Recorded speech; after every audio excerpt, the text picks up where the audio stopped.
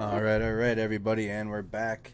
We're back live covering the war in Ukraine. I'm Andy Mercado from Mercado Media Productions. Welcome back. We are live here on March 16th, 2022, Wednesday. Howdy from Texas. Viewer check-in. Comment where you're tuning in from.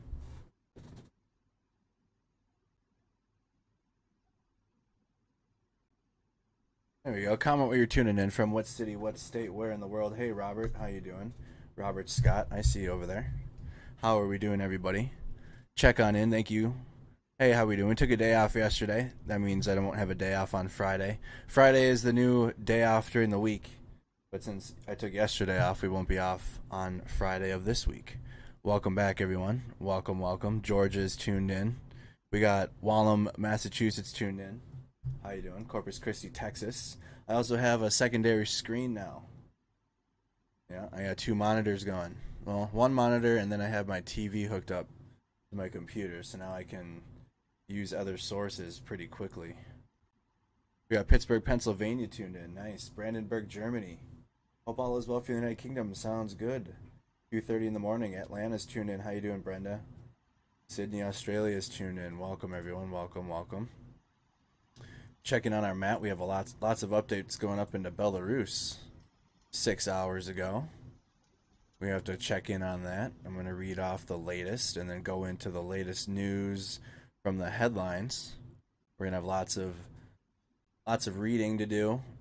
We go through a bunch of articles, compare and contrast, find out what's real, what isn't, what's new, what's late, what's being posted right now, what's being reposted. We go through it all. Hey, Andrea, how you doing? Thank you so much. Hello from Wasileko, Texas. Wasileko, Texas is tuned in. All right. First of all, let's get the latest.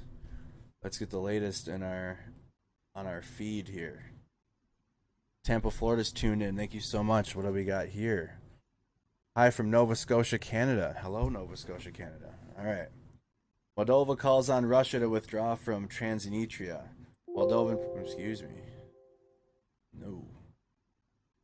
Moldovan President Maya Sandu called for the removal of munitions and complete unconditional withdrawal of Russian forces from the unrecognized breakaway region during a UN General Assembly meeting on March 16th. All right. Is that loud? Am I loud enough? Am I too loud? I'm going to turn myself down some. There we go. Hello from Fort Gibson. Nice to meet you. Let's go. All right. So that is the very latest update in our news timeline. Moldovan President Maya Sandu called for the removal of munitions and complete and unconditional withdrawal of Russian forces from unrecognized breakaway region during the UN General Assembly meeting on March 16th. Russia has deployed additional attack and troop transport helicopters to a base in Belarus per satellite photo.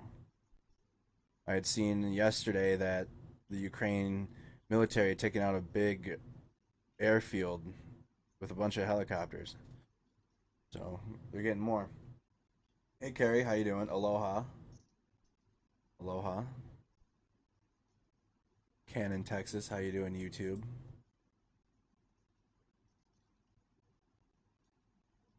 Live feeds right now, I got the multi-window one. Really ain't too much for feeds right now, as you guys know. We got the Oasis Shopping Center. The sound is coming from the Lviv. But beyond that, there really isn't. We don't really have live feeds until later on in the night. This feed goes in from, well, we started at about 9:30, right? So we're going until 2:30 in the morning. So this feed goes all night long. We get the latest news. We go through videos. Like, eventually we'll reach a point where we've gone through all of the latest news, and then we will just watch videos that relate to the war. Like, I know we have a few on 1400 we need to catch up on. We need to watch Speak the Truth's latest video. China's ambassador to Ukraine congratulates them for the unity and resistance, also promises to help Ukraine economically and to help rebuild. Interesting. Russia's occupying forces create committee to save Kherson region. Kherson Region's Council First Deputy Chairman Yuri Sobolevsky wrote on Facebook on March 16th that pro-Russian collaborators are trying to promote the committee as a legitimate authority in Kherson. Here's Kherson down here. Russians trying to plant their own leadership there like they did in the Donbas. Like they did in the Donbas region. Hello, Reg. Nice to see you. Hello, Andrew and all. Hello, YouTube. Keep going. You got a siren alert 17 minutes ago. Where was this in? In the Volyn, the whole region. In the northwestern region. Sirens going off. Appreciate that, Jody. Viewer funded, viewer sponsored stream. Sponsored by y'all. Estro, Florida. Thank you so much. American military officials say that many Russian generals are talking on unsecured phones and radios. This is what I had read before I went live. The Ukrainians intercepted a general's call, geolocated, and attacked his location, killing him and his staff.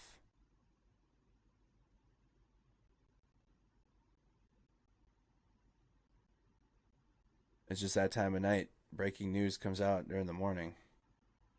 Once we get about like 11 o'clock, midnight, 1 in the morning, there's going to be stuff to look at. Check Discord. Also, we have an awesome Discord server.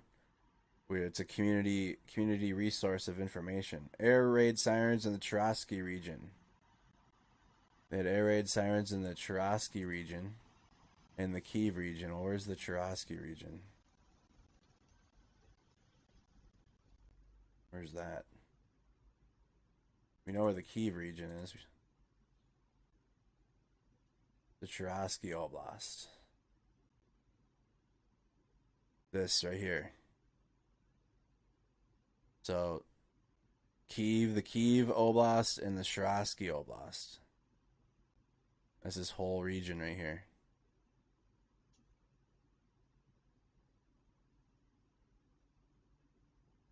Hello, how you doing, Cheryl? Welcome, everybody. I'm so glad to have you guys back. Let's keep going. Anything? Check the latest. Here's a video about the Switchblade kamikaze drones just delivered to the Ukrainian military.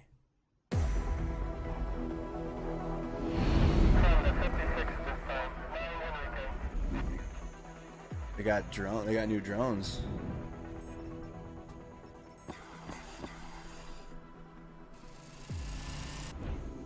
How's the audio? You guys able to hear now?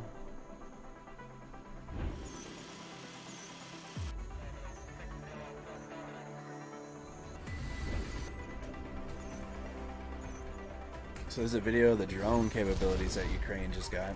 It's like a video game. Got 3D animations.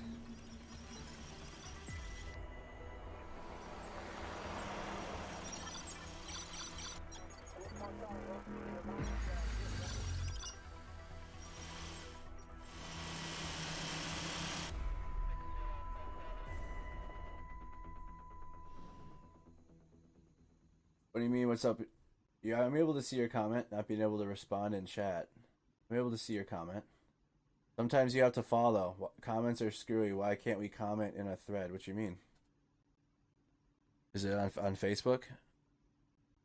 Might just be Facebook problems. Might just be some Facebook problems. Private homes came under heavy shelling in Kyiv district, so they're getting the AeroVironment Switchblade 600 kamikaze drone. Private houses came under heavy shelling in Kyiv district. How long ago? It's 8:44 p.m. 8:44 p.m. So a little under an hour ago.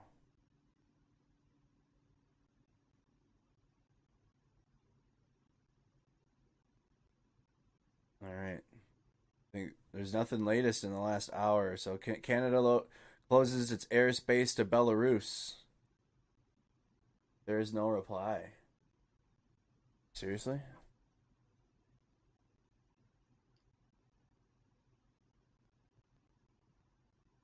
You can't respond to... There's a reply button on mine. Tap on a comment, then you... Yes, you need... So all the comments are showing you have to click on the comment. And then a like and reply will drop down. Okay, Facebook's having problems, YouTube. Test. I can reply to all y'all. Test. You might need to update Facebook or your iOS. I am able to see all your guys' comments and reply. Click the comment. Facebook. All right. Continue on. If it's bothering you that bad, YouTube's an option as well. There's awesome. We got 1,000 people over on YouTube now. So if Facebook's bugging you, head on over. Ukraine siren alert an hour ago. Air raid sirens in Zhytomyr region. Air raid sirens in the Kyiv region. Going fine. Hey mate, it's going well. That's in the last hour. Let's check. All right, let's check. Speak the Truth. Shout out to Speak the Truth and Rob. Let's get the latest. He just posted a video about an hour before we went live. Switch over.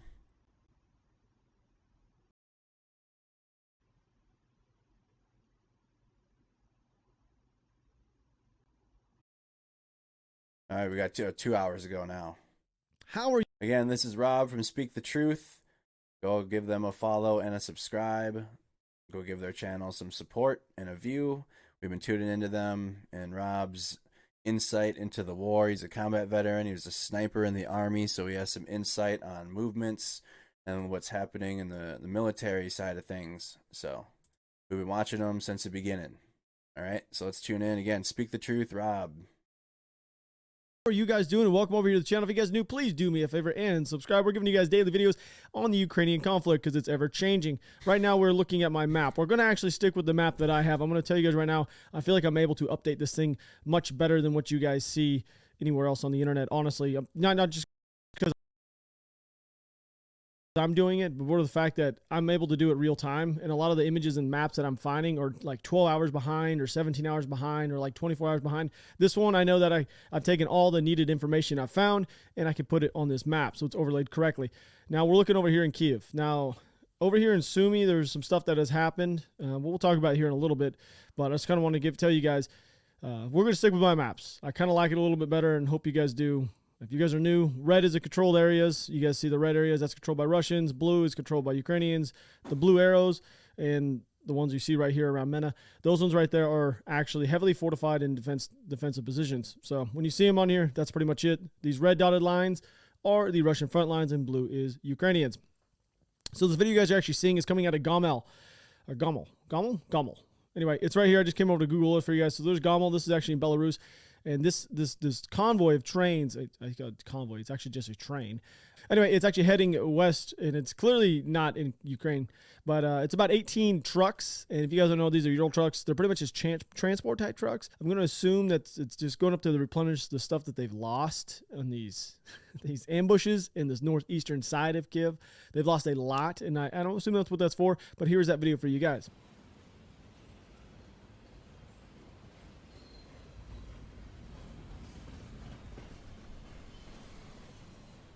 So U.S. and NATO allies are actually sending several surface-to-air missiles to Ukraine. This is kind of a missile systems, that is. They're sending Soviet-era SA-8s, SA-10s, 12s, and 14s. They're mobile air defense systems. Now, these systems have a farther range than Stingers, and they currently are using them to defend the country. Like, they're using Stingers currently to defend literally everything in the country right now. And they have the capability of actually hitting cruise missiles. These new ones they're sending over can actually hit cruise missiles, which Stingers can't. Stingers are more for helicopters and such like that, low-flying aircraft. That's pretty much what they're used for. Stingers can't hit cruise missiles. These new ones are sending over, which is kind of a big deal. It's more of a posturing thing, and it's good. I like it. So Russia-Ukraine peace talks, we all know they've been trying to do it. They're still going on. They've been ongoing. Zelensky's actually talking to, as I'm making this video, he's talking with the political leaders of the United States. Now, they've made some progress when it comes to the peace talks. I actually don't think that this war is going to go on as long as people think it is, unless Russia just really digs in, which I don't believe they have the men to do it, the manpower to do it. I really don't. I just did a NATO video that will be live tomorrow, and you guys will see the manpower and everything like that. But when I'm talking about like manpower on the ground currently, the logistical problems, we've talked about this over and over again. I don't think they have it. They're having to bring in Syrian fighters, and which by the fact, no one's actually thought about this.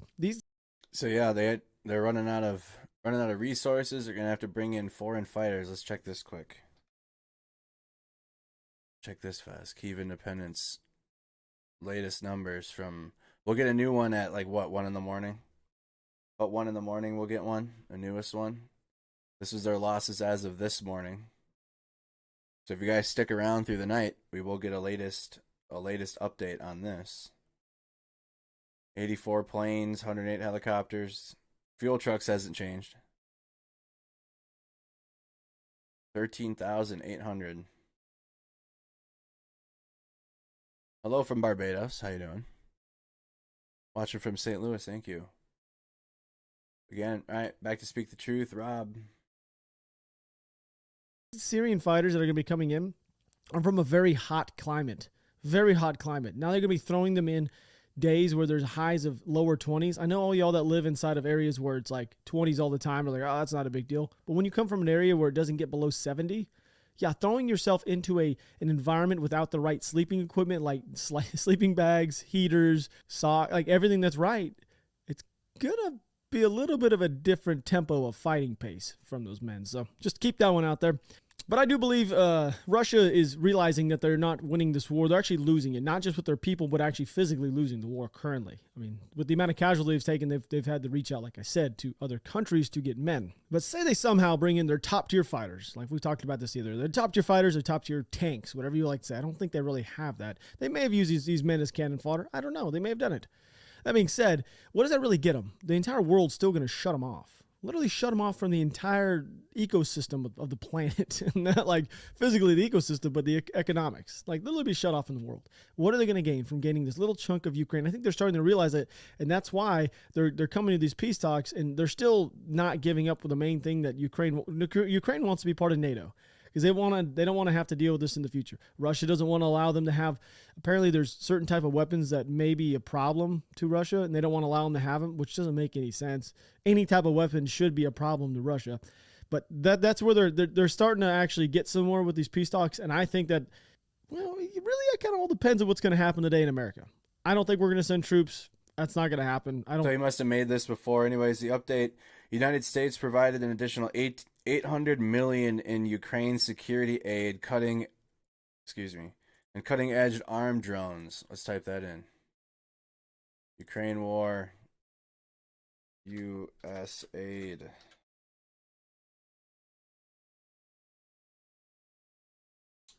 We can do NBC. Let's do a different one. It'll be the same words, but $800 million package.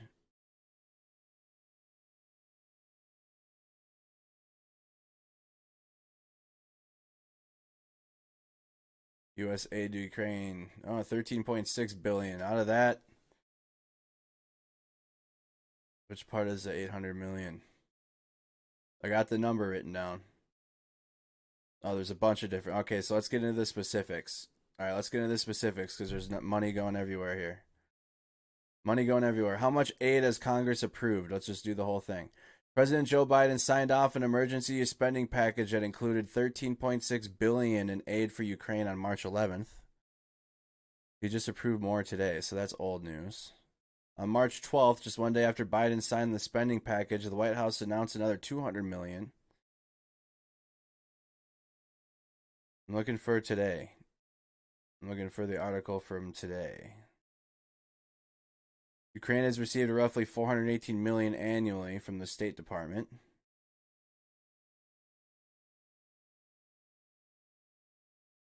Now I need today's update. Yep. I need the latest. We might have to just go with NBC. This is what I seen too. President Joe Biden on Wednesday announced an additional $800 million in military support for Ukraine after the president pleaded with Congress to do more to help it defend itself against a military onslaught from Russia.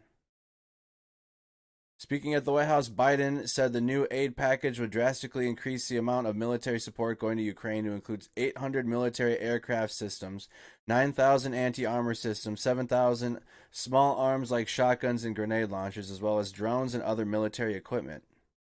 This could be a long and difficult battle, but the American people will be steadfast in our support of the people of Ukraine in the face of Putin's immoral and unethical attacks on the civilian populations. That's from Biden. He also said, "We are united in our abhorrence of Putin's depraved onslaught, and we're going to continue to have their backs as they fight for their freedom their democracy, and their survival. They added the assistance brings a total authorized by Biden to $2 billion since the start of his presidency. And then obviously we need to watch the Congress, Zelensky's address to Congress if you missed that. I know I missed it. I try to tune out as best as I can until it's time to tune in tonight. I read the headlines. But in terms of watching this in depth, when I'm taking a break, I take a break. And then I dial back in with you guys. All right. I don't think anything's going to happen. I think you're going to have a whole bunch of people that are going to be sitting yelling Slava Ukraine in our political parties. That's pretty much it. And they're just going to pretty much, it's 2022. Here in America, the elections are coming and people just want to seem like they're for something and just to gain some votes. It's just so goofy. American politics is the most corrupt system in the world. But anyway, Zelensky, like I said, is giving a speech to political leaders. I don't think American troops and or NATO is going to end up getting into this. I think it would have already happened by now if that was the case. So there's that. Here we go. Russian troops down here near Kyiv. So we're going to go down here near Kyiv. So here we go. Russian troops have actually been making a little bit of progress, just a little bit in the south side. They've been trying to. As you guys can see, these little nipples have actually put on here. We'll go ahead and circle them. So this is added area the Russians have gained right there and then also right here. So that's the way we're going to annotate on this map for you guys every single day when I add something. So there's the two areas that have been added on gain for the Russians. So down here, Kyiv, they've actually captured some Western equipment, which you guys are about to see in this video. It's mainly just Russian propaganda, but to show that they're winning the war, it is actually a pretty good piece for them. Here is that.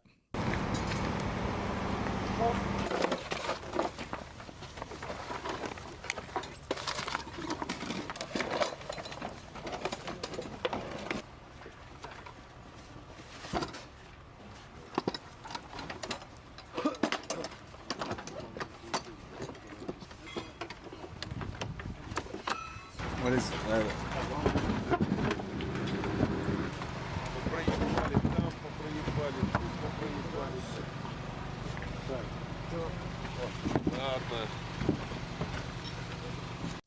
So down in the last 12 hours, here's Irpin. The Russians have actually been doing a lot of trying to push through this area. And what I mean by heavy fighting, there's been heavy fighting in this northwest side of Kyiv. This was probably where the most fighting has actually been, is inside of the town of Irpin in around Hostomel area, which is just north of it. With that being said, they haven't been able to gain any ground whatsoever, It's pretty much just been a stalemate. I'm not going to call it a stalemate, but they pretty much have not exchanged any more land between each other. It's pretty much just the same. The Russians also tried to capture this town of Kharkiv, which is down here in this bottom left area. So they did get this area. You guys see that right there. So this other area, this was already here. They already controlled that area. I'm pulling up stuff in the Discord that you guys are dropping. Back up some. The Russians also tried to capture this town of Kharkiv, which is down here in this bottom left area. So they did get this area. You guys see that right there. So this other area, this was already here. They already controlled that area. But they tried to push through the town of Kharkiv as going this way to the southwestern side. That didn't pan out too well. They actually got pushed back. They were unsuccessful. Ukrainians repelled the attack, and there was nothing more. This was actually nothing more than a probing attack, I believe, for these Russians to try to find a way, like I said, around this backside. This is all they're going to try to do. They got to find a way around. I don't care how they do it. They got to find a way into that backside of Kyiv. So we're going to scoot over here to Sumy. So Sumy, there's been a lot going on. Over here in Nedry Halov, you guys see this area right here. There hasn't been a lot of change when it comes to land that's controlled or area that is controlled by either forces. You have these main routes, which if you guys are new to the channel, this black line I'm drawing is one of the main route. They try to be taken in. There's also another one right here. This is very rough, okay? So it's something just like this, and they try to get their troops and reinforcements over there. So there's the main route. They stage here, and they stage up here. This is the Russians, okay? So that being said, you got to keep an eye on those routes. These routes are constantly ambushed from either side. I'm going to tell you guys this every single time, so you guys don't forget. Every single time those routes coming in are ambushed by the Ukrainians. That's why the Russians are having such a hard time getting their logistics on this side of the country. Have you seen we've gone over them a few times, but it's those viral UAV videos of the tank columns outside of Brovary here. Getting destroyed. One was from the air, watching the Baraktar just hitting them one by one, and then they just all the tanks just kind of flee. And then the other one is the anti-tank rockets, and they got them from the wood line. And they just continuously get ambushed on those routes. So, with that being said, over here, that place. The Ukrainian territorial defense units have actually been conducting defensive operations, which is actually just west of the city, and trying to push a little bit of the Russians out so they can control this road. So you guys see this main road right here? This is the hardball road that they're going to want to control. That's the one that the Russians have been trying to take to get a lot of their stuff in and out of this side of Sumy right here. Russians also tried to enter Sumy last night on the outskirts. Following night, they were unsuccessful and actually pushed back. So these same areas have been held. It does not tell me exactly where it is, so it could be somewhere on this outer edge of Sumy. I have no idea. I'm going to assume it's probably in an area that they don't control currently. So it's probably down in here or on this backside through here. As you guys can tell, I have it annotated on the north and northeast side of Sumy is completely surrounded by really, really super fortified positions. When I put these blue arrows in here, these are the areas that are really, really densely, it's going to be tough to get through. So we're going to move over to Kharkiv. So this is actually one of the more important areas that the Russians have lost some ground here. So I'm going to go ahead and circle for you guys so you guys see what I'm talking about. So right here, and right here.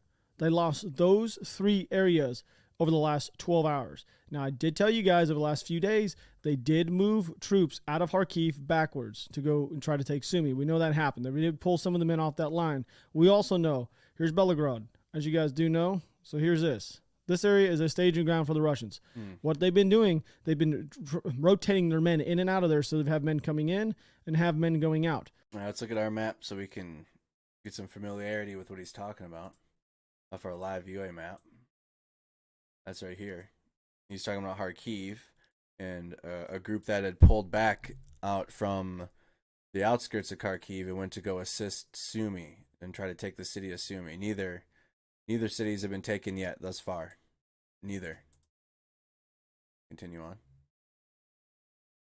Now, being said, they're doing that to keep them fresh. To not keep them, to kind of keep them on their toes, to take them off the line a little bit. They've been doing that over the time. That's a big thing for the Russians because the Ukrainians aren't able to take any type of break, but the Russians are.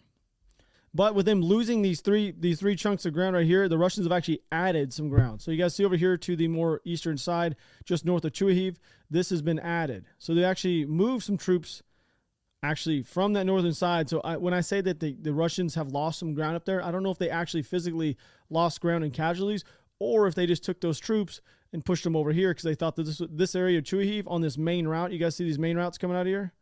On this main route, they may think that area might have a better strategical advantage for their mission that is ahead, which I don't know exactly what that is. We know over here in Kupsiansk, we saw yesterday, they had a very large convoy staged. So that, with that being said, now they have one here in Kyiv. I have no idea if they're going to be pushing all these elements south at the exact same time. More of another.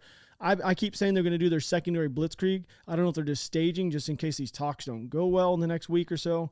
That is one thing we're going to keep an eye on. Now we're going to move down to Izium from out of here. Izium has been pretty heavily contested. It's probably the second most heavily contested area inside of the east as of right now. Here's Izium on our map.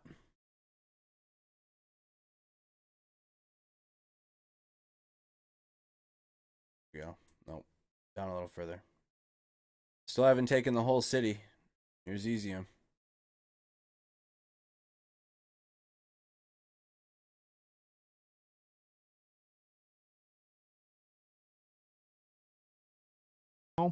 The Russians haven't made any real major moves there, mainly due to the fact that a lot of the bridges inside of the area are actually taken out. So Izium has been the same. They've been in a firefight pretty much over the last 3 days there.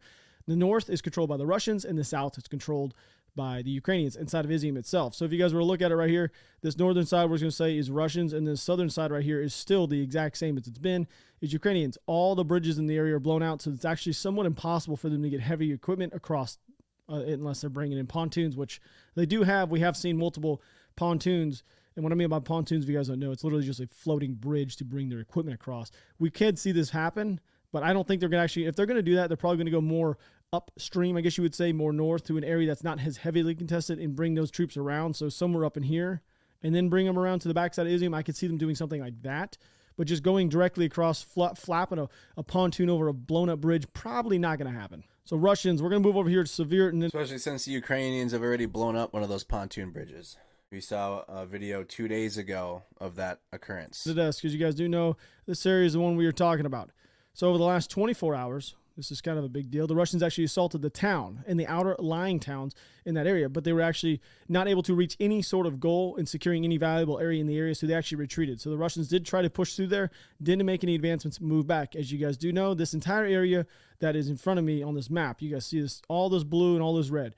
This is the area that's been contested for the last 8 years. So it's like this is like kind of their home fighting ground. So they know these areas very well. They're going to push through, try to take some areas. If not, they're going to retreat. Let's just be honest. This is the way it is. They know a lot of food and supplies are back here on the southern side. This whole area right here, and I'm just kind of just making some marks.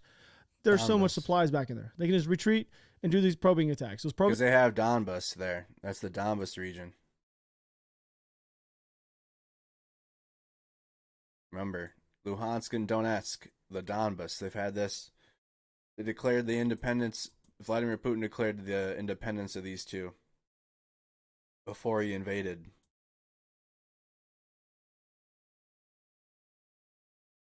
The Donbas. Probing attacks they're doing are just to kind of lower the morale of the Ukrainian forces and to find an area to actually push through. So this is kind of a big deal, and my apologies. This is one of the areas I actually forgot to annotate on the map and change, which I will do right after this. So this town is Sivatov right here. It has been controlled by the Russians for about a week or so. The Ukrainian 81st Air Mobile Brigade has launched a counterattack today on that town, and they were actually able to break through not only the Russian lines but to secure the actual town once again. So this line you guys are seeing right here currently is not here anymore. My apologies once again for not annotating this. I must have really missed this. My apologies. But this town currently is actually under control of the Ukrainians. So as of right now, this Russian line looks more, it's going to look more like this. Okay. So there you go. There's your quick, fast update inside that area. And here is that video for y'all of them taking this area.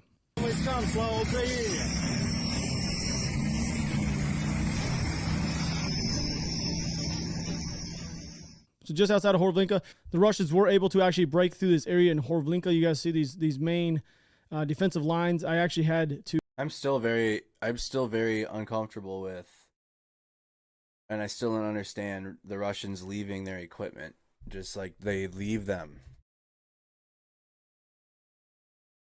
Remove them and put that arrow. That is the exact area where the Russians have actually pushed through. We've been covering this. We've been at this for almost a month, right? In a week.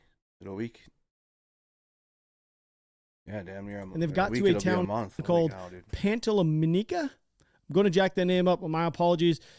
But that's exactly where they're sitting as of right now. They're actually able to push through one of these really, really strongly defensively held areas, which is kind of a big deal. If they push through, you guys see these main routes right here. All those main routes now become accessible for them to push around and actually maneuver around inside that area. I don't know if they're going to be able to hold that.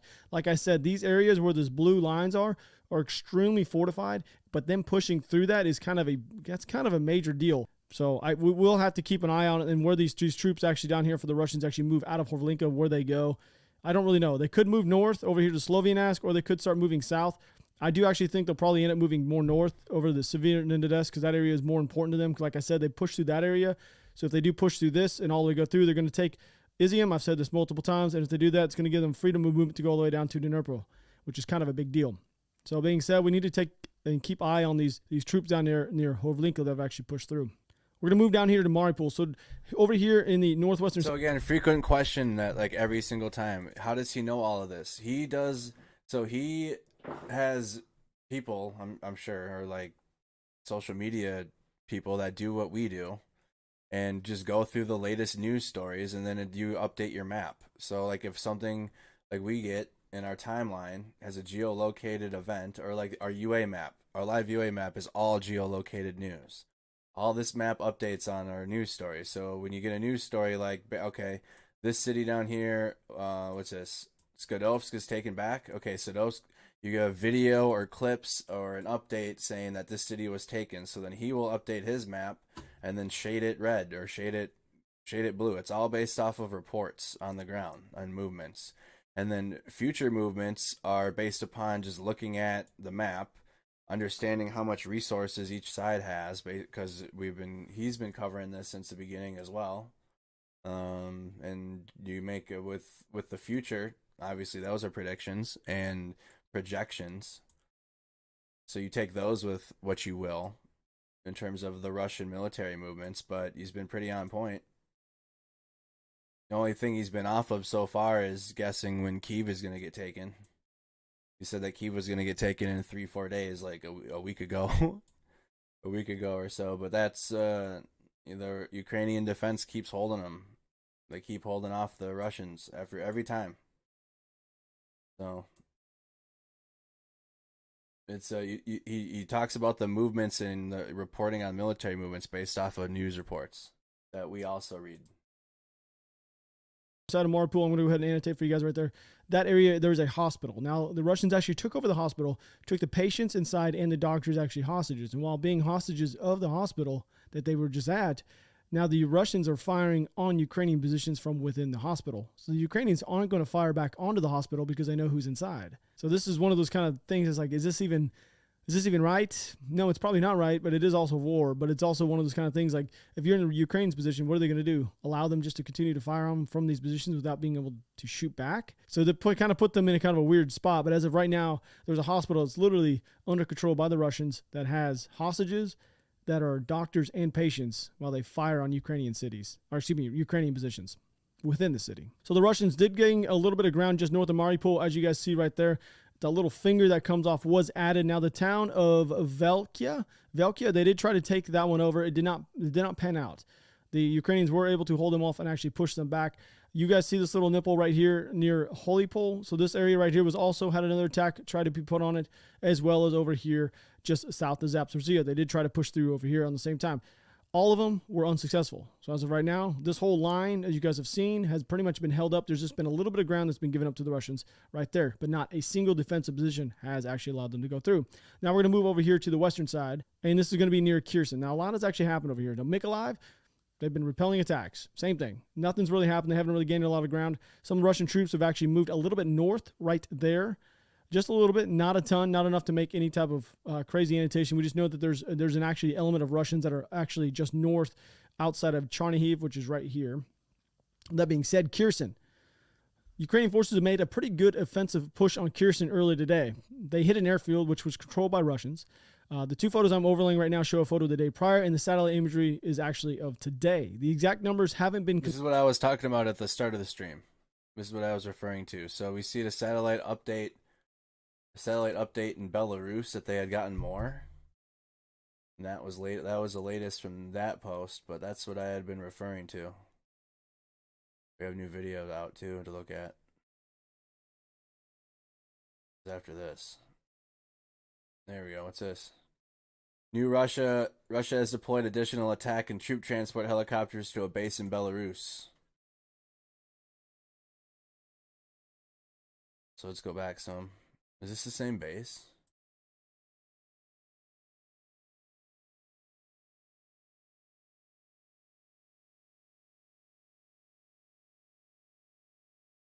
No. All right, back up some. They hit an airfield, which was controlled by Russians. The two photos I'm overlaying right now show a photo of the day prior, and the satellite imagery is actually of today. The exact numbers haven't been confirmed, but right now it's looking like there's around 15 Russian helicopters that were destroyed inside of the attack, which it was clearly an IDF attack. As we all know, that's a pretty good way to actually destroy stuff that's sitting still. There's also some footage of Russian forces fleeing that area. So here's that.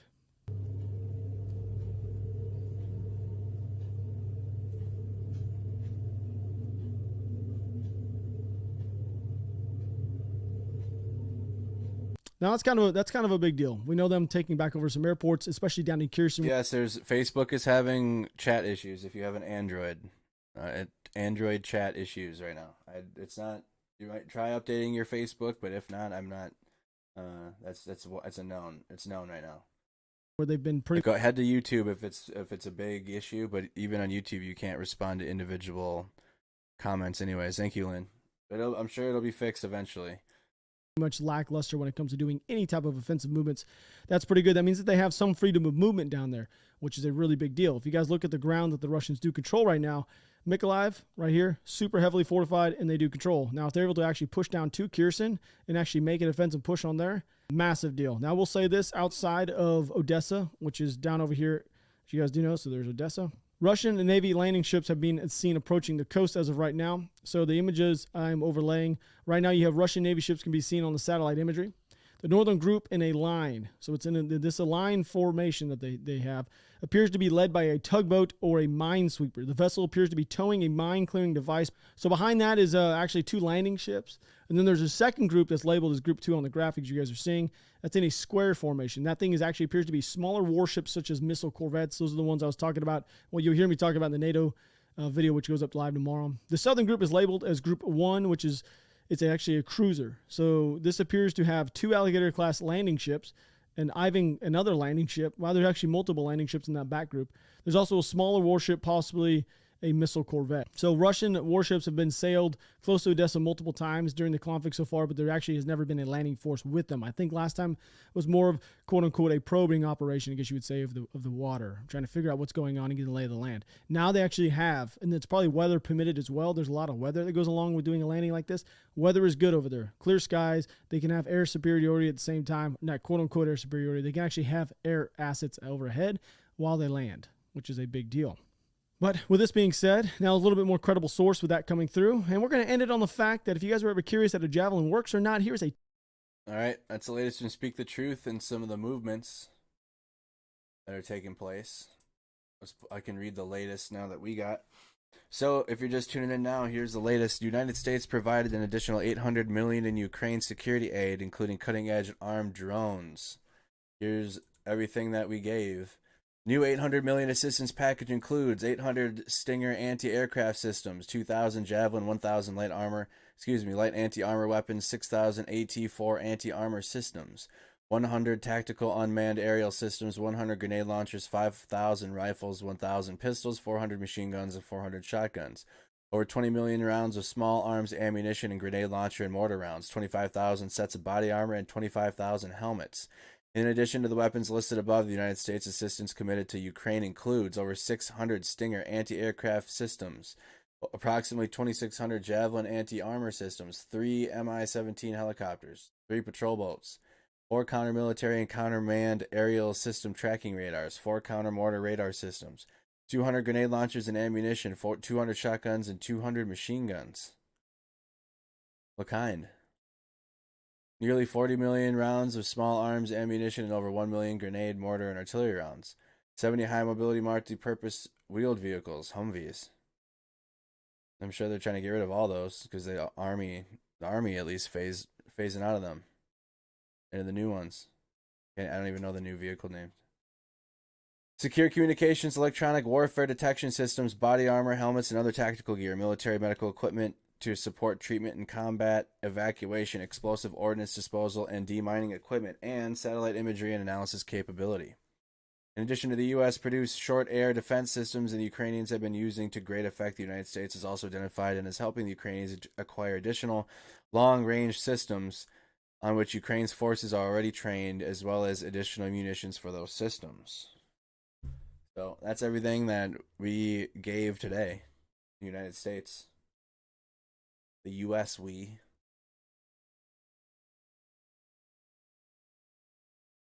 to pull up a feed so it's not too quiet. No, it's still dead quiet. No noise. 10:13 p.m. It's 5:13 in the morning now. Oh, look at morning time starting to come a little sooner now. Daylight. You can see dawn, the sky, orange sky.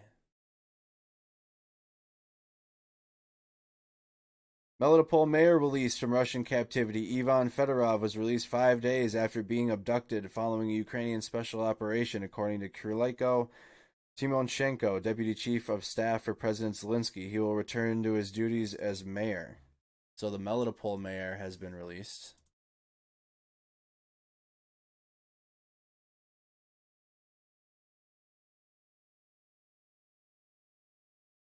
Melitopol mayor. Oops.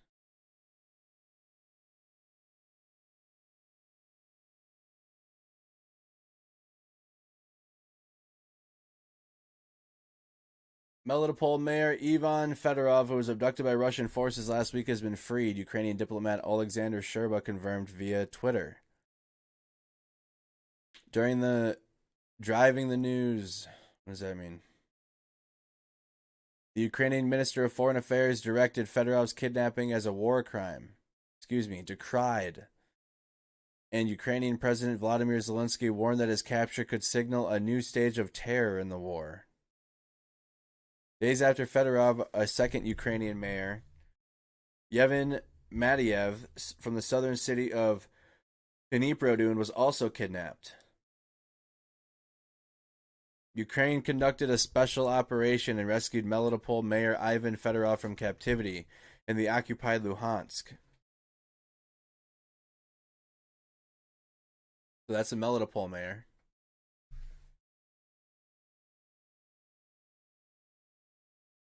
Explosions heard in various cities of Belarus. Unknown cause. Military exercises, sonic boom, or false flag speculated. Let's see what that's about.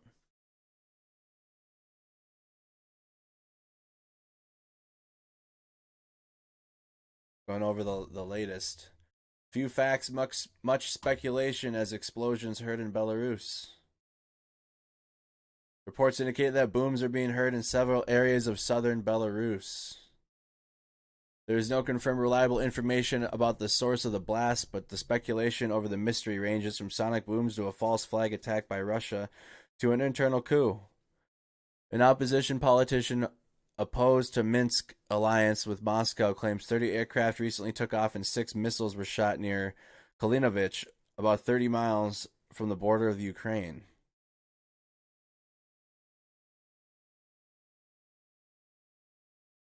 Ukraine-Russia reports at least 3 missiles have hit a border base in Sarny, circa 40 kilometers from Belarus border.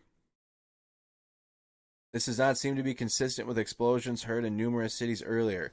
No verified details yet that they are consistent with those.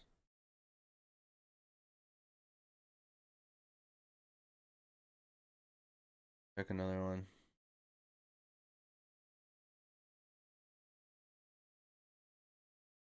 Explosions in a number of cities in Belarus.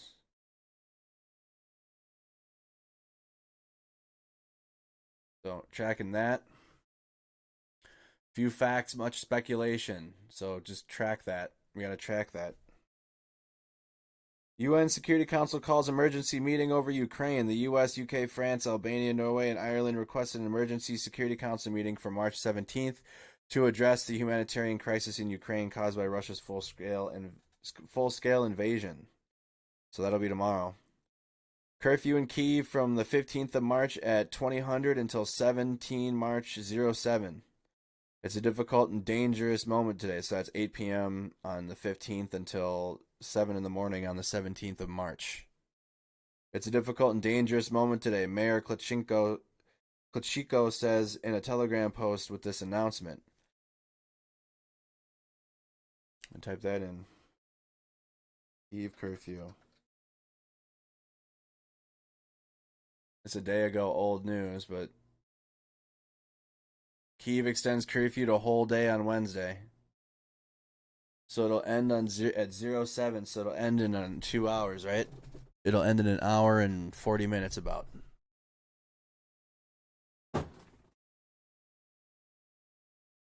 It'll end in about 2 hours. Hour and 40 minutes.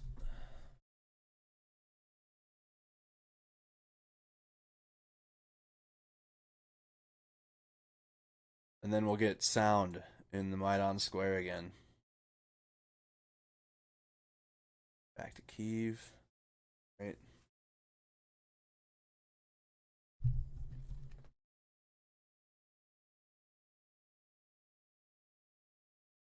Where's my spot? Fox News cameraman Pierre Zakrzewski. Oh my goodness, I need to get his name correct. Pierre.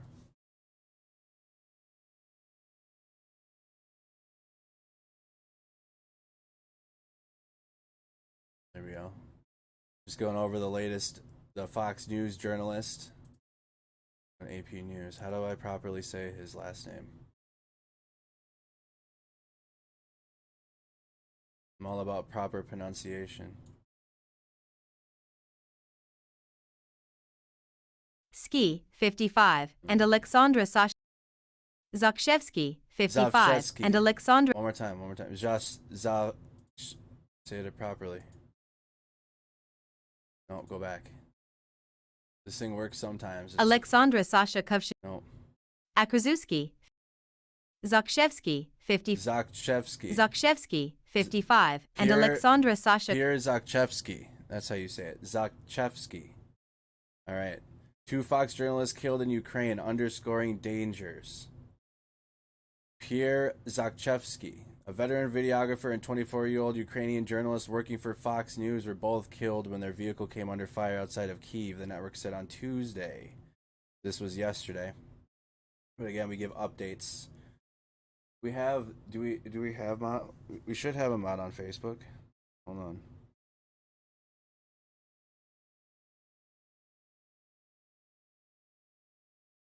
We should have mods on Facebook.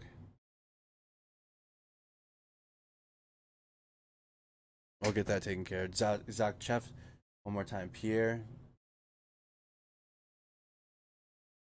Sasha Kurshyniva.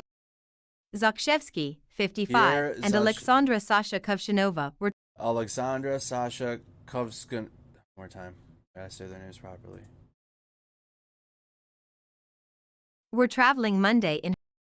Alexandra Sasha Kurshyniva were traveling. Kurshyniva. All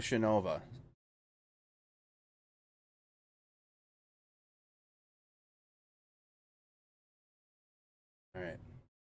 One more time.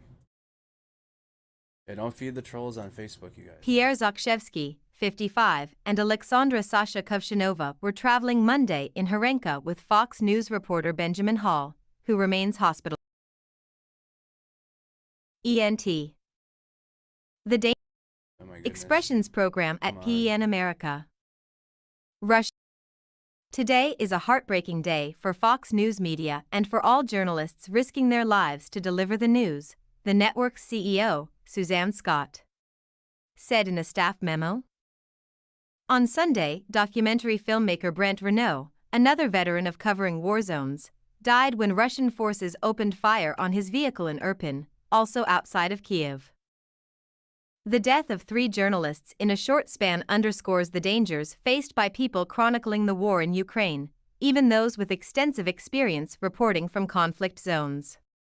If only Fox News' late hosts were treating it with respect. Oh. If only their late hosts were living in reality. Their journalists that are on the ground are. They're real journalists.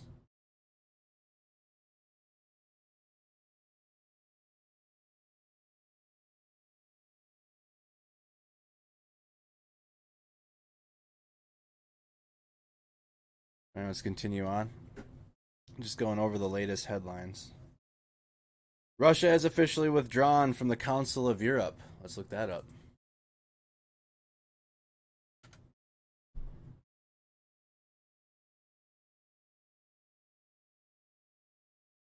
I'm going to be doing this from now on too, going over the latest headlines before we dig into the newest as well.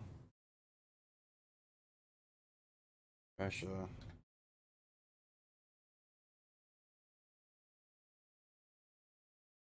Council of Europe expels Russia from human rights body. What's this about now here? Strasbourg, France. The Council of Europe on Wednesday expelled Russia from the continent's foremost human rights body in an unprecedented move over Moscow's invasion and war in Ukraine.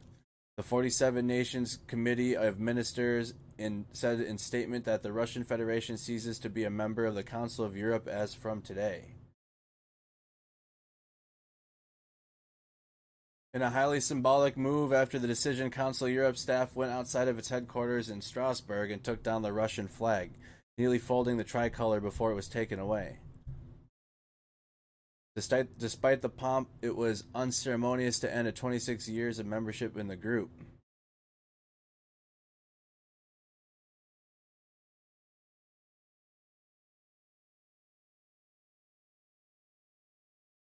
I thought it was already expelled out of the human rights group, though.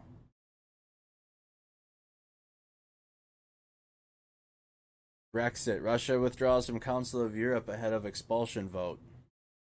Russia quit the Council of Europe on Tuesday, the continent's leading human rights watchdog. I swear like a week ago, the human rights group, they had already left a human rights group.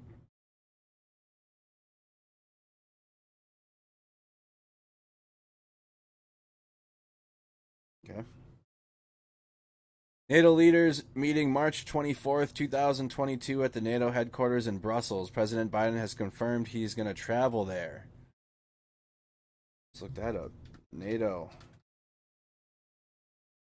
meeting. What date is that one? March 24th?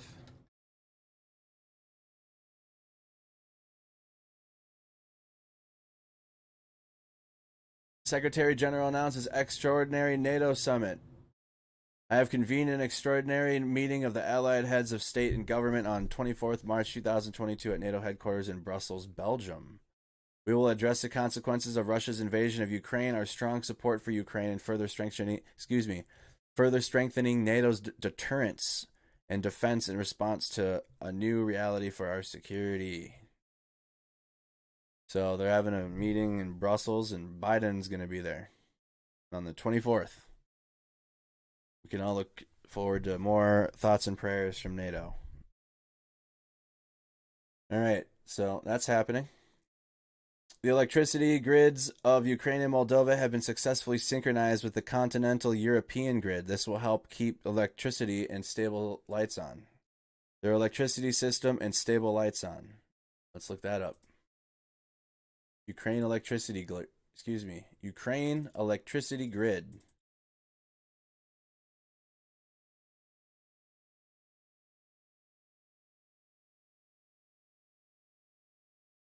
Ukraine joins European power grid, ending its dependence on Russia. Oh no, we need to look up this. That's important news too. Statement on synchronization of the continental Europe electricity grid with Ukraine and Moldova. So this is huge for leaving energy dependence, no longer relying on Russia for your energy. Today, the electricity grids of Ukraine and Moldova have been successfully synchronized with the continental European grid. This will help Ukraine to keep their electricity system stable, homes warm, and lights on during these dark times. It is also a historic milestone for the EU-Ukraine relationship. In this area, Ukraine is now part of Europe. This project has shown extraordinary cooperation and determination from everyone involved. I want to thank the European Network of Transmission System Operators for Electricity, ENTSO-E, for doing a year's work in 2 weeks to make this happen. I want to thank the French Presidency of the Council and member states for their support to this project that is not without risks. And I want to thank our Ukrainian partners, Minister Galishchenko and Ukrenergo in particular, for their heroic efforts in keeping the Ukrainian energy systems working in the middle of a terrible war. The EU will continue to support Ukraine in the energy sector by ensuring the reverse flows of gas to the country and the delivery of energy supplies that are badly needed. We are also looking forward to the time when we can continue our excellent cooperation on the green transition and market reforms. All right, so Ukraine's joining the EU power grid. So that's good news. That means they'll have help with their power. What else do we have here? Ukraine and Russia drew up another tentative peace plan. More of the same. Deal includes a ceasefire and Russian troop withdrawal if Kyiv renounces NATO. If they renounce their NATO membership ambitions and accept limits on its armed forces. Sending unnamed officials involved in the talks.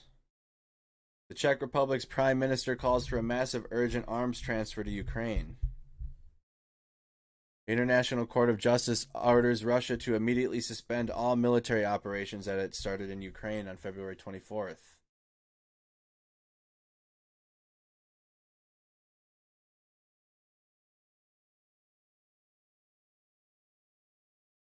International Criminal Court.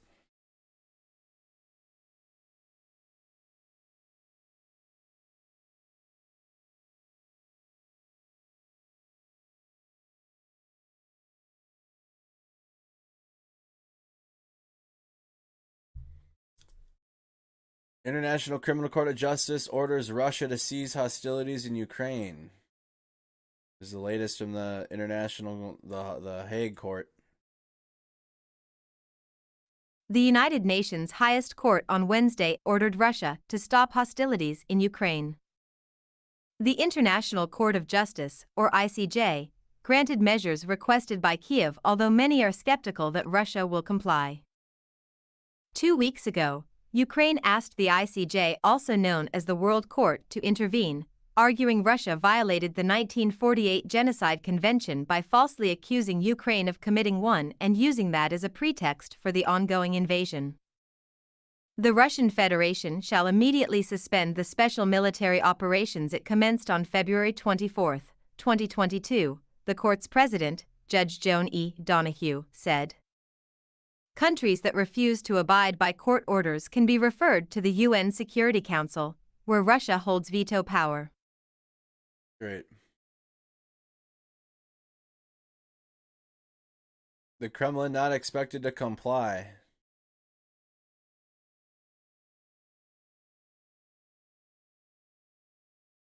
Of course. Moscow snubbed a hearing last week when lawyers for Ukraine told the court that Russia had started an unprovoked aggression.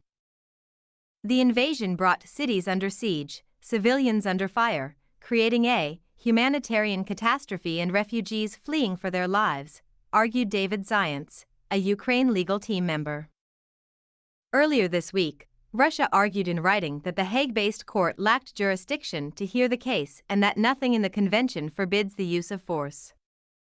In a 13-2 decision, the court also told Moscow to ensure military units take no steps to further the conflict, which Russia refers to as a special military operation. The Russian and Chinese judges dissented. Weird. The bar for granting provisional measures is low, says Melanie O'Brien, an associate professor of international law at the University of Western Australia and an expert on the Genocide Convention. The court was not being asked to make a decision on the real crux of the case, she told reporters in a briefing ahead of the ruling. In January, the court ordered Myanmar to prevent genocide against the... What is that? What is that? Oh, my voice isn't working. I made the voice broke.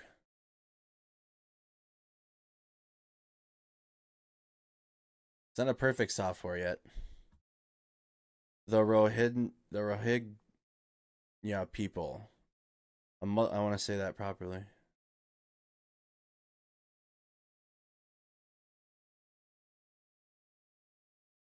A Muslim minority group that has been persecuted in the country for years. Okay, now the whole thing's broken. Okay. We're going to have to leave that page. It's not a perfect software yet. Ukrainian TV channel reports the Russian occupiers dropped a heavy bomb in the Mariupol drama theater. According to Suri Taruda, a huge number of citizens were hiding there. It is unknown how many people died and were injured. The Mariupol theater bombing.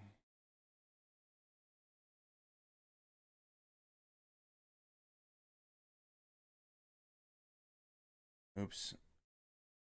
Forgot the...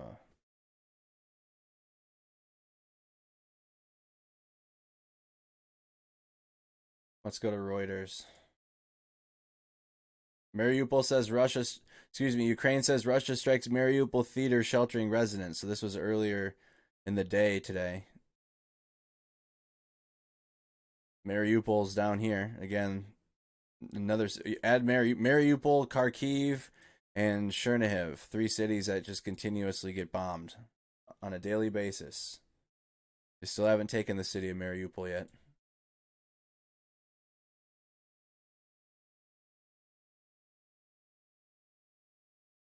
I'm wondering if they have.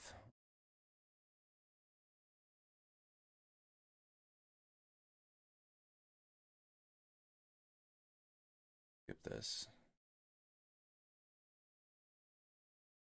Russian forces struck a theater where hundreds of civilians were sheltering in the besieged port of Mariupol on Wednesday. Goodness, so many pop-ups. Local officials and Ukraine's Minister of Foreign Affairs said there was no immediate word on deaths or injuries. The building is now fully ruined. There's a picture. Wonder if there's clips.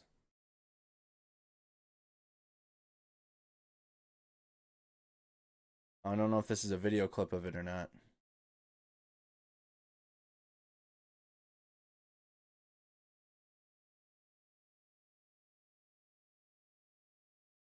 Not looking like it. It's looking like a report. Oh, that is it.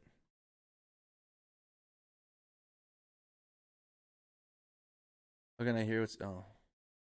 In large part because of the work of All right, let's listen. This is from CBS. journalists. Russian forces have ratcheted up the brutality in attacks on civilians, and the curfew put in place to protect residents in Kyiv is going to expire in just a few hours. CBS's Charlie D'Agata is in the capital. Good evening, Charlie. Good evening to you, Nora. Officials from both Russia and Ukraine are making progress, but there are images that some might find disturbing. Ukrainian. So this is a video. This is what I was looking for. If we have another source without them talking, that'd be... I'm just looking for video of the theater. Officials tonight accused the Russian military of bombing this theater in Mariupol, where hundreds of people had taken refuge in the hope of some protection from the bombardment. A satellite image before the bombing shows the building intact with the word children in Russian lettering outside. In the besieged port city, even getting into the hospital means running a gauntlet of bombs and bullets. Inside, a vision of hell. Rescue teams stretching civilians of shelling faster than medics can treat them. Many already too far gone to be saved. An exhausted doctor covers the body of a 3-week-old baby. Okay, goddamn CBS. Seriously? Please.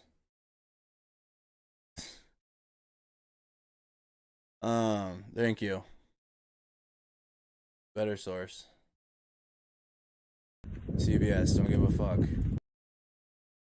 So this is the multiple reports that Russian forces dropped a bomb on Mariupol theater where at least hundreds of people were taking refuge. If confirmed, refugees were still inside. This would be potentially the worst civilian harm incident in an undisputable war crime.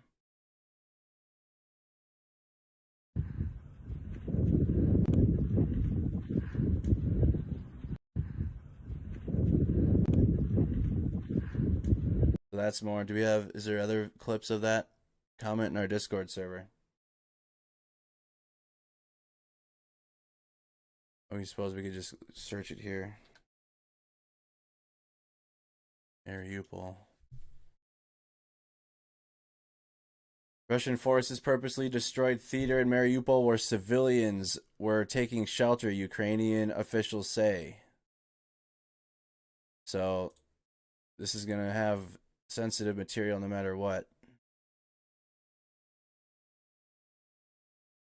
Saw that. We have to watch his address. We should watch his whole address if we missed it.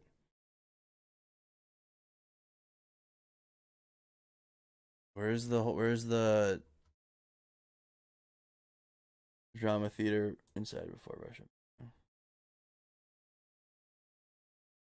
Just look at how many children there are. Drama theater from inside before the Russian bombing. Oh my goodness. So this is all that remains of the drama theater.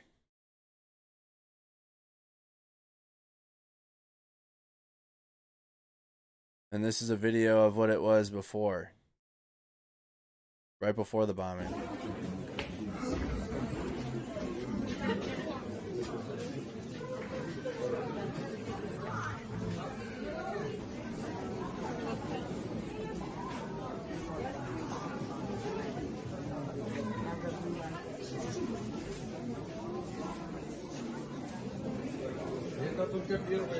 Сейчас пойду еще поселю одну семью вместе там. Хорошо, хорошо. Вот смотрите. Вот здесь у нас собираются люди для выдачи питания. В первую очередь мы детям, женщинам, старикам, а потом уже мужики. Ну, кто поест, кому достанется, останется. Но это вот только начинают собираться. Listen, if you need to be convinced that the war is like a real thing or not, you need to do that in your own time or go back and watch the streams we've been doing every single day since the war started. I'm not going to take time to convince you that the war is a real thing or not. You need to just sit and watch for a while, or there's plenty of video evidence that we have now, and hours upon hours worth of live streams since the 24th of February that we've been watching, direct evidence that this is not fake. So the Russian propaganda is winning, and the longer that this war takes, the more the propaganda is going to latch on to people. And again, if you have that feeling, you know, it's just watch. That's all I can tell you. Just watch.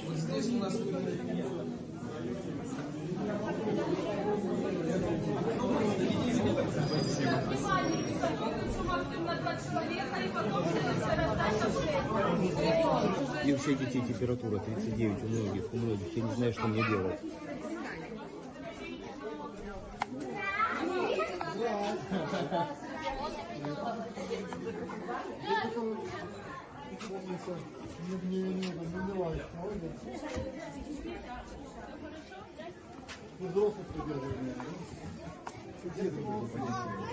Тут все. Тут детвора, люди. Ну, в этой комнатке у нас 15 человек. Again, this is a video that was of the theater. This is a video of the theater before it got hit. All these people were there. Открыли. Ну, здесь в основном я, моя жена и здесь тоже люди лежат. Я кто-то стоя, кто-то лежа. No. We're not. No, right here on our platform, we're not doing all politicians. Like we're not. There's a time and a place for that argument. We are focused on the war here, and Putin's invasion of Ukraine. Like dude, it's just, I knew it was gonna happen and take hold of people. Oh, let's just pretend that there's propaganda on all sides. It's just like the all fucking lives are matter people, dude. Are unable to just focus. They're unable to focus. They need to just, I'm gonna lose it. Because we're literally watching a video of people that likely died.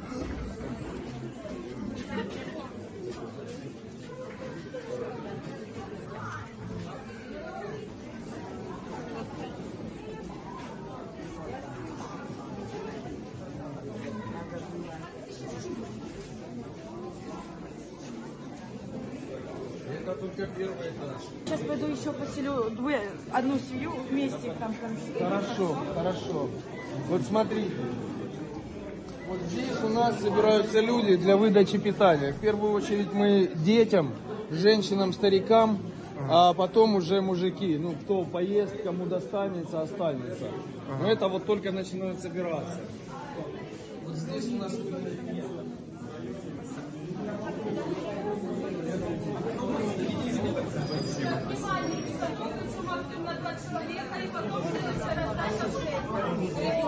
И у всех детей температура 39, у многих. Я не знаю, что мне делать.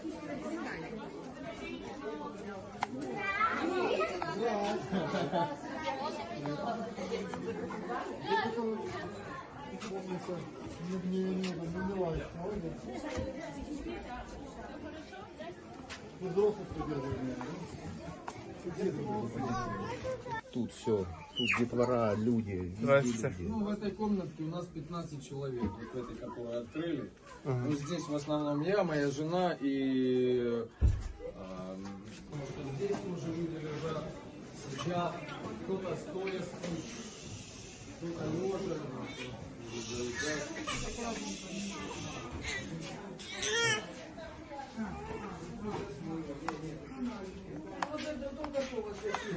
Нет, света нет.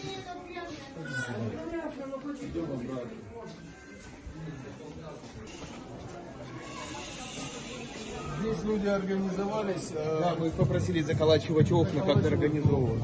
Тут тоже живут люди, видишь, дети, люди. Здрасте.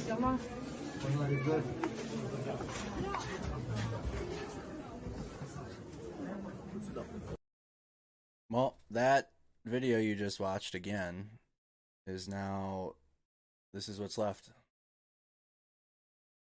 And then other word is, while the rescue attempts were going on, it was hit again. So not only were all those people in there are likely dead that you just saw in that video, Those that went to go help them are dead now too.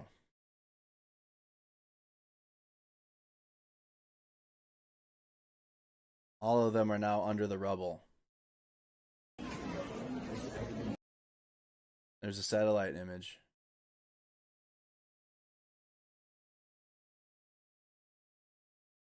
Hundreds. That was a video of the entire theater.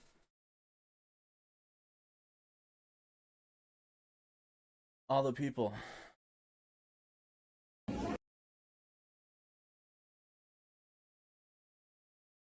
All right, Russian saboteurs may be entering Ukraine under the guise of journalists.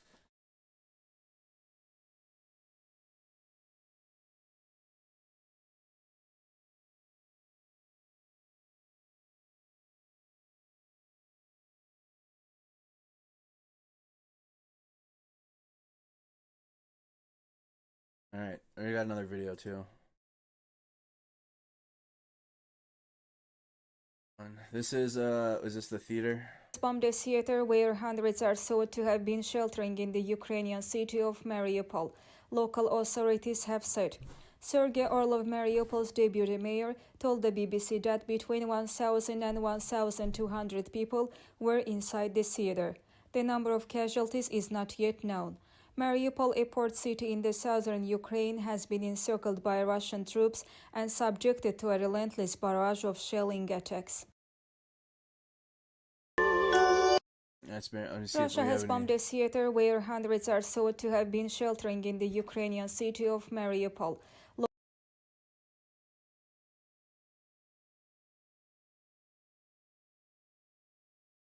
16 марта, плавбассе Нептун. Сегодня вот прилетела бомба.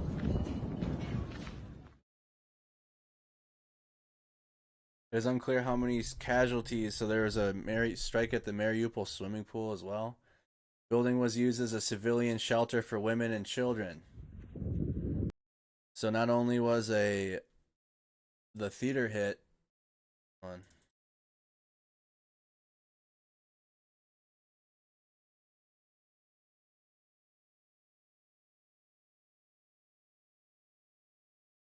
The Neptune swimming pool.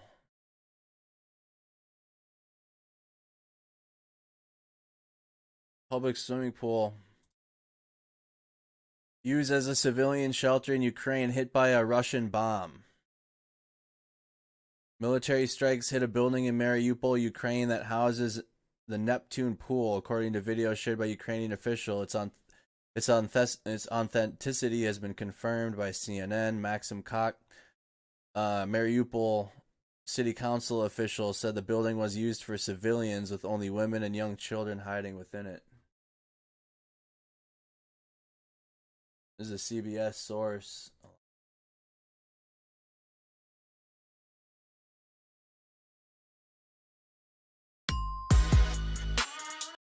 Sound.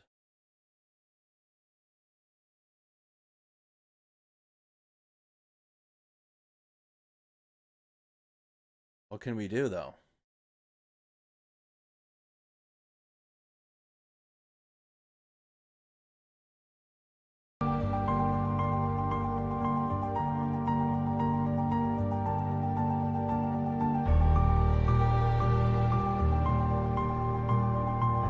So it was being used as a shelter.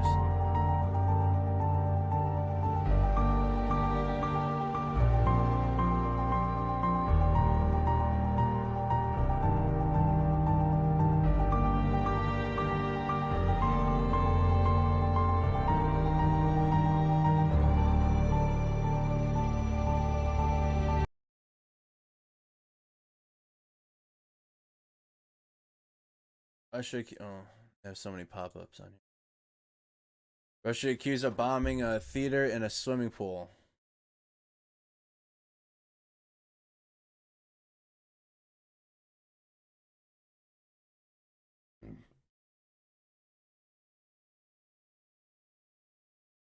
Before and after the damaged drama theater.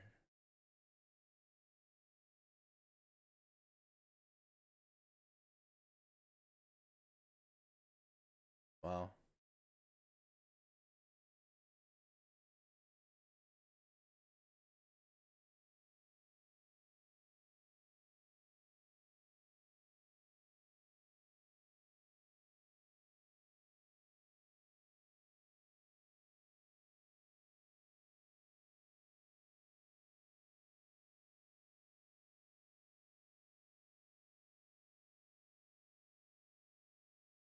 So a theater and a pool were both hit.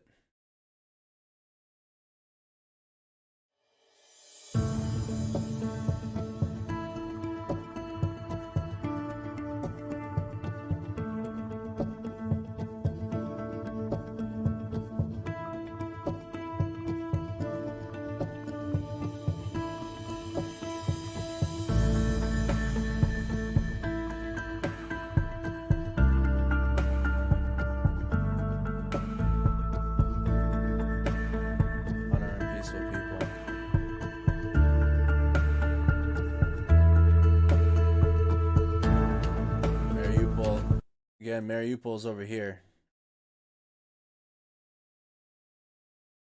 No, it was 10 hours ago. Mariupol Theater of Drama destroyed.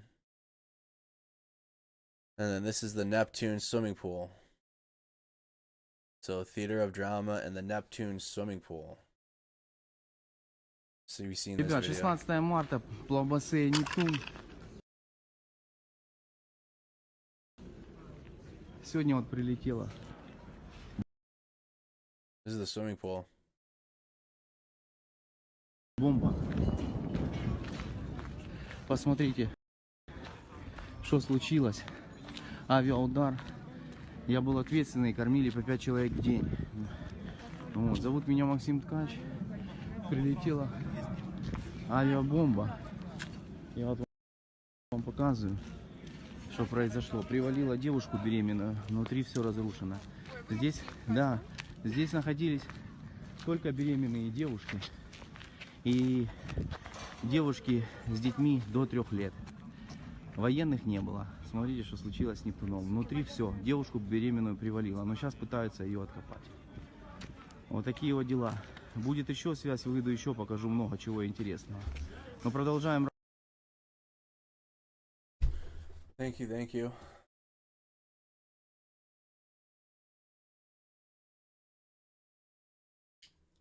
Yeah, check the latest.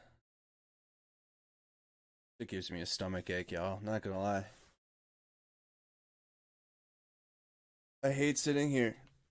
I hate sitting here and not being able to do anything. You guys are great. Love chatting with you guys in the chat. I'd much rather be there.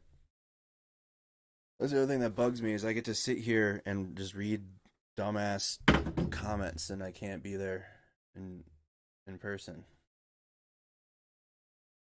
Like just sitting here watching this happen.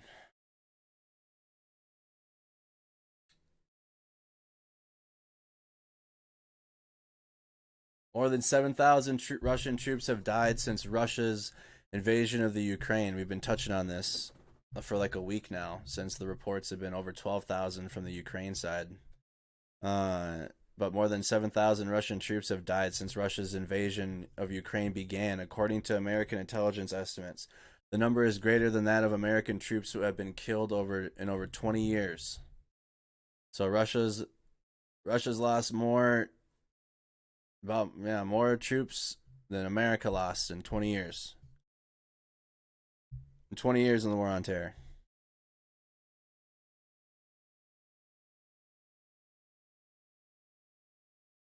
All right.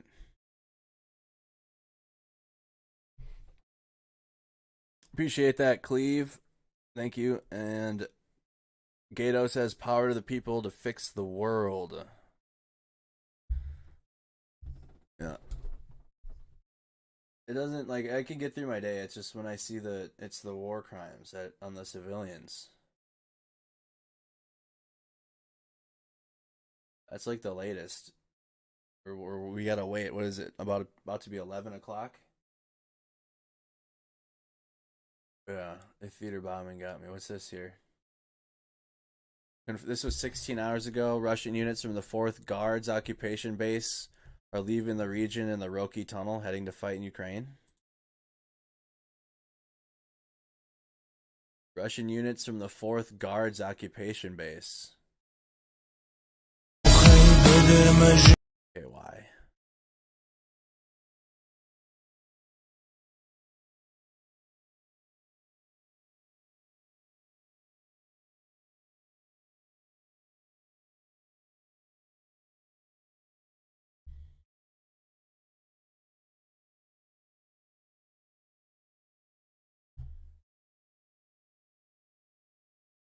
Oh, that's a convoy coming out.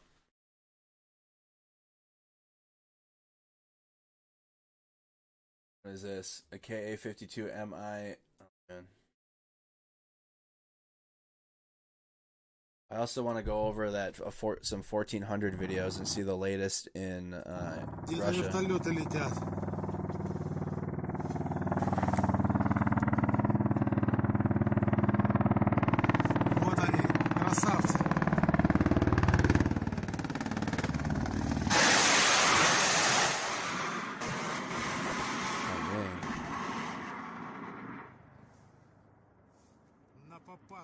Нате вам, пидорасы.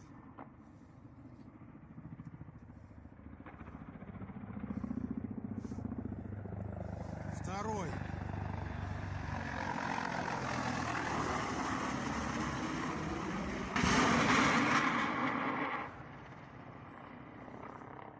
Получите, козлы, блядь. I'm unsure what's happening here.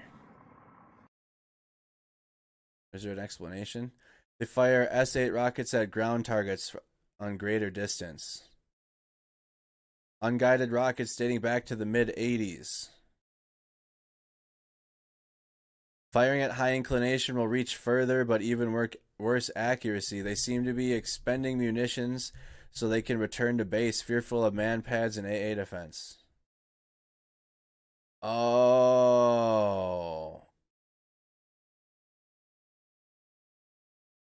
Oh, that's what they think they're doing. So they're afraid. So the helicopter pilots are afraid of the man pads and AA defenses. So, and they can't obviously return back to base, like, you know what I mean? They can't return back with unspent ammunition in their helicopters. They'll get killed by their leadership. So they're going over there and just firing. They're just firing, so that way they just use shit. They get a greater distance on random targets doing this. That's why they're flying into the air and firing off random. They're just firing randoms. There's no target.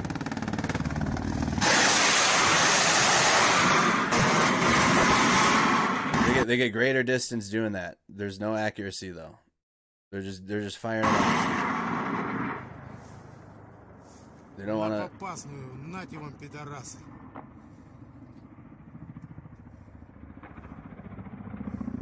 They're scared of the AA, of the Ukraine, so they're just firing shit.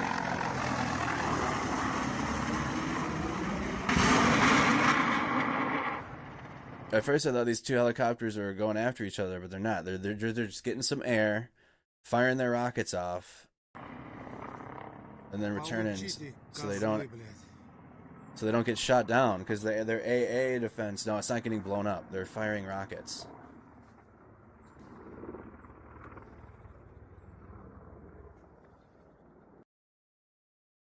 They fire S-8 rockets at ground targets on greater distance.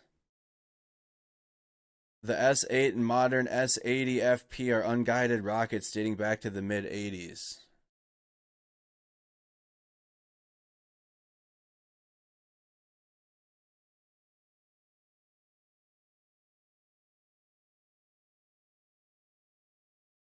Developed by the Soviet Air Force. Developed in the 1970s.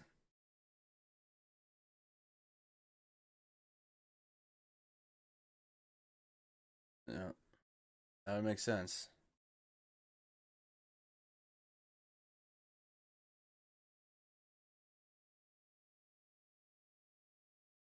What's this? Kharkiv. When was this posted?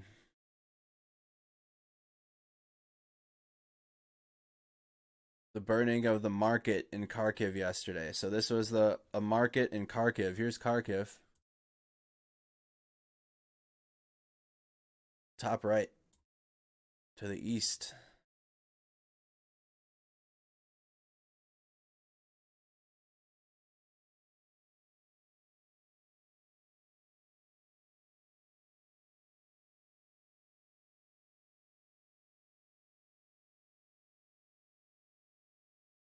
And then there's video. This was yesterday in Kharkiv. Вот, блядь, смотрите, пидорасы, блядь. Сука, мы придем по вашей душе, блядь. Вот, блядь, сука, кого вы убиваете. Посмотрите, блядь. Сука, это дома мирные, блядь.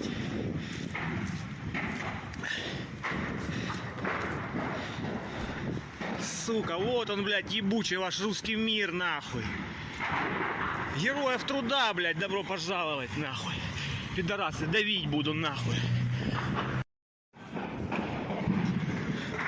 Вот, блядь, смотрите, пидорасы, блядь. Сука, мы придем по вашей душе, блядь. Вот, блядь, сука, кого вы убиваете. Посмотрите, блядь.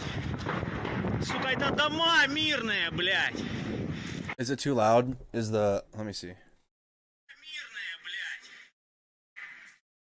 That isn't too loud, is it? I'll make sure I turn clips down a little bit. It's not excruciatingly loud, but here. Let me turn this down some.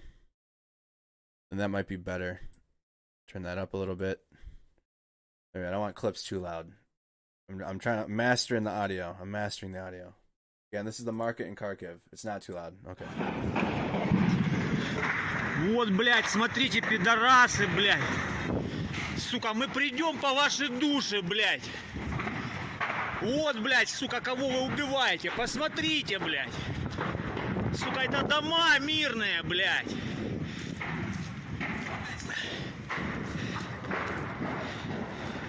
Сука, вот он, блядь, ебучий ваш русский мир, нахуй. Героев труда, блядь, добро. This is a market in Kharkiv. Every single store. Listen, Kharkiv is one of the cities. Mariupol, Kharkiv, and Chernihiv. Like every day. In Kyiv now as well. We can add Kyiv to the list of cities every day now. We'll see this morning, but yesterday morning I wasn't live, but the day before and the day before that. It is now 6 a.m. The sun has risen on the 22nd day of the Russian invasion of the capital city of Kyiv. It has been more than 3 weeks. Yet Ukraine continues to live and fight on. Glory to Ukraine. Let's check and see if there's a feed. Oh, we got daytime already. Daytime's coming a lot earlier. Any cameras with some audio yet? Look at daytime already. It's only 11 p.m. Daytime?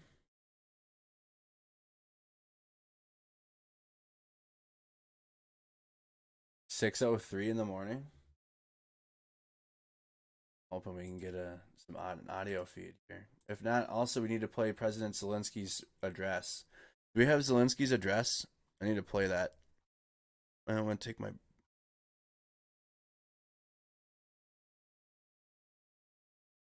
Let's play Zelensky's address.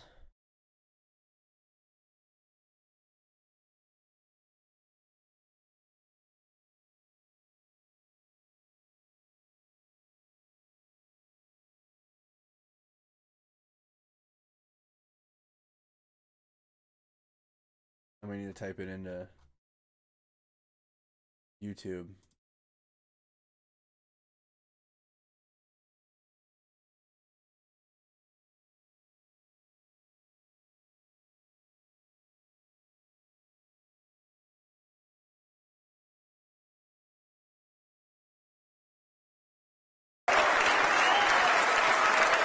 You can play this one.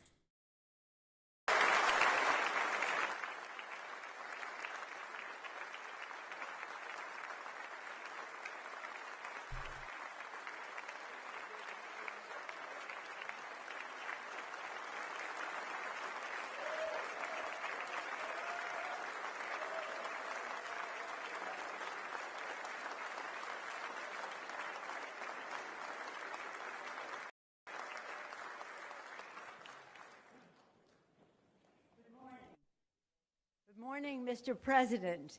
Good morning, Madam Ambassador, who is with us this morning. Madam Ambassador.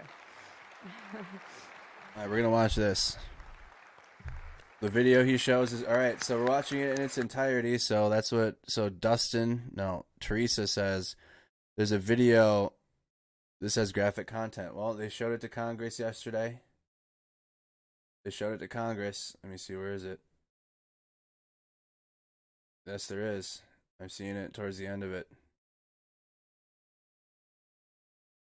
He does show it. We're gonna show it. It's all right. We're gonna play it though. This is from the president to the United States. If the United States Senate can watch this, then we can watch this. So viewer discretion. We're watching a war stream. There's extra sensitive content in this video, but people did miss it, and I'm gonna play it in its entirety. So just warning. All right. There is extra graphic content in the video. So.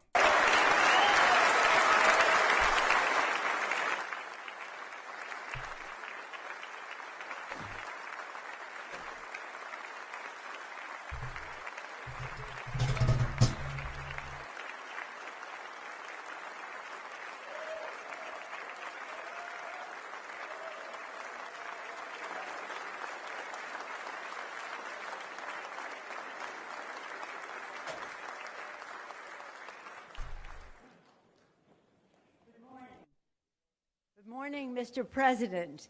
Good morning, Madam Ambassador, who is with us this morning. Madam Ambassador.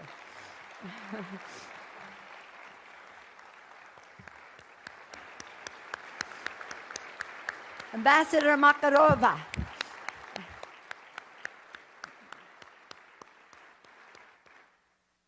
Mr. President, it is my honor to present to you the Congress of the United States, which has great respect and admiration and appreciation for your courageous leadership. Members of Congress, I have the high privilege and distinct honor of presenting to you the President of Ukraine, Vladimir Zelensky. Slava Ukraina! Slava Ukraina!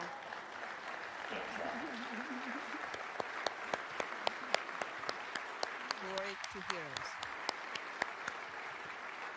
My colleagues, Slava Ukraina! Slava Ukraina! Glory to heroes. Thank you very much. Madam Speaker, members of the Congress, ladies and gentlemen, Americans, friends, I'm proud to greet you from Ukraine, from our capital city of Kyiv, a city that is under missile and airstrikes from Russian troops every day. But it doesn't give up. And we have not even thought about it for a second. Just like many other cities and communities in our beautiful country, which found themselves in the worst war since World War II. I have the honor to greet you on behalf of the Ukrainian people, brave and freedom-loving people who for 8 years have been resisting the Russian aggression. Those who give their best sons and daughters to stop this full-scale Russian invasion. Right now, the destiny of our country is being decided. The destiny of our people, whether Ukrainians will be free, whether they will be able to preserve their democracy. Russia has attacked not just us, not just our land, not just our cities. It went on a brutal offensive against our values, basic human values. It threw tanks and planes against our freedom, against our right to live freely in our own country, choosing our own future, against our desire for happiness, against our national dreams, just like the same dreams you have, you Americans, just like anyone else in the United States. I remember your national memorial in Rushmore, the faces of your prominent presidents, those who laid the foundation of the United States of America as it is today, democracy, independence, freedom, and care for everyone, for every person, for everyone who works diligently, who lives honestly, who respects the law. We in Ukraine want the same for our people. All that is normal part of your own life. Ladies and gentlemen, friends, Americans, in your great history, you have pages that would allow you to understand Ukrainians, understand us now, when you need it right now, when we need you right now. Remember Pearl Harbor, terrible morning of December 7, 1941, when your sky was black from the planes attacking you. Just remember it. Remember September the 11th, a terrible day in 2001 when evil tried to turn your cities, independent territories, in battlefields, when innocent people were attacked from air.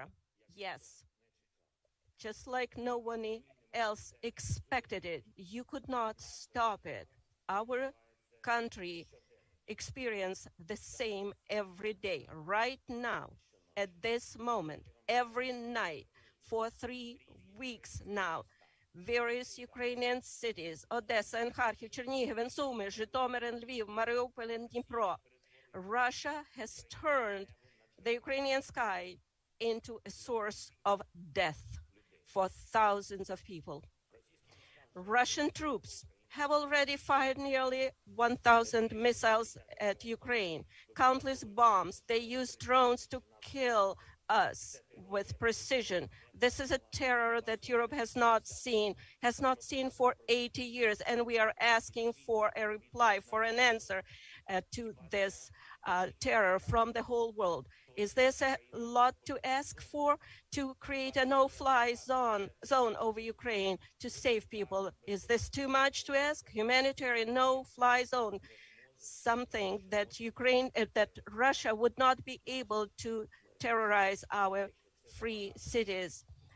If this is too much to ask, we offer an alternative. You know what kind of defense systems we need, S-300 and other similar systems. You know how much depends on the battlefield, on the ability to use aircraft, powerful, strong aviation to protect our people, our freedom, our land, aircraft that can help Ukraine, help Europe. And you know that they exist and you have them, but they are on earth, not in Ukraine, in the Ukrainian sky. They do not defend our people. I have a dream. These words are known to each of you. Today I can say, I have a need. I need to protect our sky. I need your decision, your help, which means exactly the same you feel when you hear the words, I have a dream. Ladies and gentlemen, friends, Ukraine is grateful to the United States for its overwhelming support, for everything that your government and your people have done for us, for weapons and ammunition, for training, for finances, for leadership in the free world, which helps us to pressure the aggressor economically. I am grateful to President Biden for his personal involvement, for his sincere commitment to the defense of Ukraine and democracy all over the world.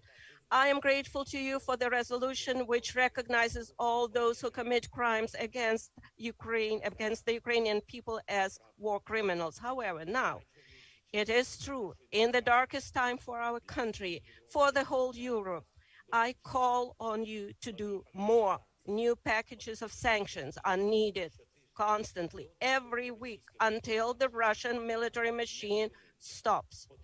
Restrictions are needed for everyone on whom this unjust regime is based. We propose that the United States sanctions all politicians in the Russian Federation who remain in their offices and do not cut ties with those who are responsible for the aggression against Ukraine, from State Duma's members to the last official who has lack of morale to break the state terror. All American companies must leave Russia from their market, leave their market immediately, because it is flooded with our blood. Ladies and gentlemen, members of Congress, please take the lead. If you have companies in your districts who finance the Russian military machine leaving business in Russia, you should put pressure. I am asking to make sure that the Russians do not receive a single penny that they use to destroy people in Ukraine.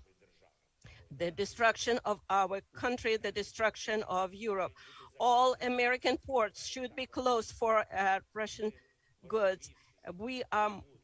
Peace is more important than income, and we have to defend this principle in the whole world. We already became part of the anti-war coalition, a big anti-war coalition that unites many countries, dozens of countries, those who reacted to, in principle, to President Putin's decision to invade our country. But we need to move on and do more. We need to create new tools to respond quickly and stop the war, the full-scale Russian invasion of Ukraine, which began on February 24th.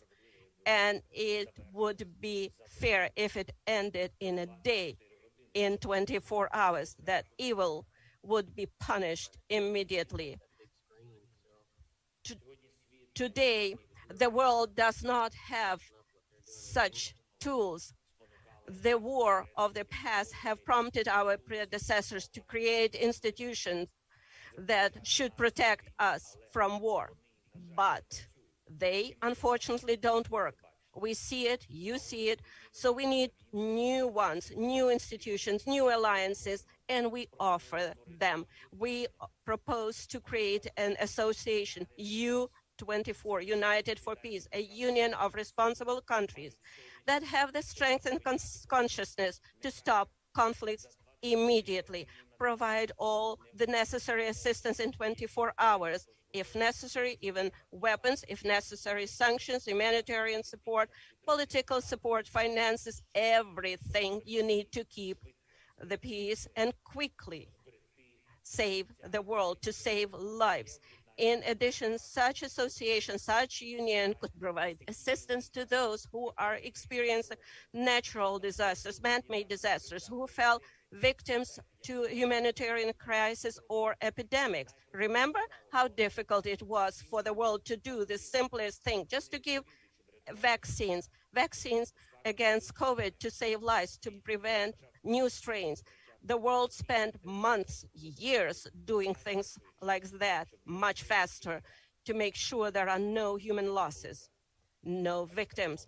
Ladies and gentlemen, Americans, if such alliance would exist today, that is U24, we would be able to save thousands of lives in our country. In many countries of the world, those who need peace, those who suffer inhumane destruction. I ask you to watch one video of what the Russian troops did in our country, in our land.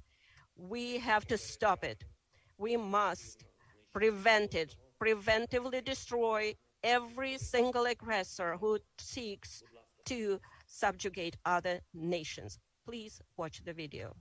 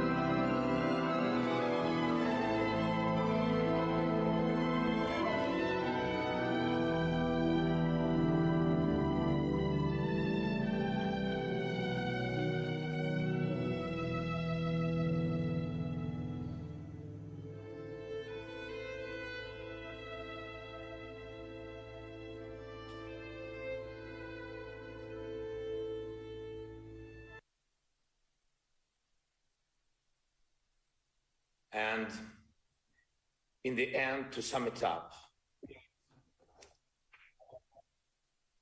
today it's not enough to be the leader of the nation. Today it takes to be the leader of the world. Being the leader of the world means to be the leader of peace. Peace in your country doesn't depend anymore only on you and your people. It depends on those next to you, on those who are strong. Strong doesn't mean weak. Strong is brave and ready to fight for the life of his citizens and citizens of the world, for human rights, for freedom, for the right to live decently and to die when your time comes, and not when it's wanted by someone else, by your neighbor. Today, the Ukrainian people are defending not only Ukraine, we are fighting for the values of Europe and the world, sacrificing our lives in the name of the future. That's why today the American people are helping not just Ukraine, but Europe and the world to keep the planet alive, to keep justice in history. Now I'm almost 45 years old. Today my age stopped when the hearts of more than 100 children stopped beating. I see no sense in life if it cannot stop the death. And this is my main mission as the leader of my people, great Ukrainians. And as the leader of my nation, I'm addressing the President Biden. You are the leader of the nation, of your great nation. I wish you to be the leader of the world. Being the leader of the world means to be the leader of peace. Thank you. Slava Ukraini. Glory to Ukraine.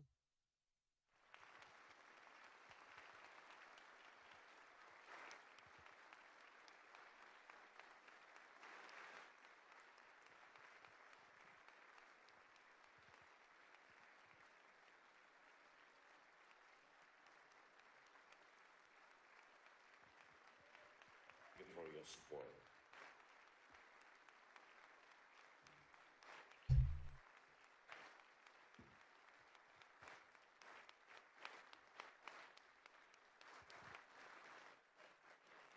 Well, that was from President Zelensky. You can do more speech that he made, an address to the U.S. Congress. All right. So we need to turn that down now. I think the sound is back to normal. Let's do a viewer check-in. Comment where you're tuning in from, what city, what state, where in the world you guys are watching from. This is now 14 seconds ago. More images from Mariupol. Where's this now? At 3:30 in the morning. The moment Mariupol, the Kharkiv region, was getting hit by a Russian attack. So this was at 3:30.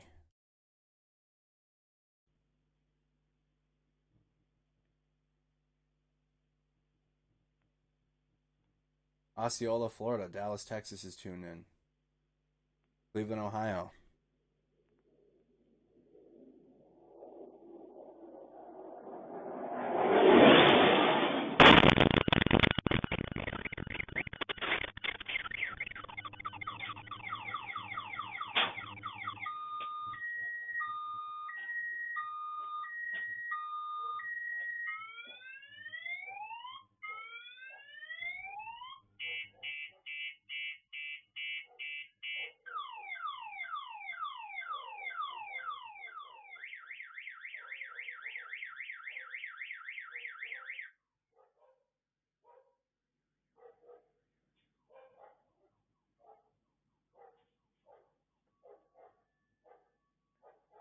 That was a big strike.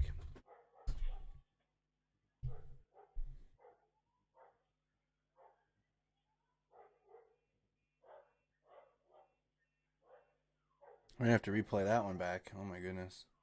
Well, that was in 3:30 in the morning, which it would have been. What time is it now? 6:30. So about 3 hours ago. This is about 3 hours ago in Kharkiv. The whole camera shook.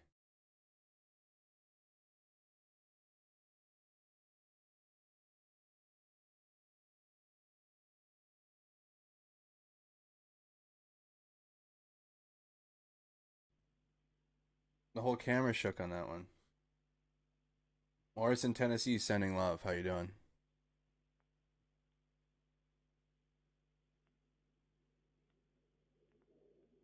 Right now you're looking at Kharkiv right now. A video of Mariupol. Let's find out where that is exactly. Mariupol and Kharkiv. One of the cities that continuously gets shelled every single night. Or one of the oblasts that does. Try to pull up where that is.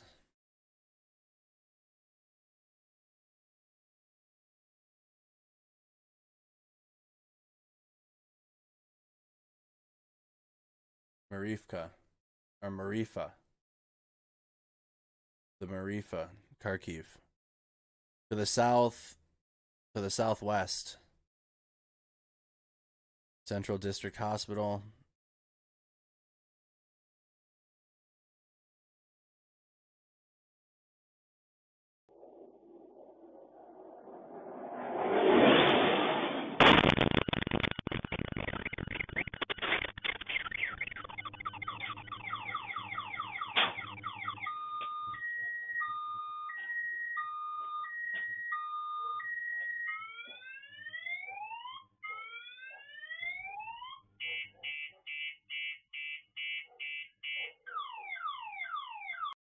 Here's pictures. Also, take a moment. Make sure you guys are subscribed to the YouTube channel if you guys are watching. Make sure you guys take a moment, close the chat out, subscribe, hit that subscribe button, and the notification bell.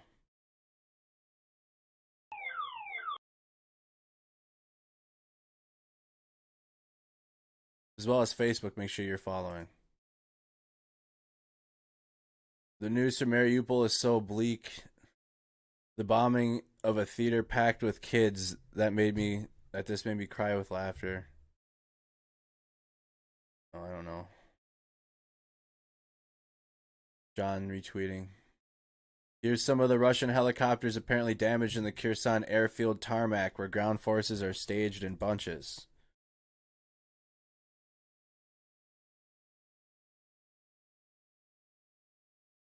So they're easy targets from the sky. Easy targets from the sky.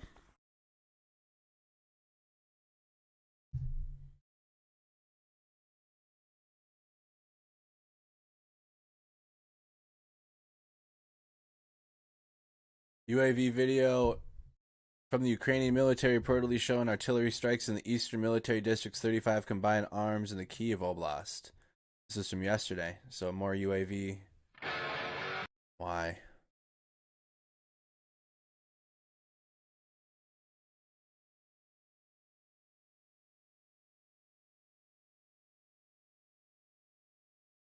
UAV video.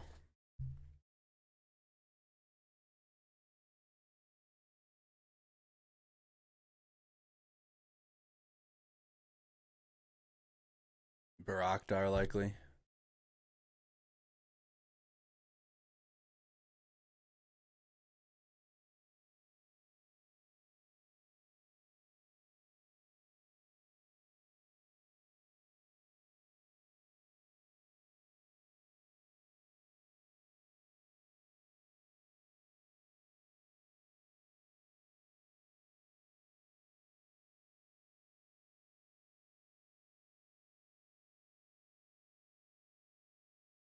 About a 2-minute video. They put music to it.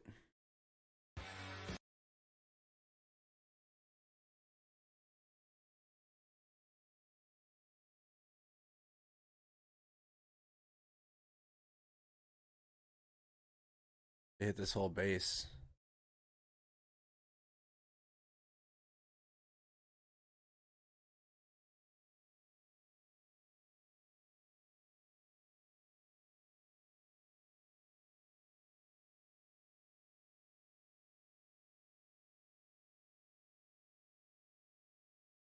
Appreciate that, Michelle. Did it start over? Oh my goodness. Nearly a 2-minute long video of just getting bombed at this, Russians getting bombed at this base.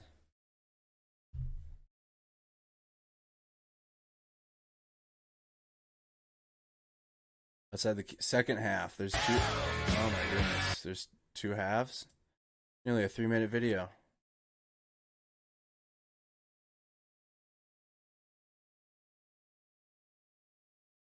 More Russian equipment getting destroyed.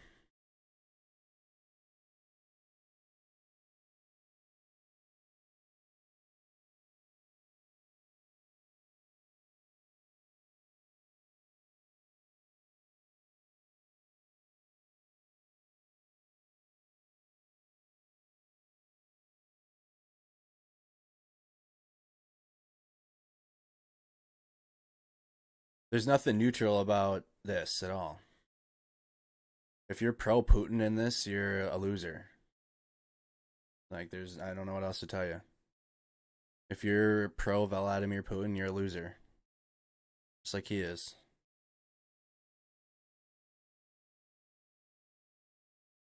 And then you will probably be banned from our chat.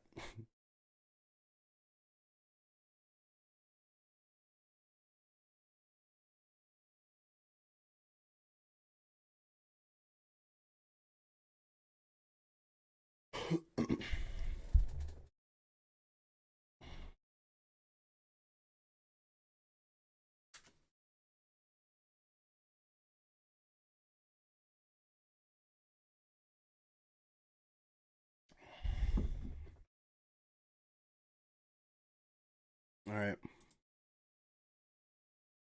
More Russia. So this is from 11 hours ago. This is another picture of that theater that was bombed with the hundreds of civilians inside. Still haven't gotten more from that.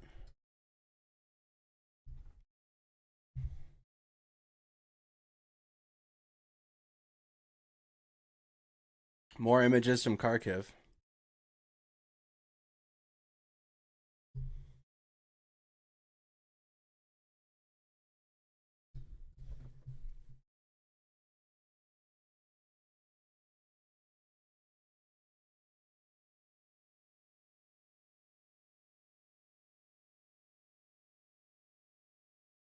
Russian occupiers shelled a school. When was this posted?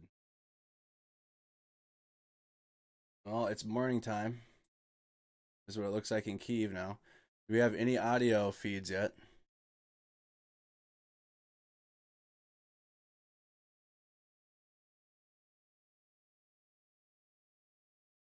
I pulled up that video already. Is this the school? Yeah. I'm looking at Discord. I got it. This is what the theater looked like before the war, by the way.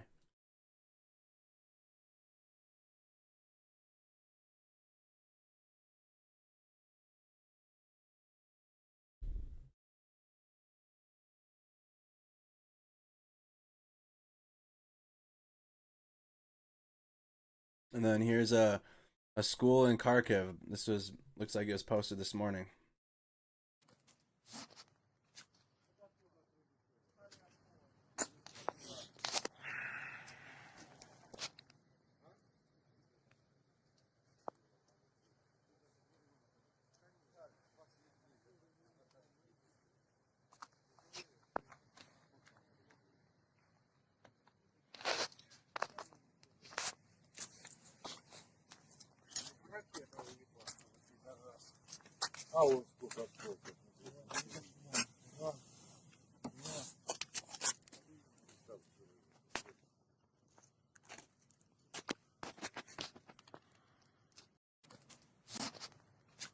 This is a school in Kharkiv.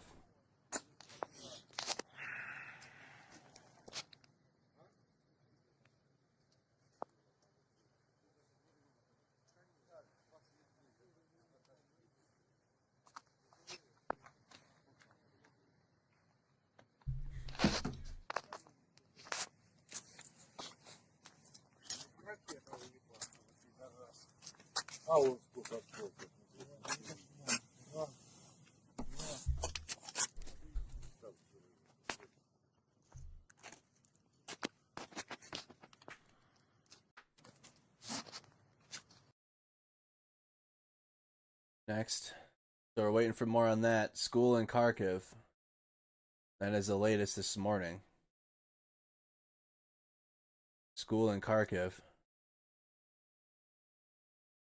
Border city to Russia.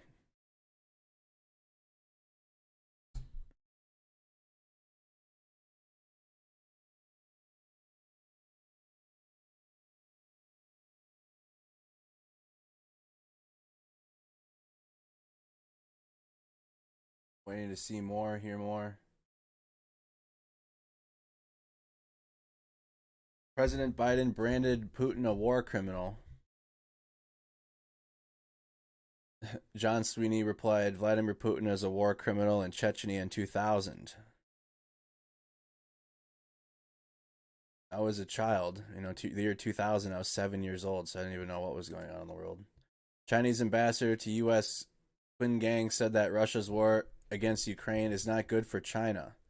He also rejected that China knew about Russia's preparations for the war. If China had known of the inevitable crisis, we would have done everything possible to prevent it.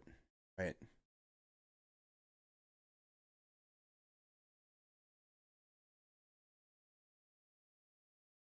Satellite imagery showing the extensive damage across Sumy, Chernihiv, and Kharkiv. Before, after of apartment buildings and a church. So before,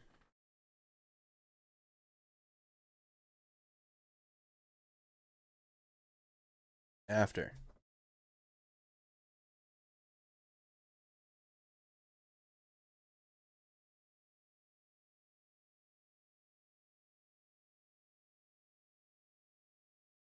Before.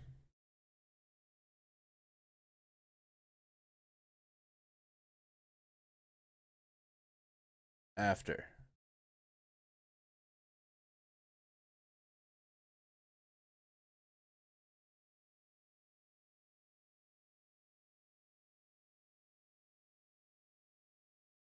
Is there more? Oh, I thought there were more satellite. The way that made that look is that there was more satellite imagery. Need to wait for more of this. Where's Mariupol? Oh, we looked that up already. Southwest of Kharkiv. So we need to see more from that now this morning.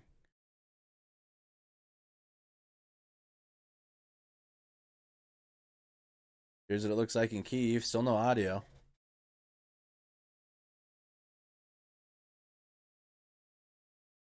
Still zero audio of Kyiv.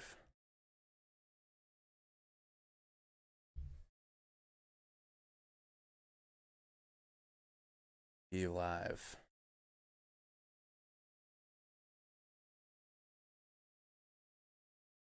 Nope, nothing.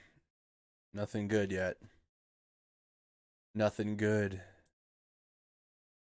This is the only feed. This is the only solid feed. Well, Fox News' feed, of course. Unless, did they pull the plug on theirs too?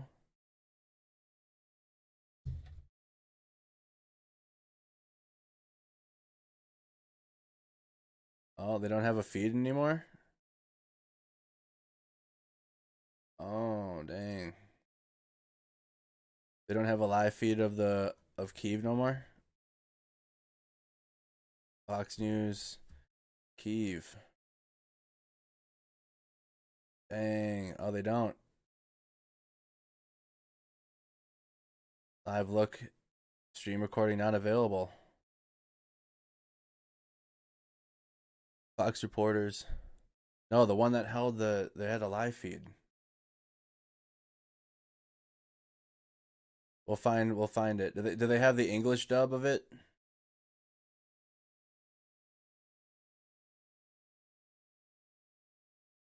So that Fox News, Fox Business feed that's been out there is no longer there.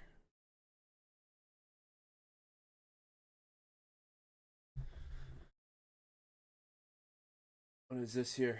Video of Ukrainian territorial defense fighters striking a Russian truck with an RPG-22 reportedly near Kozha Lopan, Kharkiv Oblast, which is Russia-occupied territory, 11:39 p.m. This is posted at 11:39 p.m., so a few minutes ago. Ukrainian territorial defense.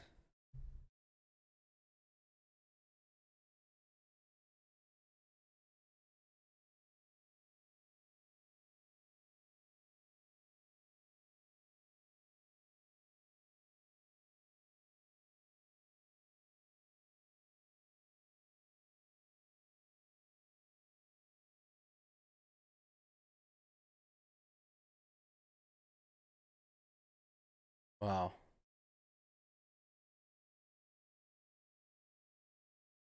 What else? Like, all right, so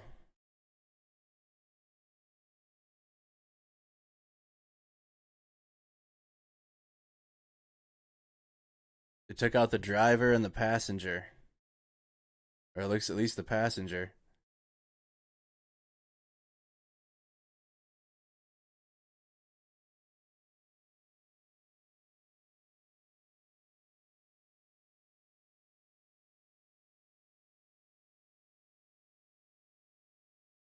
Trying to see it. Oh, it came from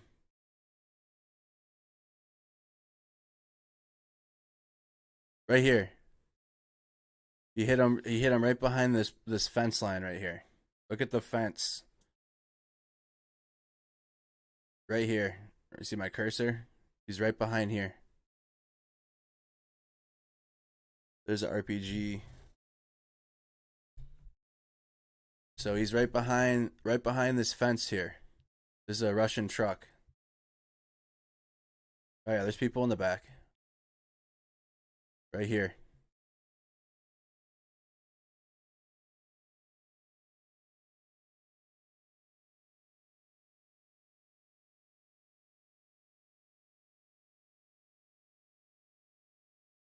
Dudes on the back are freaking out because they're like, you have to dismount. Probably face an ambush right now. Wow. Post into our Discord server. All clips into our Discord server. There's another one. Yes, post it into our Discord server. Join our Discord. We're in the discussion thread. I'm hearing about it. I'm hearing there's another video. Post it so I can see it. Chinese ambassador to the U.S. I read that one already.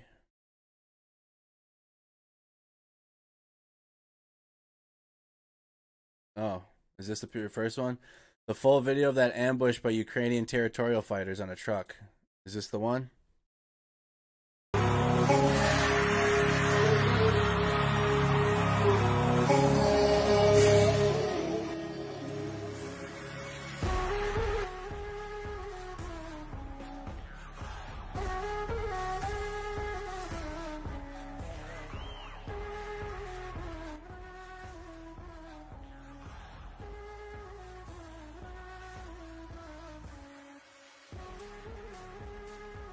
Is there a better quality? This is potato quality video.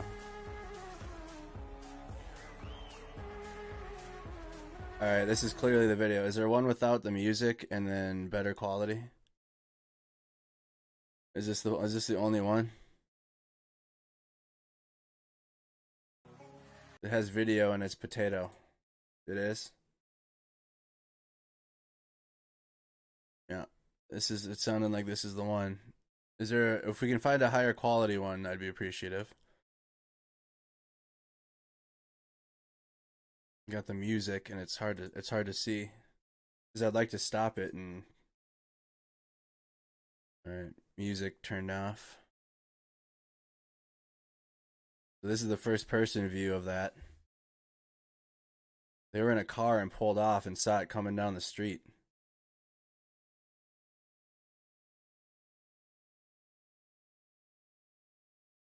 Dang.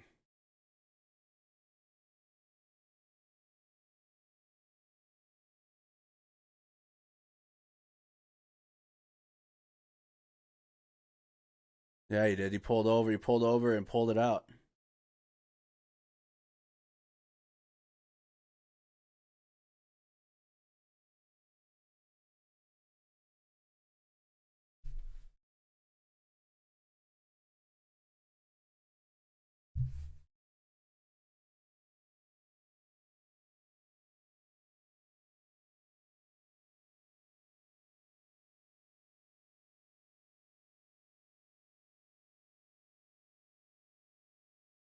What system is that? An N-law?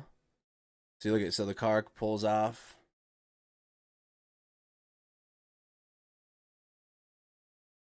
Pulls out an N-law, it looks like.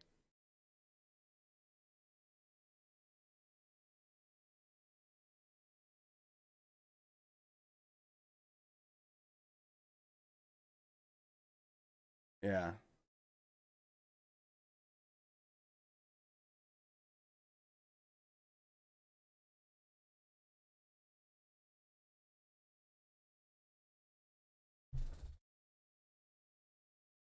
That's a Ukrainian territorial defense shooting at a Russian truck. Another vehicle or something along the right side later. That's a Ukrainian territorial no, the vehicle you're seeing right now is Russian, but the people that shoot it is the Ukrainian territorial defense. You don't think that is not a law? What is it, AT4? Looks like an M72. What does it look like? It doesn't look like a.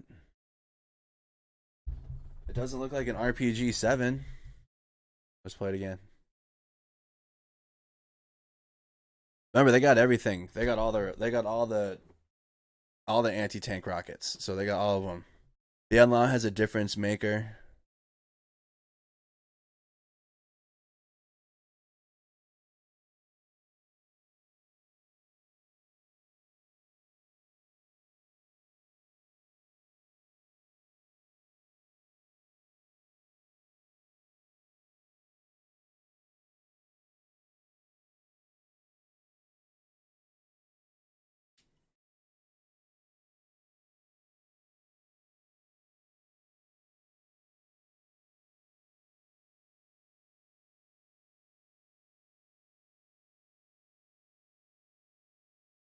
That isn't an RPG 7, at least.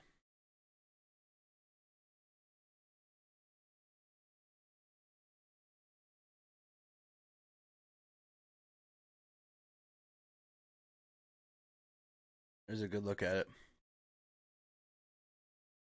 There's a good look at it. There you go. I'm trying to show you though. I'm trying to get a good paused image of the warhead, so if you can see it sticking out. Kind of hard to tell. Again, this video's potato. I'm sure we'll get a better, higher quality one. Here, what's this? A better video. Here you go. Here we go. Way clearer. Still not the best, but it's clearer than the last one.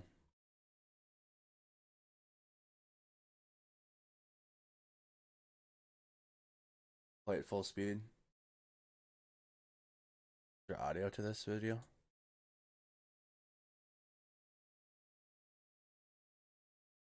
No, there's no audio.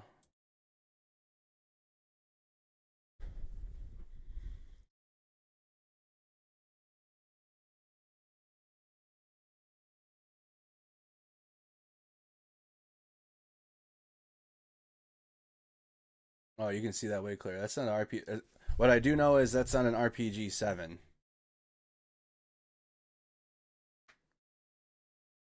You can see it way clearer. Let's back up some. When he handles it, you can see the whole thing now.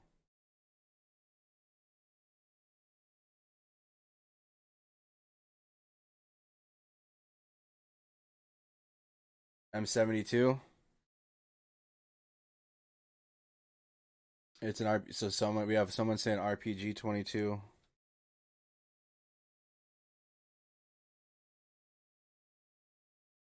Play.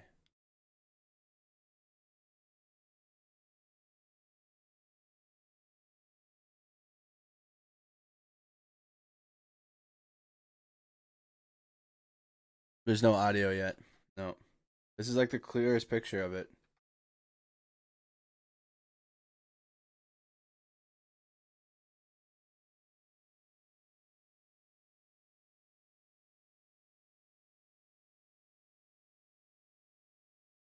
There's the writing.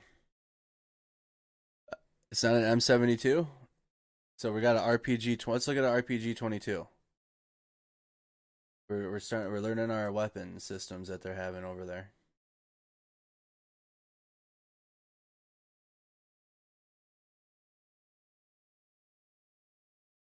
Ooh, it might be an RPG 22. Ooh, it's looking a lot like this thing. Ooh, you can what for 300 for 400? All right, need to get off of a weapon purchases website before I get taken down. That's what it looks like. RPG 22 for sure. It's got the writing on it. You can see it right here. Look on the right side of the screen. I don't want to make it large because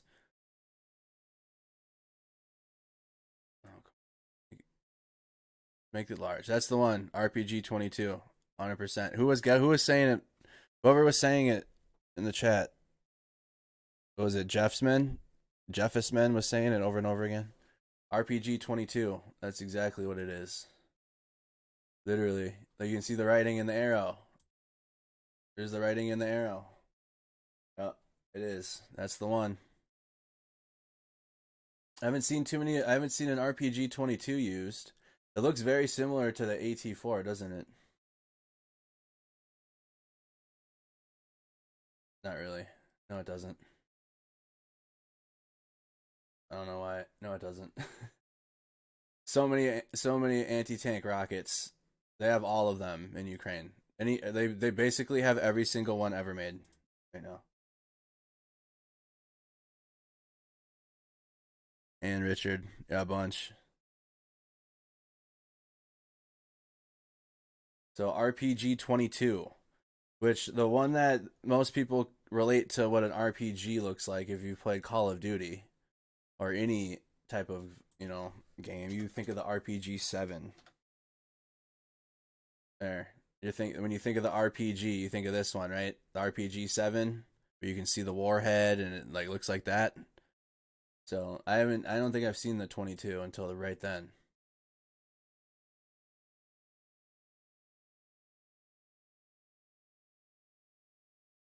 Did you see all the people on the sidewalk too? Like near the houses and the fence line, like right here. Those are just people. That's a bicycle. So these people aren't with the territorial defense over here along the side. These are just civilians. Excuse me, guys. I have GERD, by the way. If I haven't, a lot of y'all are new. Whenever I get anxiety and shit, or my heart rate picks up a little bit, burps come out. I got GERD and it's connected to my shit. So these are civilians on the right side. Trying to get out of the way. Because again, if you miss, I'm gonna play it full speed now without editing, and then we'll move on. So there's a car. Oh, they pull up in a car. This one doesn't show the beginning, but this car is rolling down the street, and they see the Russian vehicle coming, so they pull off. And this car is full of Ukrainian territorial defense. Yeah, and this was completely unexpected by that Russian truck right there. AT4 is laser guided, so much different than the much better than the RPG, right? The 22. This is just point, shoot and forget or whatever, right? There's no laser guiding system on this 22.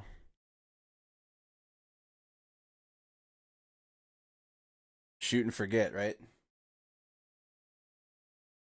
So they hit it right on the door. Right on that passenger side paneling. Hey, Don. Door opens.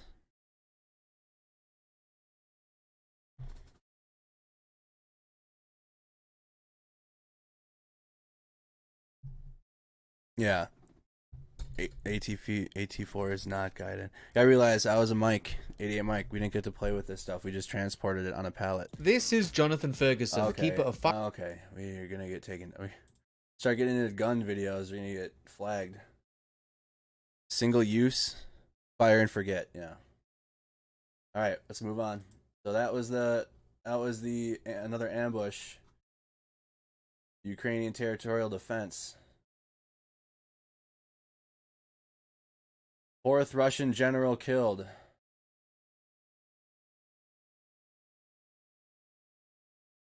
How? President Volodymyr Zelensky says another Russian general has been killed.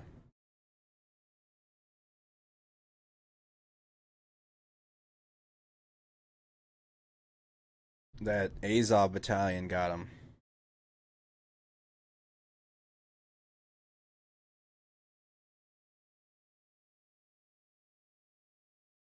So a couple things real quick. Anecdote. Clearly on this platform, that Azov battalion exists. They have allegedly denazified since. We're not giving that battalion really any news or any updates that they do down here. I haven't really been touching on them because that, like, war is bad all around. Okay, hopefully that's been like the life lesson here. And there's bad people that fight on sides of war, correct?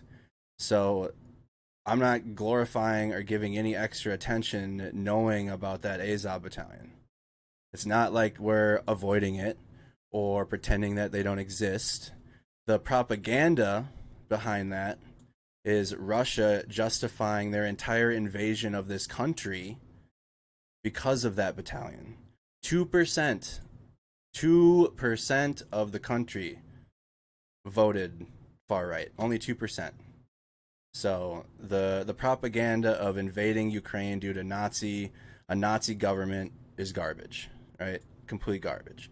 With that being said, the Azov battalion had far right Nazis in it in 2014 until recently. But even then, I mean, we know that far right groups here in the United States, they can say that they don't have Nazis in them all they want, but we know the truth behind that. So with that being said, you know what I mean? We're not giving that battalion any extra attention than we need to. And it's not because we're pretending that they don't exist. It's because we know that what they're about. And they fight down here. They fight in the Donbas. There's news about that Azov battalion all the time that come out. And, you know, the less that we can give them glorification or, you know, whatever. It's just like this. It'd be like this. The best way I can put it is if the United States got invaded, if the United States were invaded, there would be far-right, gross people that would have to fight on behalf of the United States that you'd have to stand next to and fight with. That doesn't change that they're a gross group or that they have shitty morals and shitty things. It's that the common goal of that group is to prevent the full-scale invasion of Russia. So if you're wondering why we haven't talked about Azov or that Azov battalion, that is exactly why. And I think that's about it. That's about it with that Azov. So we're not glorifying that group. We're not giving that group any extra attention. I'm gonna leave it at that. Andrew, you're doing a great job covering this while adversely impacts your mental health at times. Thank you, Daniel. Thank you. So Ukraine's gonna have some shit to figure out after this war, for sure. They've been having things to figure out since 2014. So war sucks. Ain't no good morals on any side, except for these people, the civilians that have to deal with it, and the unnecessary shelling and bombings from Vladimir Putin's regime in the Kremlin.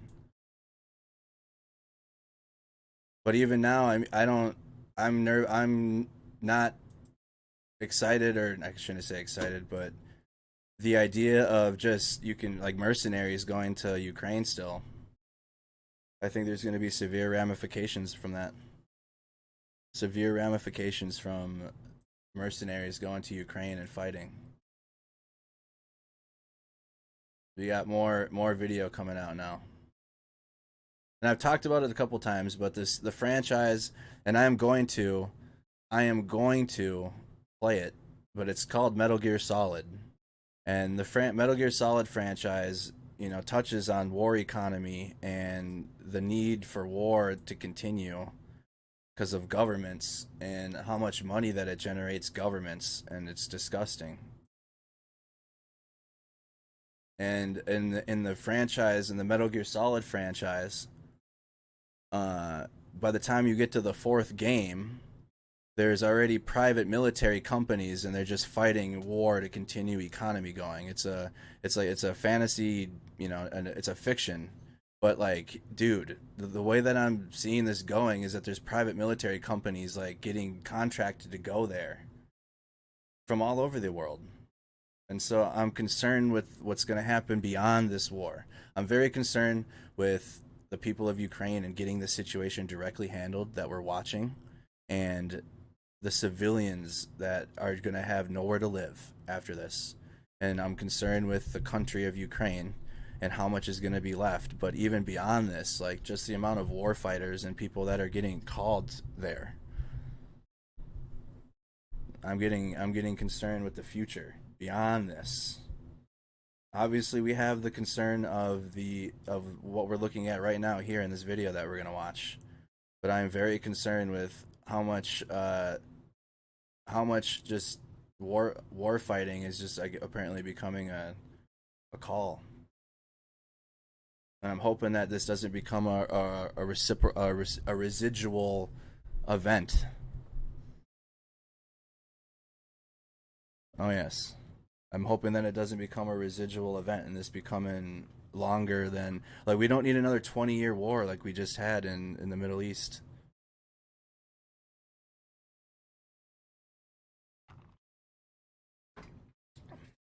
I think about the big picture. Thinking about the big picture. All right, so this is a man killed in Kyiv as a result of a downed rocket. Another 3 were injured and 30 were evacuated. The cause was a fire and partial collapse of the structures of the upper floors of an apartment building. This is reported by the Ministry of Emergency Situations. When was this? That apartment complex was yesterday. Is this just inside of the apartment?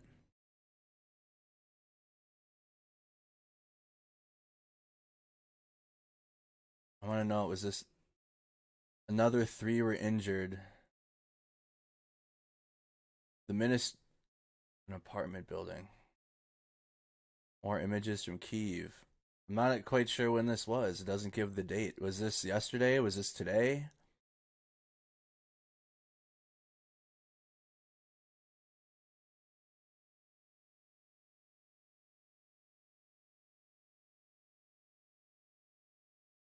Unclear, chat. I don't know if this was this morning or this was just a video showing more. This is reported by the Ministry of Emergency Situations.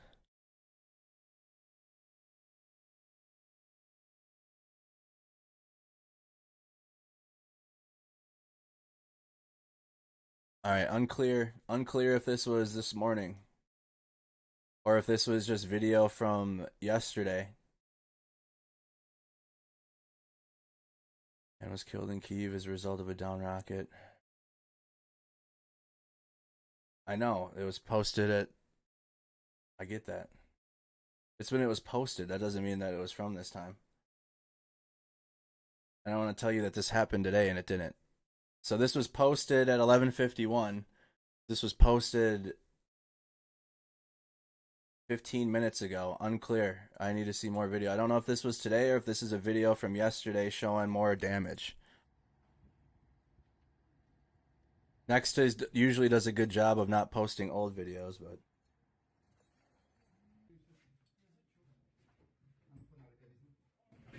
Все, ви не переживайте, ми зараз до вас зайдемо через перший поверх. Можете балкон нам відкрити?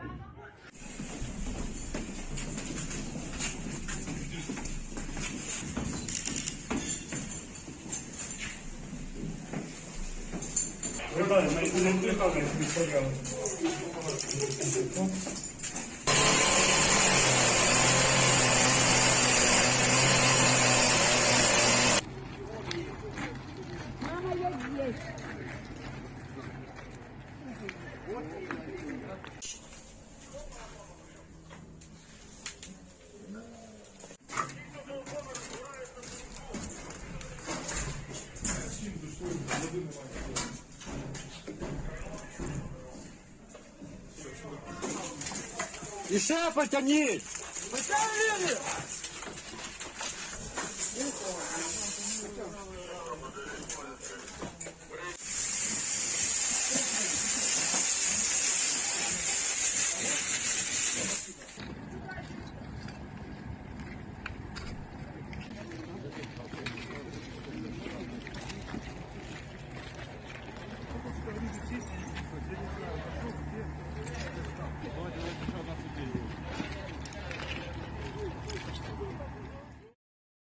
So we're getting people in our Discord server saying that this was yesterday. So this is just video that came out tonight. That was from yesterday. One more.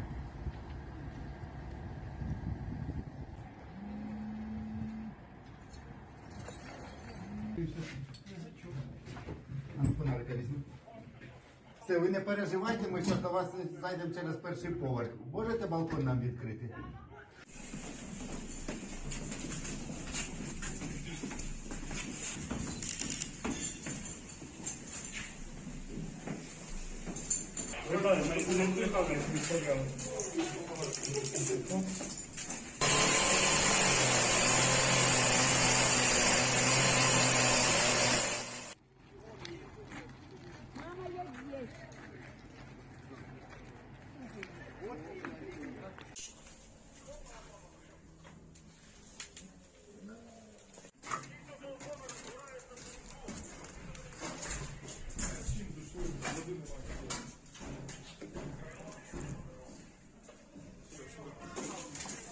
И шеф тянись!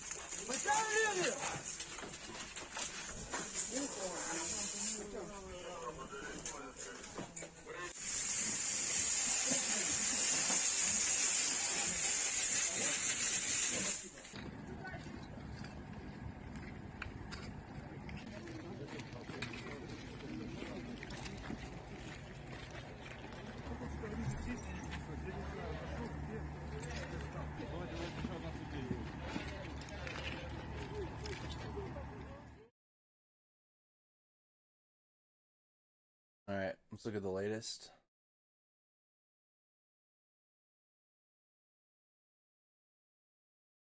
Oh, what's this? UAV video showing a Russian BUK firing. Okay, hold on.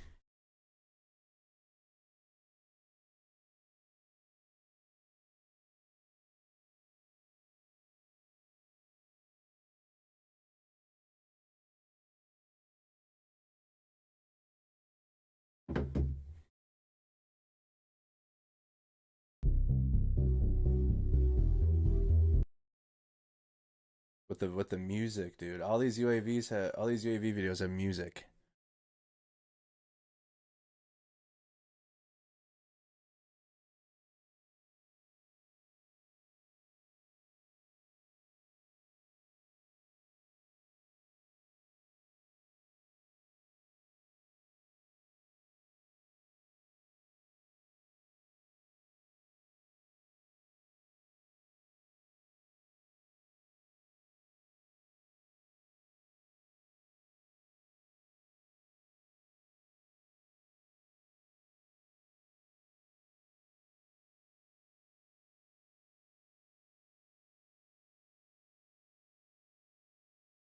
They always put the music on these things.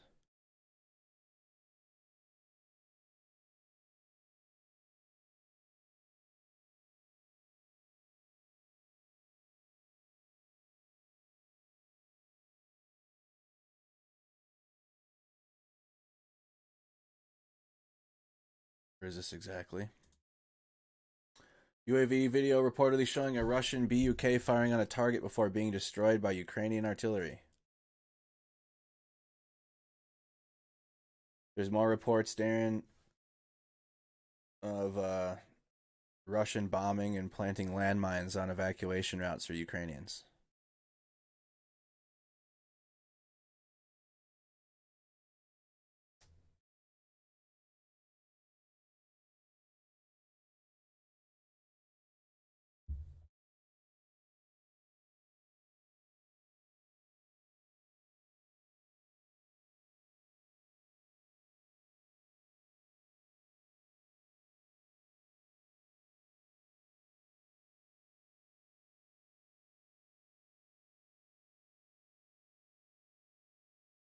Yes, it is. We have the live feed up. We just need audio.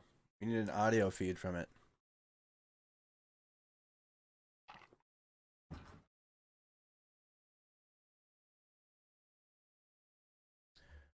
Train siren alert. But yeah, we do have a live feed. So here's more from Mariupol,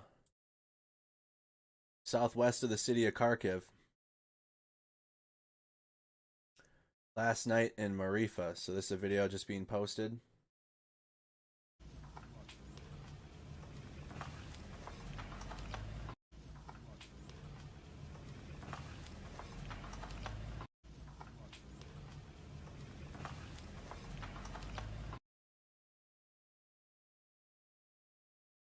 More video from Marifa.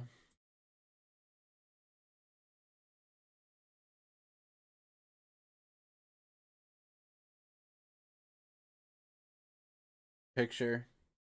Last night, airstrikes.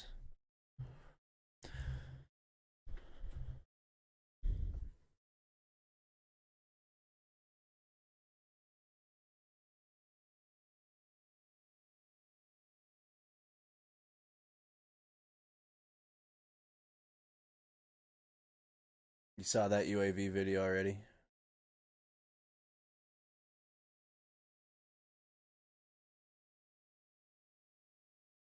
We're caught up there. I think we're caught up on the latest on the news. All clear, Zhytomyr Oblast.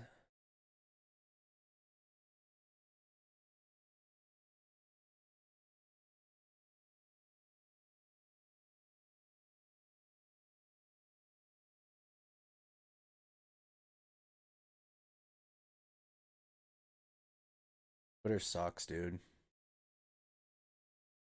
This is why you stay away from Twitter right here, chat.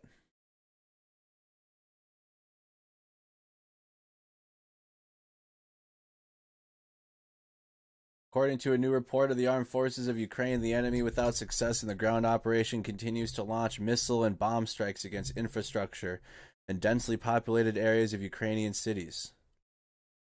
Here's the latest map.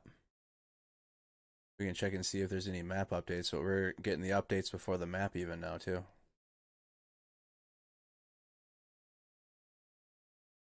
Let's do a viewer check-in. It's 12:15 a.m. Central Time. I'm Central Time. So the top right clock in the top right corner is my time. The time underneath that is the Ukraine time. Comment where you're watching from. What city, what state, where in the world. I'm Andrew Mercado from Mercado Media.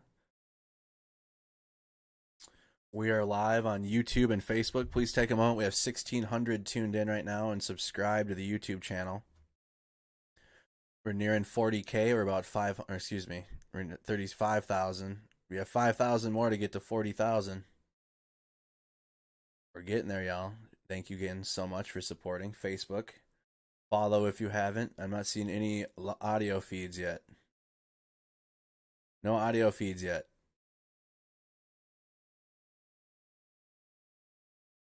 We got Staten Island, New York tuned in. Roseville, California is still watching. Welcome. BC, Canada's tuned in. Welcome, welcome. Upstate New York. Arkansas, USA. Also, chat, beware of the counter trolls, too.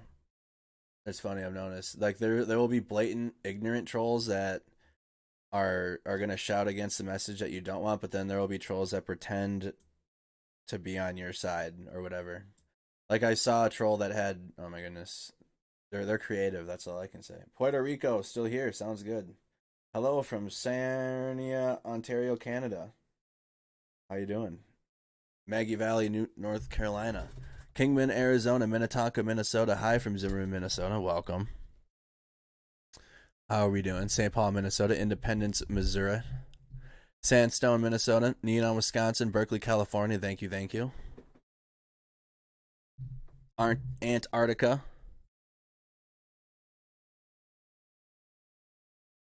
Watching from Australia, SoCal, Oklahoma. It's good to have you guys here. Fort Myers, Flint, Michigan. We're tuned in. So where is this here now? All right. Last night, 2 projectiles landed in a residential area in Kyiv. 2 projectiles landed in a residential area.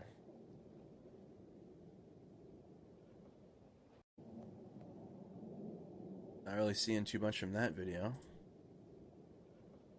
This stream goes until 2 in the morning. Well, this stream is going to go till 2:30. This is the President, United States, Joe, called Putin a war criminal for the first time, then tweets that Putin is inflicting appalling devastation and horror on Ukraine, bombing apartment buildings and maternity wards.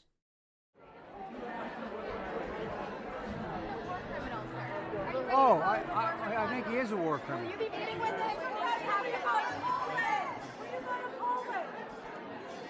Was the president's remarks speak for themselves? I mean,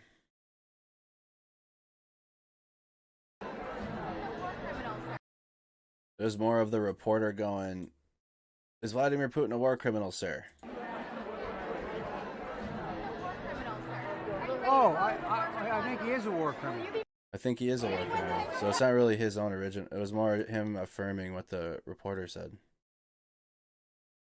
On television, which is barbaric actions by a brutal dictator through his invasion of a foreign country. Okay. So a reporter gave Biden a leading statement, and then Biden affirmed what the reporter said and said that Putin is a war criminal. Industrialini in Kharkiv. Oh my goodness. More pictures out of Kharkiv. Here's Kharkiv on the border. Border of Russia.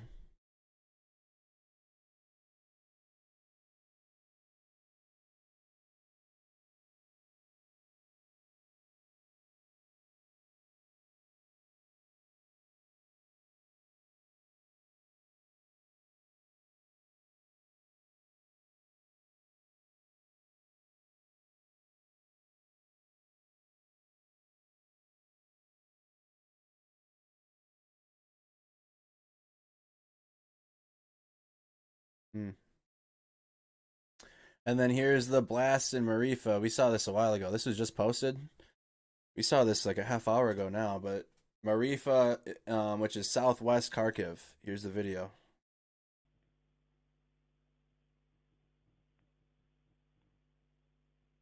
Pretty loud, so I'm going to turn it down.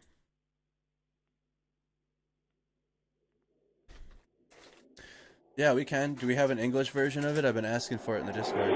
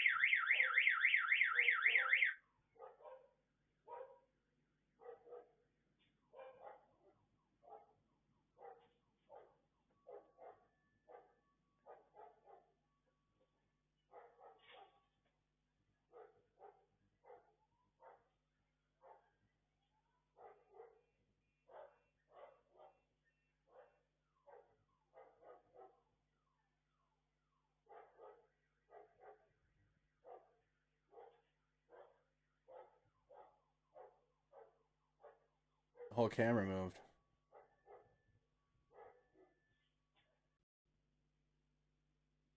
Here it is if you missed it.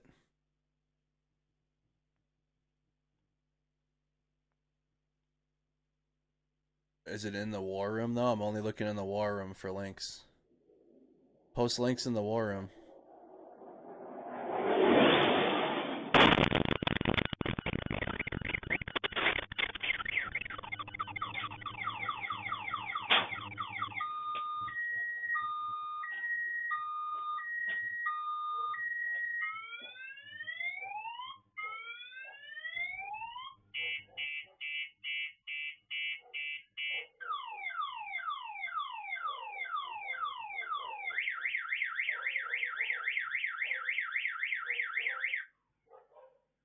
That was in Mariupol. Look in the post that in the war, the Russian invasion war room thread in our Discord server. That's where I'm pulling all the clips and links from. Ukraine shot down 10 Russian air targets in one day, 2 Su-34 fighter bombers, 3 Su-34SM fighters, 3 helicopters, and a drone. Information on a type of another downed plane and the deaths of pilots being clarified.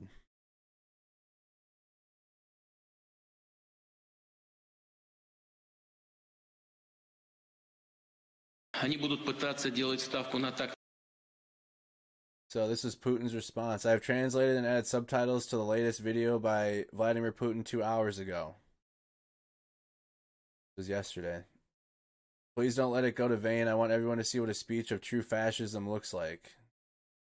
Was this his response then? So this is Putin's speech. We've been watching Zelensky. This is what Putin's saying. Да, безусловно, они будут пытаться делать ставку на так называемую пятую колонну, на национал-предателей, на тех, кто зарабатывает деньги здесь, у нас, а живет там. И живет даже не в географическом смысле этого слова, а по своим мыслям, по своему рабскому сознанию. Я совсем не осуждаю тех, у кого вилла в Майами или на французской ривьере, кто не может обойтись без фуагра, устриц или так называемых гендерных свобод. Но проблема абсолютно не в этом, а, повторю, в том, что многие из таких людей по своей сути ментально находятся именно там, а не здесь, не с нашим народом, не с Россией. Это и есть, по их мнению, признак принадлежности к высшей касте, к высшей расе.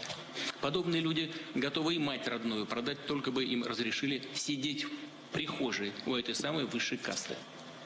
И они хотят быть похожими на нее, всячески подражая ей. Но они забывают или не понимают вообще, что этой так называемой высшей касте они, если и нужны, то как расходный материал, чтобы использовать их для нанесения максимального ущерба нашему народу.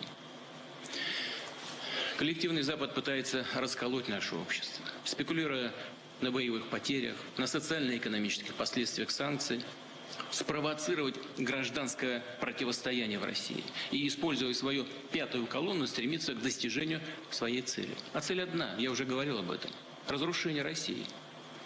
Но любой народ, а тем более российский народ, всегда сможет отличить истинных патриотов от подонков и предателей и просто выплюнет их, как случайно залетевшую в рот мушку, выплюнет на панель.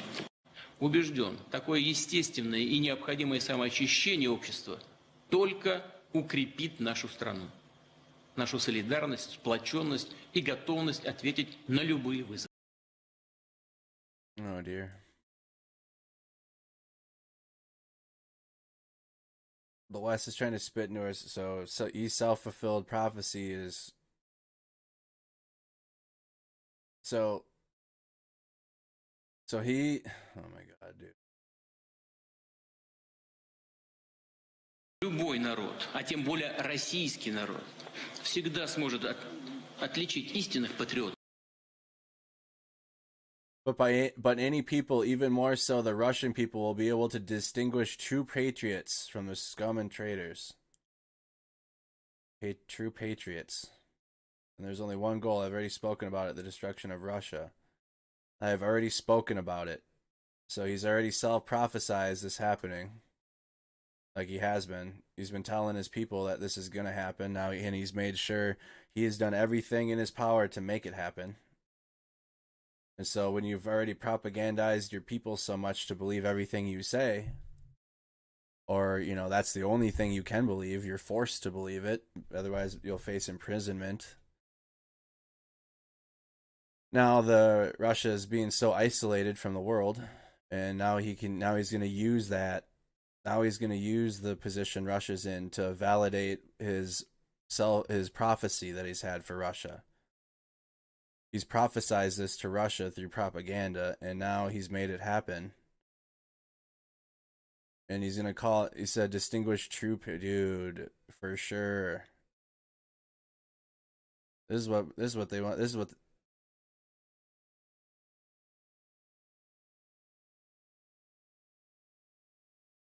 By their very nature, are mentally located exactly there and not here, not with our people, not with Russia.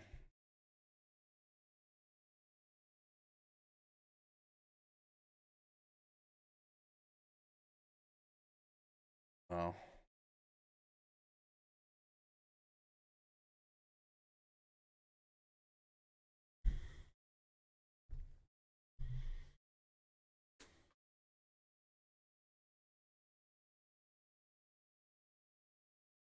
I am convinced that such a natural and necessary self-purification of society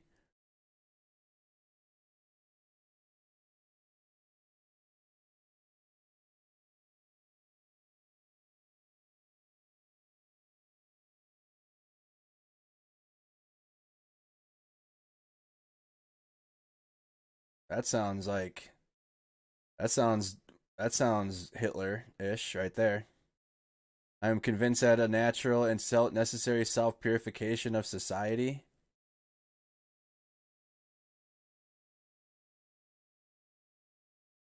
The destruction of Russia, self-prophesizing.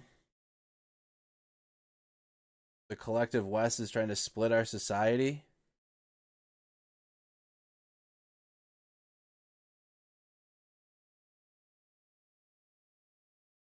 And they live not in the geographical sense of the world, but according to their thoughts, according to their Slavish... Oh, dear. What is this fifth column he's talking about? What does the fifth column mean?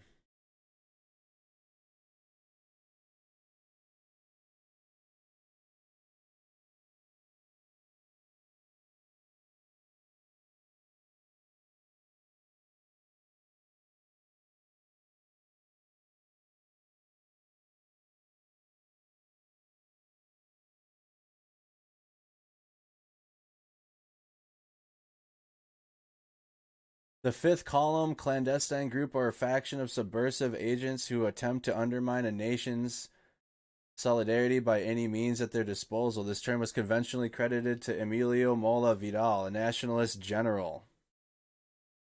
A nationalist general from the Spanish Civil War.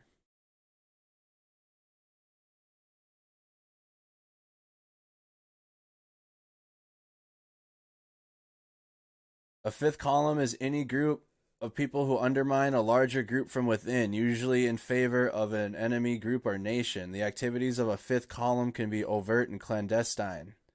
Forces gathered in secret can mobilize openly to assist an external attack.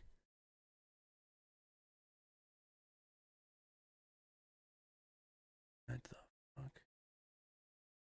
Clandestine fifth column activities can involve acts of sabotage, disinformation, espionage, executed within defense lines by secret sympathizers with an external force?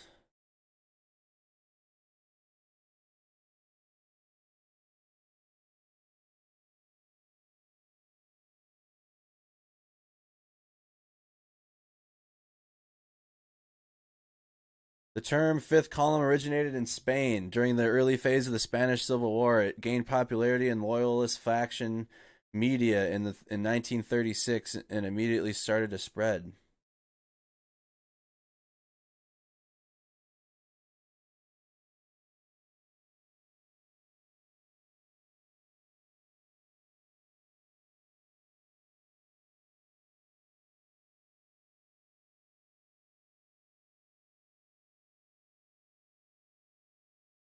The term fifth column was commonly used to warn of potential sedition and disloyalty.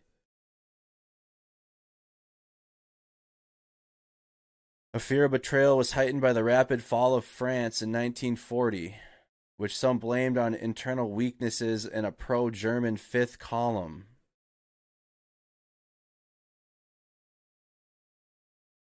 Why is my brain not...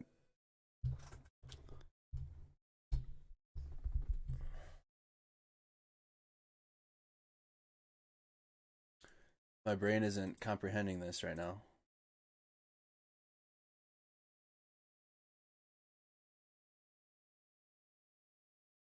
The fifth, so he's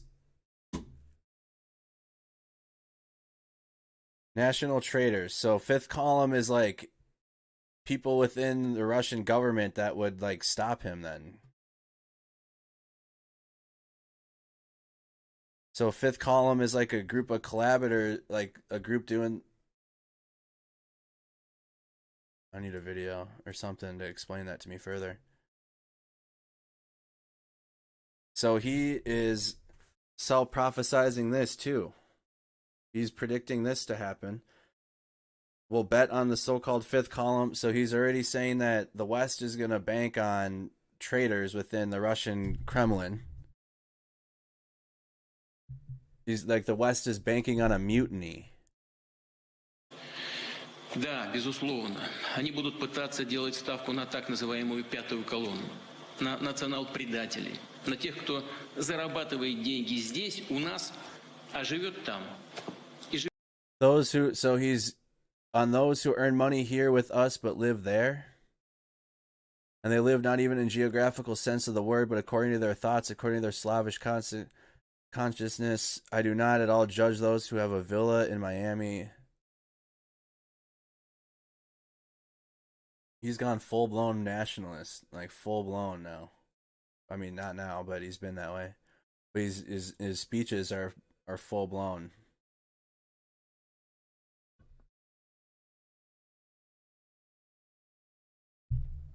The protesters too. So anybody that stands up to what he's trying to do, basically, or not happening. I don't know. There's a longer video. I'm only got tagged this one.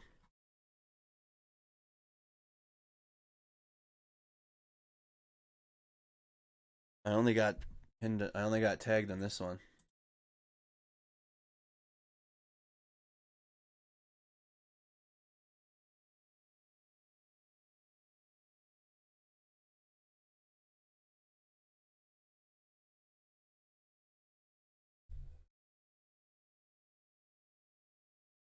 Oh, the fifth column. A fifth column is any group of people who undermine a larger group, such as a nation or a besieged site, from within. So yeah, the protesters in Russia would be considered like the fifth column. But that phrase, even just using that, is like super, like the fact that he used that as like his words.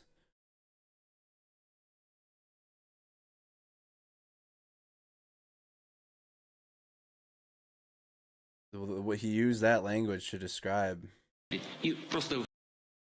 Not good. The economic sanctions and sanctions aren't going to stop him.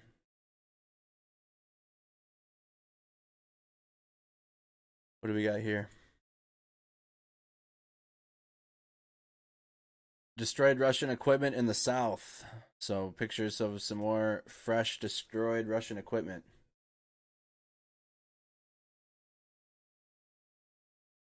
Here's some more destroyed Russian equipment. Hey, also like the video if you haven't. Or give a reaction to the video on Facebook. More destroyed Russian equipment.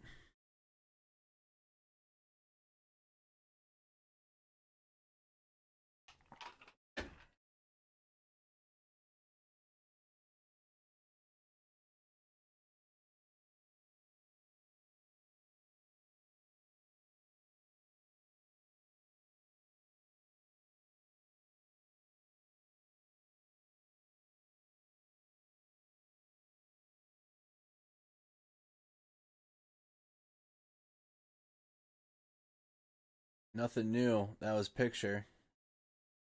We seen the video from Mariupol.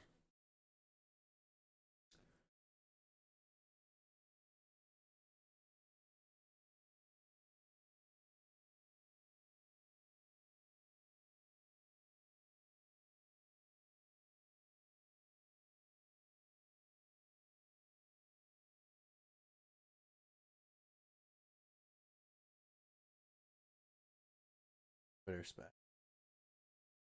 There's nothing new. I'm waiting for more on Mariupol.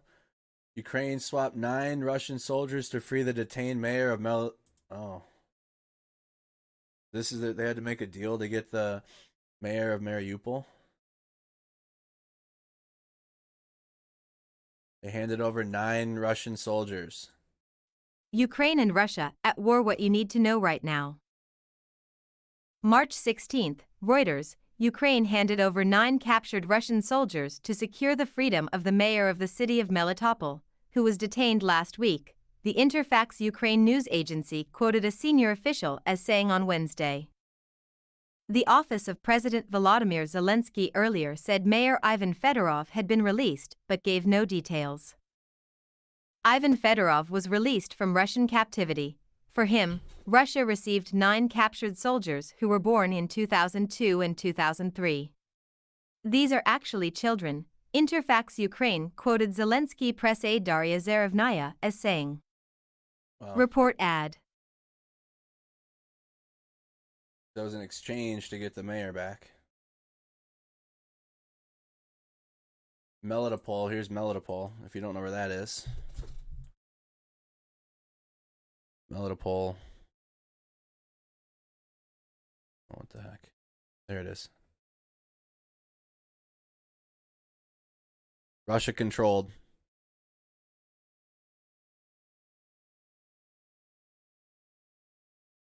Thanks, Joseph.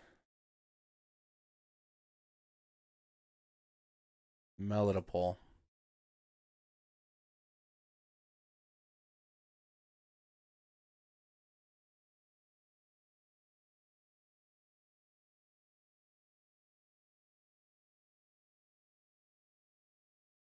'23 and 24-year-olds.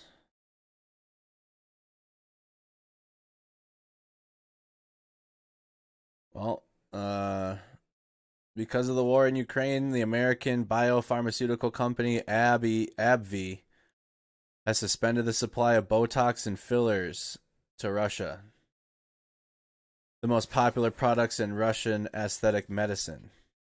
Botox and fillers. So they're not going to get Botox or fillers in Russia.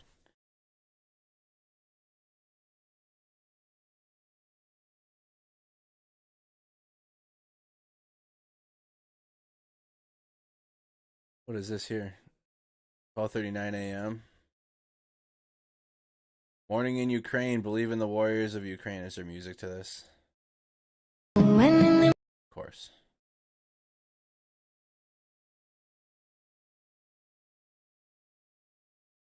So a video posted says morning in Ukraine. Yeah, the mayor of Melitopol.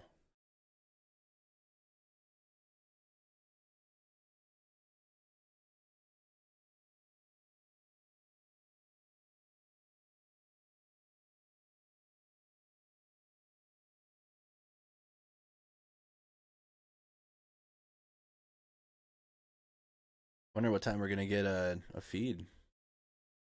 Take a moment if you guys haven't and like the video. We have this one, but again, there's no audio.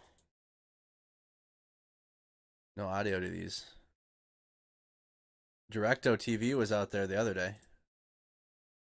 They were back.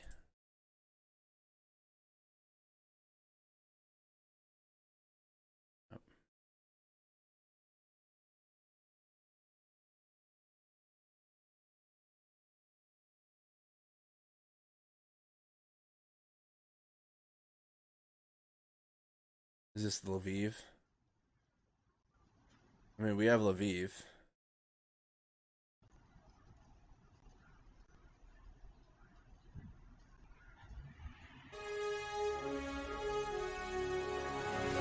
What on earth? What on earth was that? Did this camera end? Okay, we got some feeds going, but nothing real good with sound from, especially from Kyiv yet. This is live in Lviv. Okay. Okay, apparently that video's done.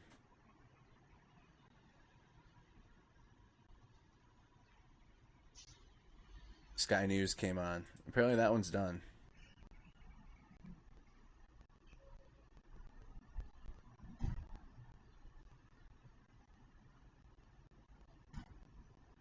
Twitter has deleted or flagged as untrue more than 50,000 false reports of Russia's war.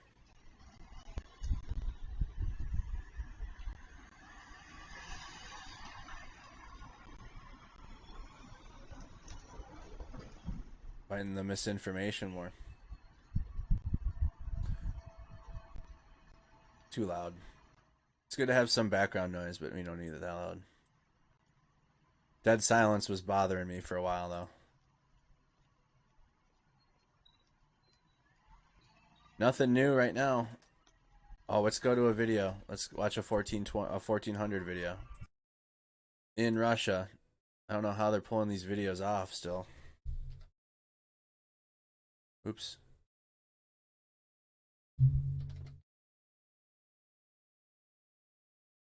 I don't know how they're pulling these off. Let's do 1400. Oh no, what's the...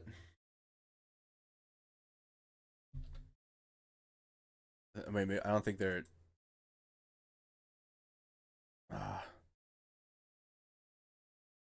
I can't remember the name of that channel. Is it? It's 1402 or something. Life in Russia. Darn it! I'm subscribed to their channel too. I know it starts with 1400. It's like 1402 or something, and it's in Russia. And he interviews. We've watched the video before. I can't think of the name. The YouTube channel. It's named after the school that they went to. 1403 or something. 1420. Thank you. 1420. I don't know how he's pulling. Yeah, there we go. 1420. Definitely subscribe to this channel while it still exists. I don't know how long YouTube's gonna be up in Russia. This was a day ago. So he goes around and asks Russians how they feel about the special operation, and as best as he can. Do Russians blame the U.S. for special operation? Let's find out. Do Russians blame the United States for special operation? The page is not letting you reply. Yes, Paulette. If you're on Facebook, just heads up, Android right now is having issues responding to comments. Вините ли вы США в том, что сейчас происходит? Нет. Вы считаете, виноваты ли США в том, что сейчас происходит? How stoned am I? Not at all. I haven't smoked at all. Слушай, я в политике не силен. Мне звонят. Алло. Конечно. Почему? Ну, по ряду причин. Ну, что они сделали? США не занимались тем, чтобы Украины мирным путем. Не занимались. У них было для этого 20 лет, как минимум. Они этим не занимались, а занимались разжиганием конфликта. А, вы по этим? Я лучше откажусь от комментариев. Не знаю, затрудняюсь ответить. Вините ли вы США в специальной операции? Я вообще не разбираюсь в этом, вообще далек от всего такого. Угу. То есть даже не слышали вообще про нее? А я не хочу про политику, честно. Вините ли вы США в том, что сейчас происходит? Нет. А, вы меня берете. А куда выкладывать будете? Канал 1420. Какой? 1420 на Что за канал? Снимаем опросники для зарубежной аудитории. А я не могу сейчас отвечать. Почему? Все в структурах работаю. Нет, не виню. А кого вините тогда? Это сложный вопрос. На самом деле я бы не хотел даваться прям в какие-то суперосудительные моменты, потому что врут все. Я не знаю, правда, как с нашей стороны, так и с той, поэтому принимать какое-то решение и громогласно заявлять, что там правы мы или правы они, я, к сожалению, не имею такого права, потому что не знаю всей правды, так сказать. Да, потому что всем нам заниматься и сидеть в своих местах, как говорится, территориально, а не лезть на другую территорию. А куда они, в Россию лезут? Да, конкретно, практически, да. США? Ни в коей мере. А кто тогда виноват? Вопрос достаточно комплексный. Я думаю, надо искать вину где-то в себе, либо рядом с собой. Ненависть — это, наверное, самое последнее чувство, которое должен позволять себе человек. Вините ли вы США в спецоперации? Не особо, я политичен. Ну а кто, по-вашему, все-таки виноват? Обе стороны, так скажем, причастны к этому. Вообще, я думаю, все разрешится в ближайшее время, и все будут жить хорошо.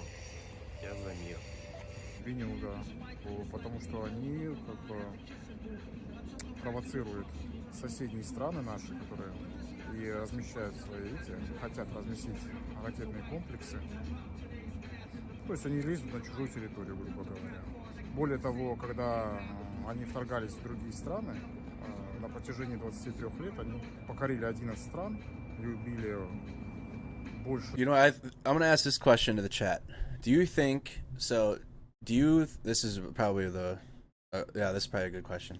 Do you guys think that NATO should have been disbanded after the Cold War?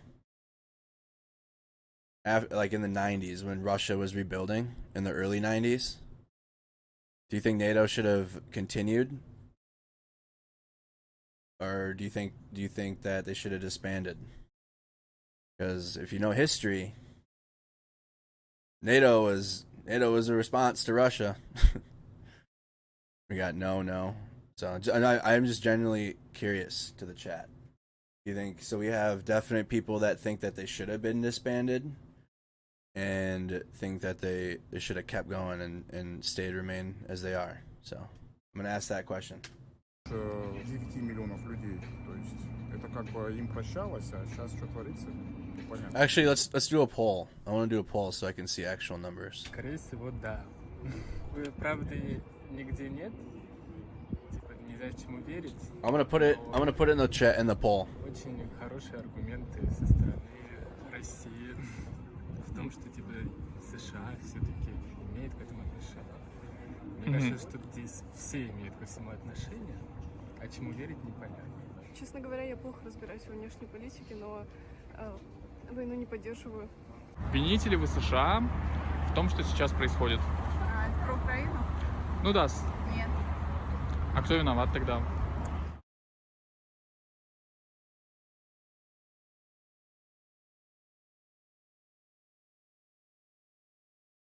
Нет. А кто тогда виноват? Не знаю. Кто, если не США? Не знаю. Творится непонятно что. Ну, в целом, что думаете вообще? Кто виноват? Вообще чего? А вините ли вы США в том, что сейчас происходит? Конечно. А почему?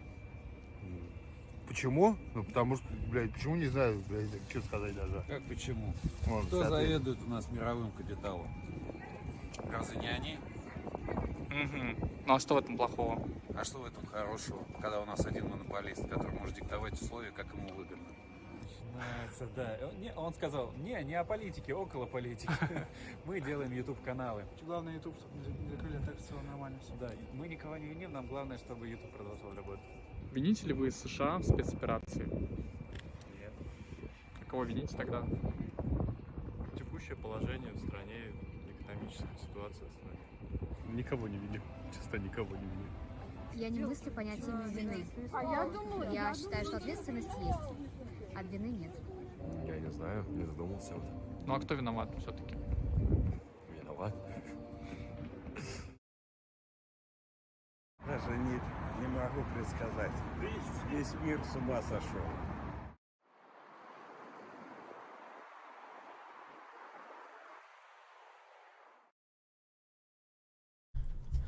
All right.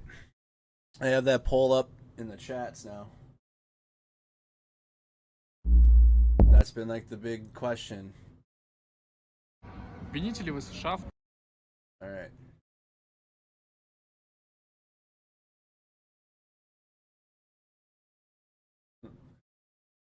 It's rigged? How?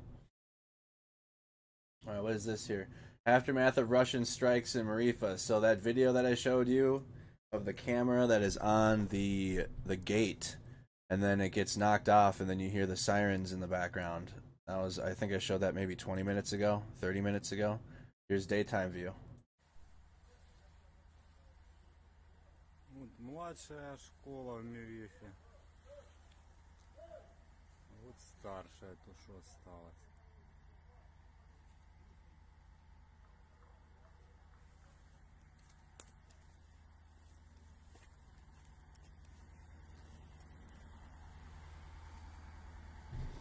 Пиздец.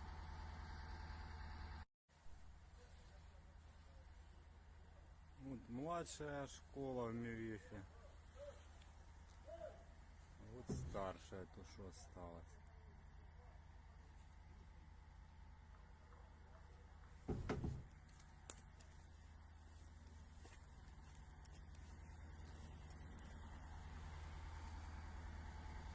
Пиздец.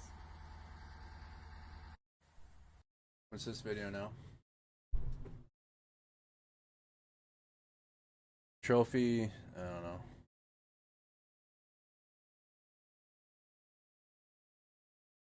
Russian complex? I don't know what that means. Thorn MDM.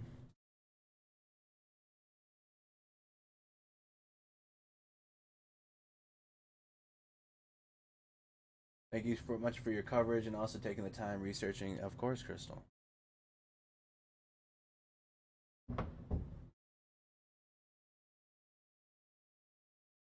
Yes, this for sure. Perfect point. just reading. I mean, he's been spatting. I wish he wouldn't reply to so many people on Twitter, but this is a perfect way to respond to this. There's no way to know the real truth any longer, and this is the perfect answer. Yes, there is.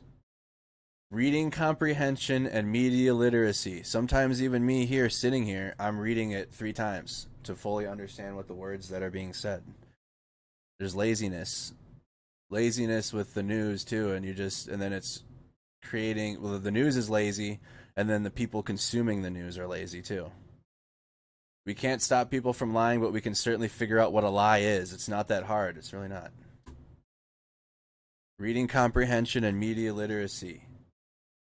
The U.S. created an international group to search for and seize assets of the Russian elites in the West. It includes representatives from Australia, the UK, Canada, Japan, Germany, France, Italy, and the European Commission. So here, in connection with the Russian elites, proxies, and oligarchs meeting on March 16, 2022, Treasury is providing attendees with a list of 50 individuals who are priorities for the United States. Treasury has publicly released 28 names of individuals from the list who have been sanctioned by multiple jurisdictions, including the United States. The names are listed below.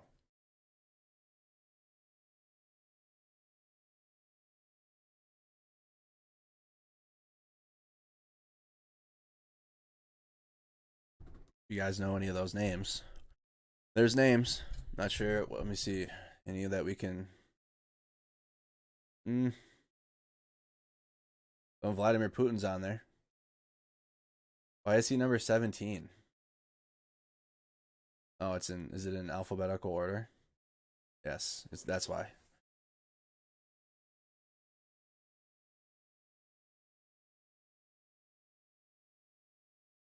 Sergei Lavrov's on there.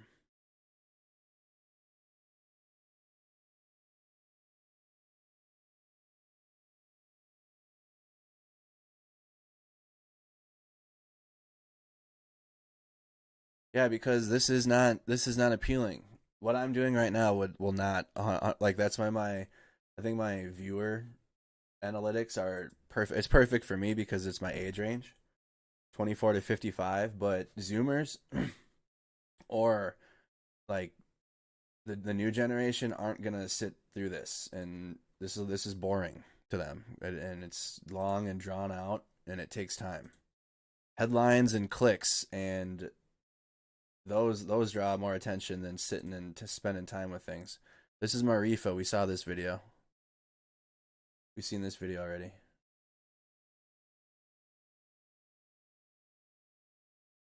In Kharkiv Oblast, the Russian occupiers shelled Mariupol city at 3:30 a.m., destroying a school and house of culture and damaging nearby houses. There are casualties among the military. No civilians were killed, including the head of Mariupol community, Veniamin Susplin.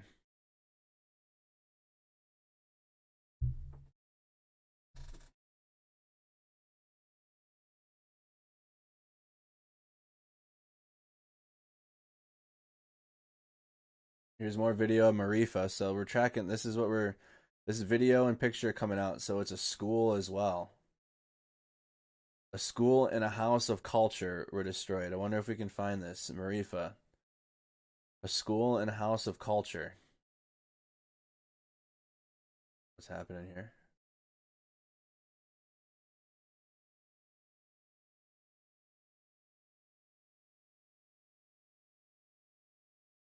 Mariupol. I wonder if I type that in.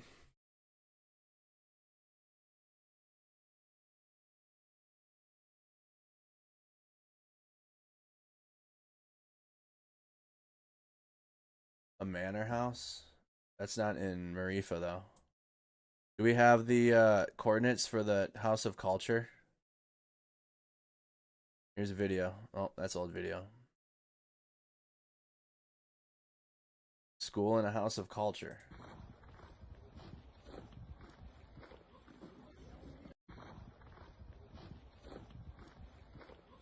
Poll results. They're still ongoing, but right now, so I asked, do you believe NATO should have been disbanded after the Cold War? 17% say yes. 57% say no. 26% say unsure. That's on Facebook. YouTube, 20% say yes. 65% say no, and 15% say unsure. So, yeah, that's about the same on both platforms. 18% for yes on Facebook, 20% on YouTube. Still ongoing. That's out of... I'm not going to add that. Almost 300 votes on Facebook.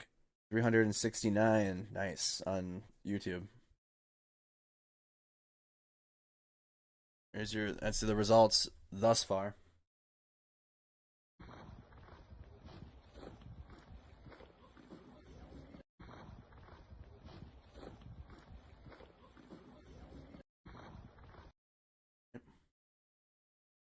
More picture of Mariupol. This is the school.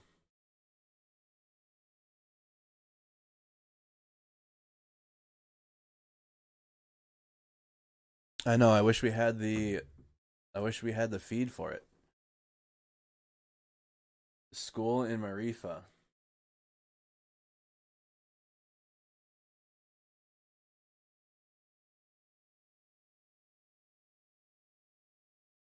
There's a district hospital. Oh, there's a school over here.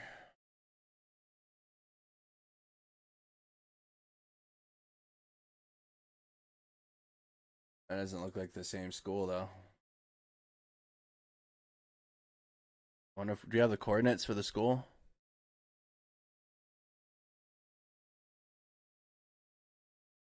Is it this one? No.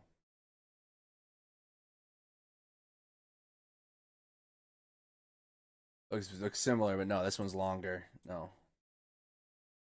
It's not that one. We're in the right town. Need to find the school.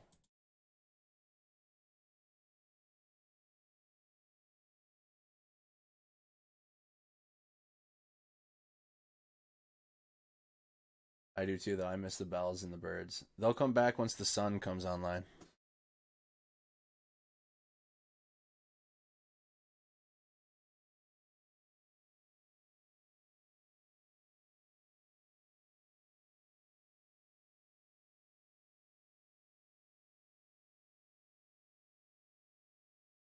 Got a sniper. Stay safe. Beers on me when you get back to Kyiv from John. What is this? Russian forces in Okyakhta, Sumy Oblast. So these are Russian forces in Sumy. Again, Sumy, northeast. Russian forces moving around this region to the northeast. Remember, Russia is touching. Russia's touching this area over here. So Sumy, Kharkiv, border cities. This video is from Sumy.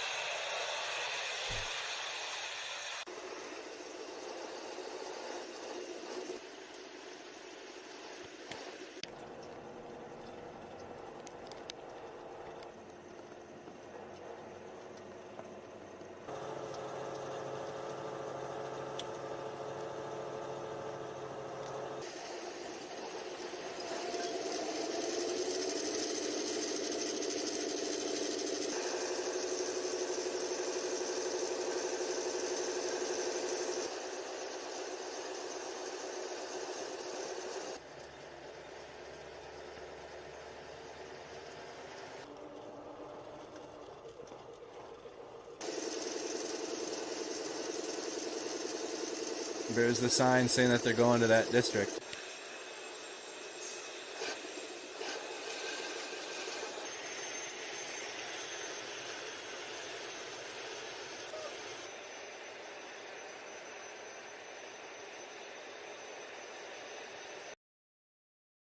One more time. Again, this is in Sumy.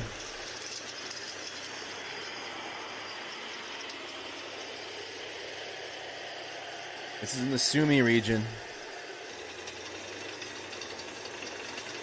Hey, Marty.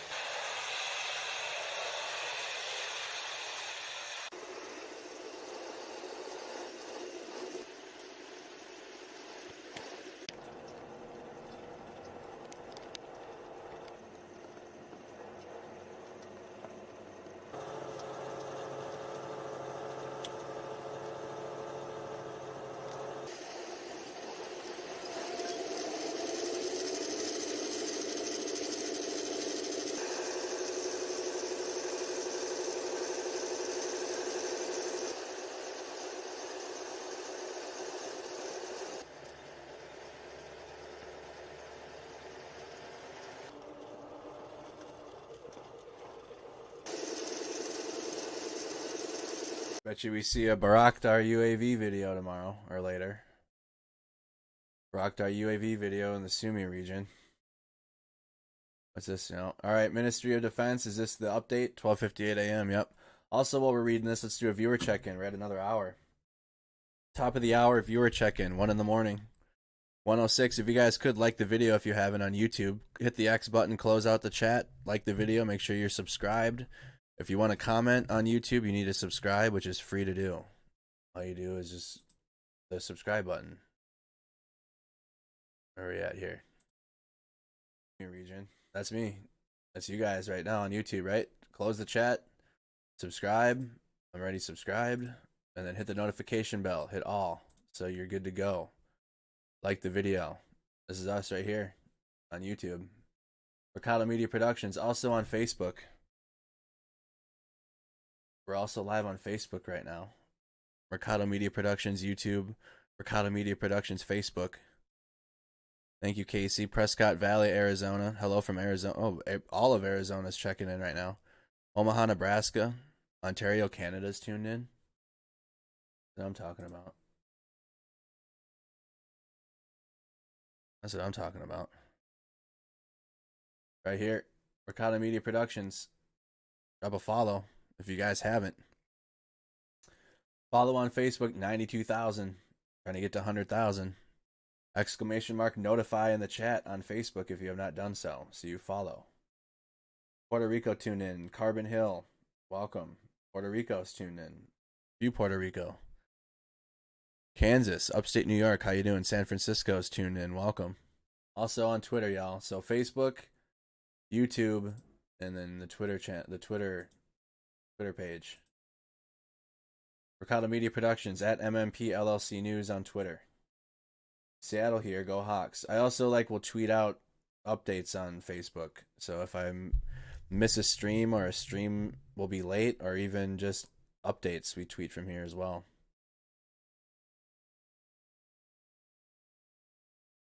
So this is the Kyiv mayor. This is 5 hours ago. Responds bullshit when a reporter claims Putin claims to be only targeting military targets. Putin says he's only targeting military targets. Bullshit. Sorry. Where is military target? This building is military target. Putin says he's only targeting military targets. Bullshit. Sorry. Where is military target? This building is military target. Putin says he's only... Yeah. Garbage. Detroit, Michigan. NATO. NATO was the... Oh, you're right, Andrew. I'm just reading. Austin, Texas. Brooklyn Park. Just checking in. How you doing? I should explain Discord. I can do that one time quick, since we're doing a quick check-in. So the Discord. Real fast. So you click the link, right? You click the link to Discord. Open Discord. You should see a screen like this when you get there. Snack Squad is our server. Shout out to the Snack Squad. No, you're going to get here first. It'll look like this. Server rules, right? And then you got to click one of these down here to enter the server. So you got to swipe left or swipe right.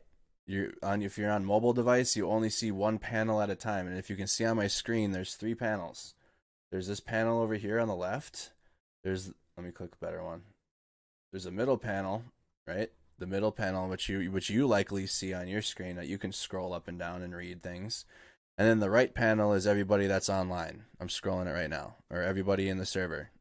The server members list is on the right. So you need to swipe to the right to get to our channels. Okay? Channels are on the... swipe to the right to get to the channels list on the left. Then click news. Right? So we have a news channel. Then you need to click at the top the little hashtag with a little chat box in the bottom right corner of it. You click that, and then there's Russian Invasion Discussion Room 1, the Russian Invasion War Room, Russian Invasion Discussion Room 2. I mean, there's not safe for work content thread. There's a People's Convoy thread. There's, Ukraine relief thread. You can create a thread for whatever you want in the news, but there's different categories in the channels. Do you have to pay for Discord? Negative. It's free. No, Discord is free. Now, any other questions quick while we're on Discord? Just rapid fire Discord questions quick while I have it on screen before we dive back into the war. Any new from Orange Beanie Guy? Nope, not yet. We're getting to those hours though. Any other Discord questions while I'm on this screen? All you gotta do is swipe. Not. It's all the menu options are over here on the left. Welcome, Gambito. Gambito just joined. Wave to say hi. Welcome. I can wave in this channel. Thank you. Any other questions about Discord, real quick? If you don't understand it, it won't let me follow you. I'm not really a followable entity on Discord. All right. Any other quick questions? We're gonna dive back into the war. I'm looking at both chats. Quick. We get questions about Discord every time. It's an awesome resource. It's another social media. Facebook is imploding slowly. YouTube is videos only, really, so I can't interact with you guys. So Discord is its own social media, and it's a server that we host. So Discord is an app. Snack Squad is our server, and all of the content that we do is in this server.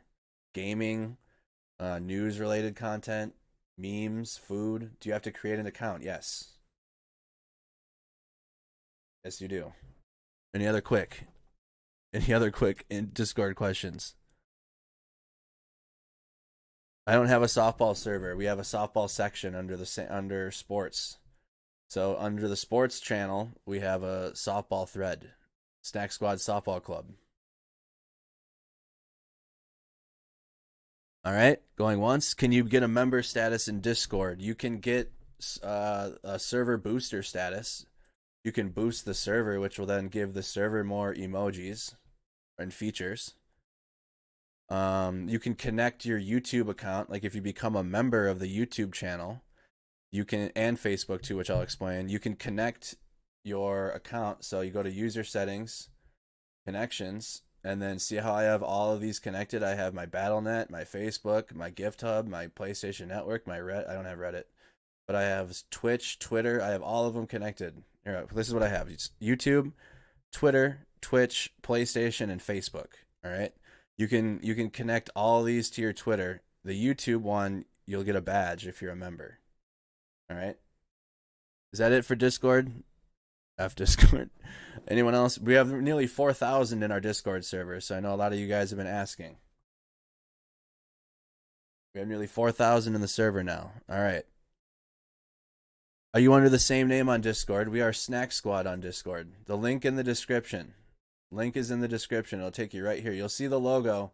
You'll see the Mercado Media logo and the Snack Squad logo right next to each other. You'll be in the right spot. I'm trying to show you guys what it... Here, it'll look like this. The picture. You see the Mercado Media logo and Snack Squad right there. Thank you for Discord. I'll answer all those questions in gaming. All right, let's get back into it. All right. No more Discord questions. All right. I'm sure we'll have more tomorrow. We'll have more tomorrow. All right, let's dive back in. Awesome resource, though. Definitely the easiest way to get used to it and figure out what's what is just to use it. What's the best thing to use when you're not live? Definitely Discord. The Discord community in there keeps the information flowing, keeps feeds, sharing relevant feeds into the server for you guys. Relevant information, the server. I'm telling you, there's like 4,000 in our Discord server now. So they're sharing, when I'm not live, they're sharing most of these articles that I'm posting right now. People. I commend this message. No big bangs in Kyiv center last night. I slept like a log. So let's read this now. So the Ministry of Defense. So that's Discord. Join that. Join that server. The Russian invasion of Ukraine has largely stalled on all fronts. The Russian forces have made minimal progress on land, sea, or air in recent days, and they continue to suffer heavy losses.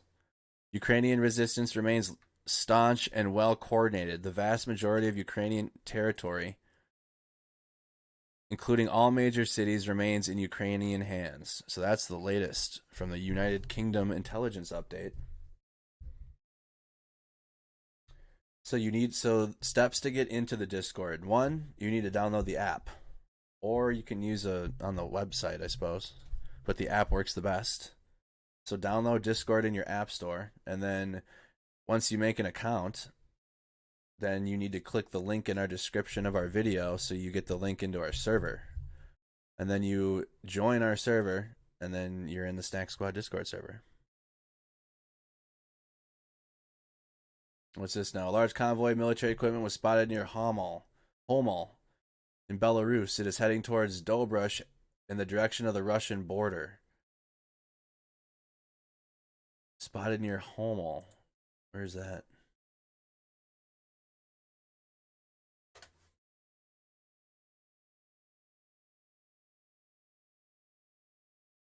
Heading towards, so here's Homel. Gomel. So it's spelled Gomel and Homel. I don't know how to say it properly.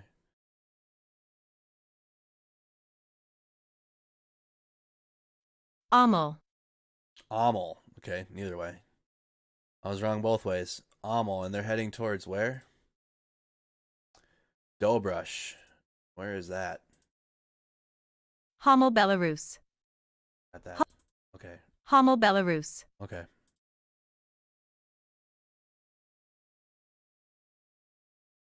Dobrush.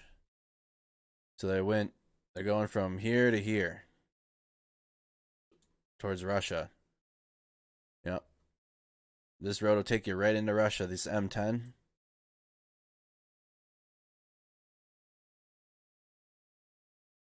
So this was spotted heading into Russia. Belarus is north of Ukraine. It's its own country. It is essentially we got live sound again. What do we got? Post a Big Heart, post the link. Belarus is essentially a puppet government for Russia, though. Just like Ukraine used to be.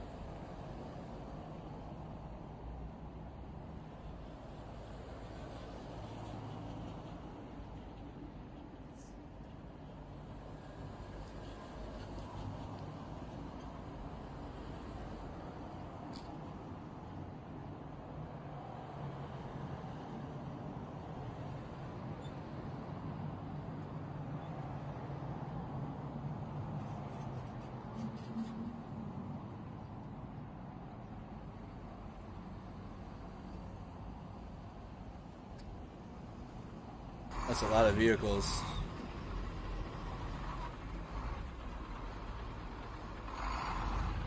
I mean, like Russia's been using this. I mean, they're even using Belarus is like a satellite country or a proxy country that Russia's just been using. Yeah, that's not. They've been using Belarus. That's why some of Belarus has been added to the sanctions.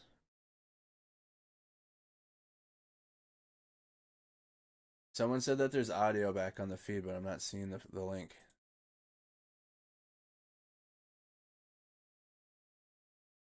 Do we have the Sun? Kyiv Live. Washington Post isn't live yet.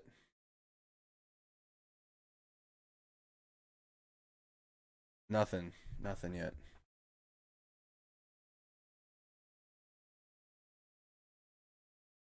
Nothing yet. Cam on after 8 a.m. Kyiv time.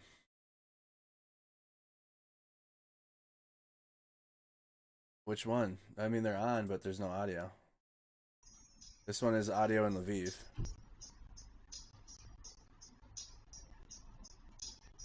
Hey, Anna, thank you. Thank you so much for the share, Tony.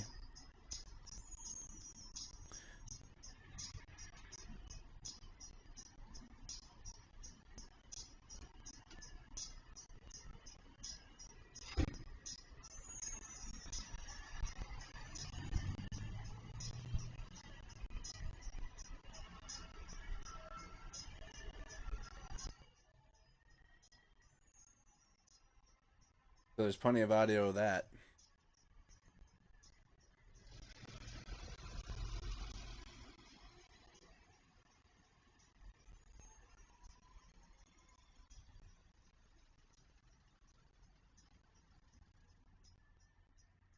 Live stream events has the sounds. Is it from Lviv though?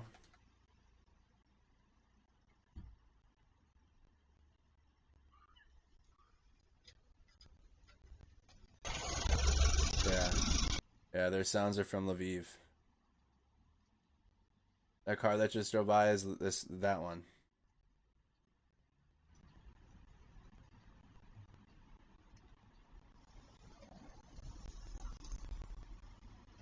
All right.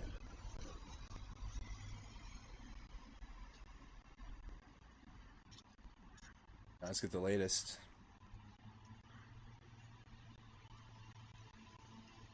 You shared it? Put it in I'm not... Where did you share it to?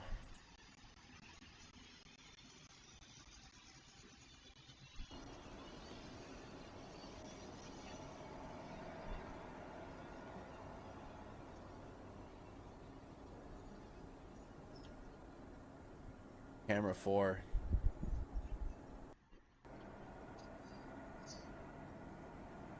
I'm gonna keep this up because I think that's audio.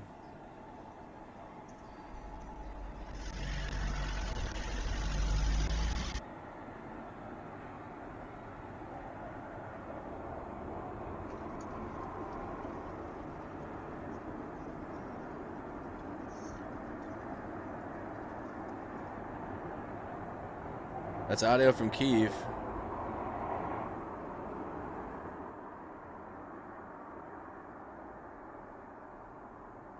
I wish this video wasn't its own thing yet. Camera 4.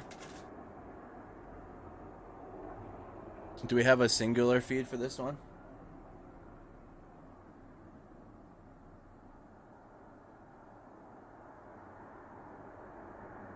Yeah, I got it now.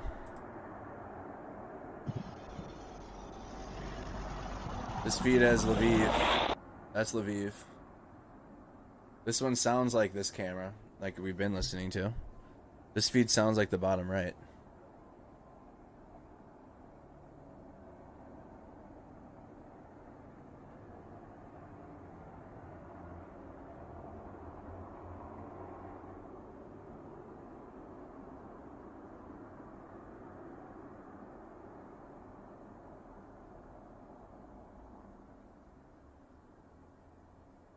I'm hoping we get one isolated for that.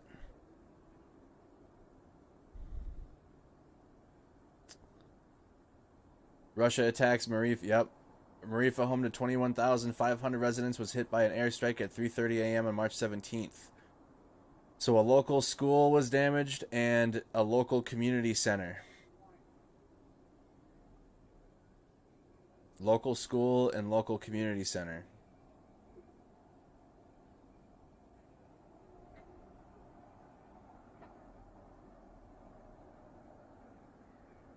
Russia attacks the city of Mariupol. You seen that?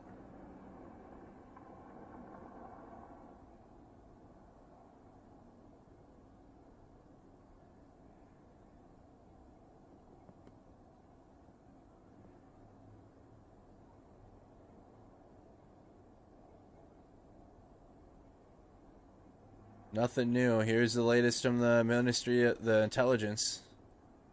Defense Intelligence from the UK. Nothing much else to update right now. I can go over the headlines with you guys. From yesterday till today. So, United States to provide an additional $800 million in Ukraine security aid, including cutting-edge armed drones.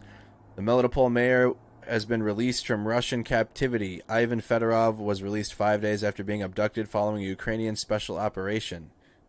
According to Kyrylo Tymoshenko, deputy chief of staff for Zelensky, he will return to his duties as mayor. So yesterday there were explosions heard in various cities of Belarus. Unknown cause, military exercises, a sonic boom, or a false flag has been speculated. All speculation for the cause. UN Security Council calls emergency meeting over Ukraine. The US, UK, France, Albania, Norway, and Ireland requested an emergency council meeting for March 17th to address the humanitarian crisis in Ukraine caused by Russia's full-scale invasion. Curfew is in Kyiv from 15 March at 8 o'clock until... So curfew ended, actually. But they had curfew from 8 o'clock on the 15th until 7 a.m. this morning. It's a difficult and dangerous moment. So curfew has ended. Fox News cameraman Pierre Zakrzewski, Polish national, and Ukrainian journalist Alexandra Kurshyniva were both killed in the same attack that injured Fox correspondent Benjamin Hall. Russia has officially withdrawn from the Council of Europe, as well as that's a humanitarian council. NATO leaders meeting on March 24th, 2022, NATO headquarters in Brussels. President Biden has confirmed he will be there. The electricity grids of Ukraine and Moldova have been successfully synchronized with the continental European grid. This will help to keep their electricity system stable and lights on. So, Ukraine and Moldova are connected to the EU power grid. Ukraine, Russia draw up tentative peace plan to end the war. This deal includes a ceasefire and Russian troops withdrawal if Kyiv renounces NATO membership ambitions and accepts limits on armed forces. The Czech Republic's prime minister calls for massive, urgent arms transfers to Ukraine. The International Court of Justice orders Russia to immediately suspend all military operations that it started on Ukraine on February 24th. Ukrainian TV channel reports the Russian occupiers dropped a heavy bomb on the Mariupol drama theater. According to Sri Taruda, a huge number of citizens were hiding there. It is unknown, and we're still going to wait for more on that theater bombing. NATO has tried to connect with Russia via a deconfliction hotline. It has written letters, but it turns out to be unsuccessful.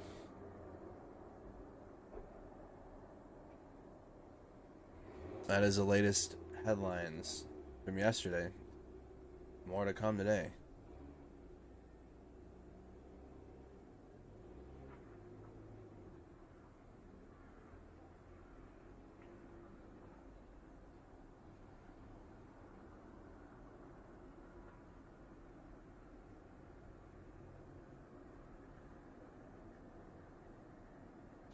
So the Russian invasion has largely stalled on all fronts. That's coming from UK intelligence.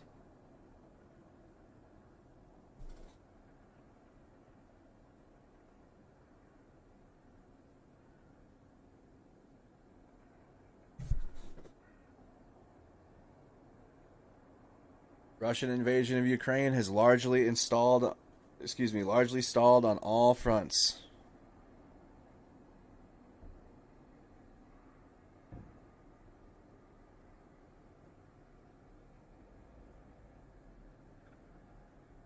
I really wish I could get this camera isolated. This one is Kyiv.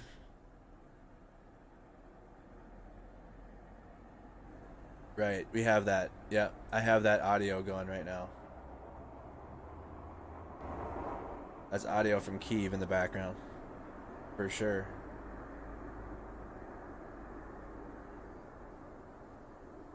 Suppose we can look at the live feed for a little bit. I remember when we first started the war and I would just have the live feed playing. Some channels do that. I walk away from this camera for 20 seconds and I lose 300 people. Some channels have just this on and they have thousands. It is good news that the invasion is stalled. Hopefully it'll stop soon. There's so much other news too, guys, and I hope you guys stick around even after I'm sure most of y'all will. Even after the war coverage, because we've been at this for 2 years. Not necessarily coverage a lot from home, but I go to places myself. I have a streaming app on my phone. I'm hopefully gonna get a live view soon, so I get satellite connection, and I use a bigger camera, but the cell phone's working. But I'll usually go places myself, like a protest or any type of conflict in the country, at least. I'm stuck to the United States right now. I'm stuck to the United States, so anything in the United States happening, I can get there and go live.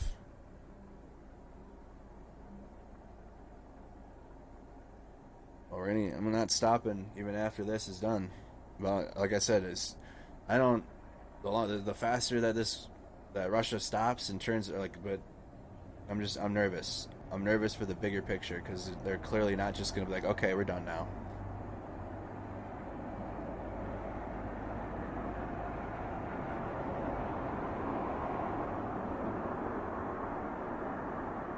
I've reached out to people that are in Kyiv. I'm still waiting to hear back.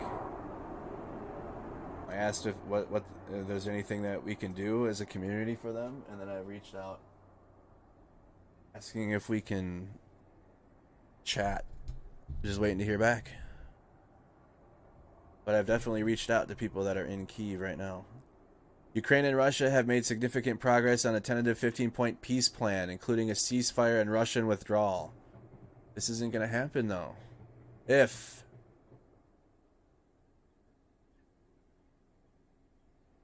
Kyiv declares neutrality and accepts limits on its armed forces.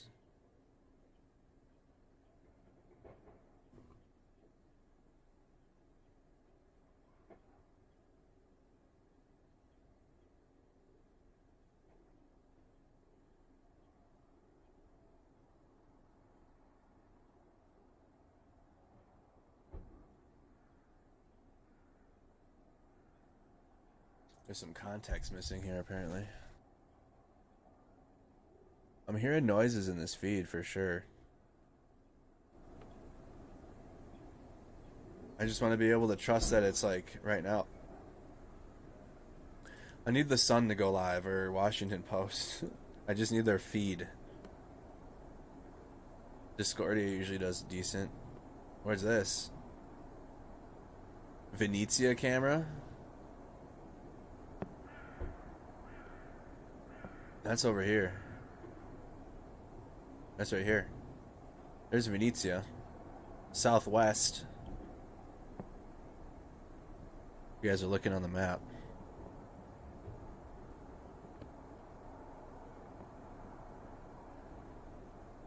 Yeah, they don't. I don't know why people keep getting excited or amped over the peace talks. There isn't going to be no peace talks. Russia is not stopping unless Ukraine. Russia's put Ukraine in a corner because they want NATO and they need NATO now. But Russia's like, we'll stop if you stop your aspirations to be a part of NATO. And that's they've literally put Ukraine in an impossible situation. I'm hearing things. No, it's a truck. I'm really hoping we get this singular feed soon.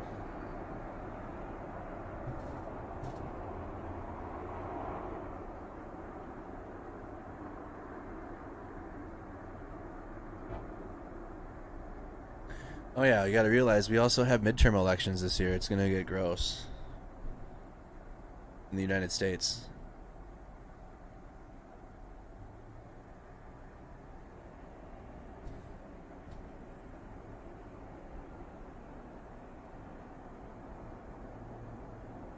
Yeah.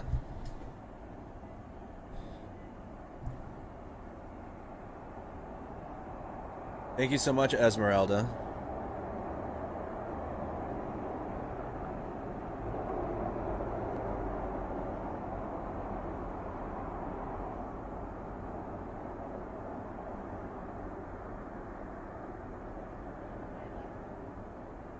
If you guys can't get into the discussion room 1, it's because it's full on YouTube. There's a second discussion room.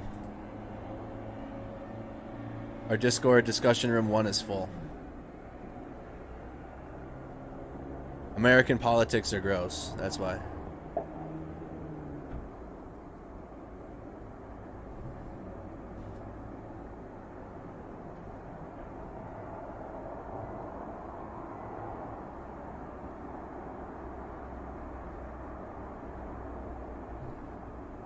Yes, those are cars driving past. I'm trying to find this camera by itself. Yeah. Appreciate that, Larry.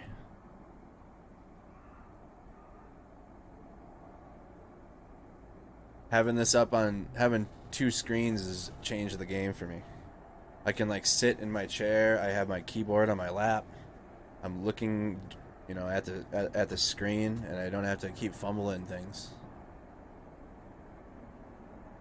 I'm using a TV right now. I got the 55-inch TV sitting in front of me for my second monitor because I only have one computer monitor. So I've seen this. Yep.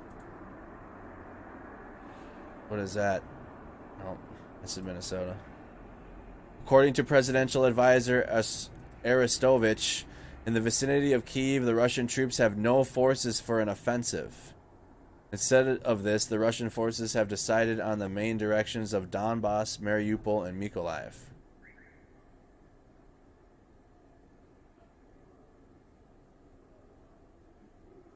Interesting.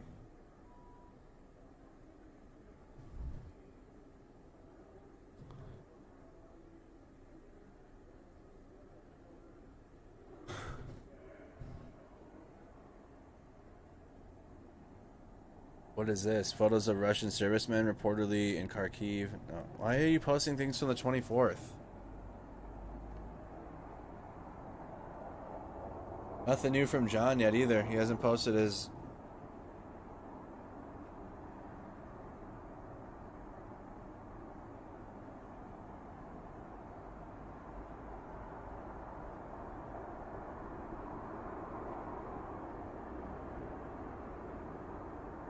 Oh, he's posting it. That's smart. His Patreon. Smart. I wonder if he's posted his diary there first.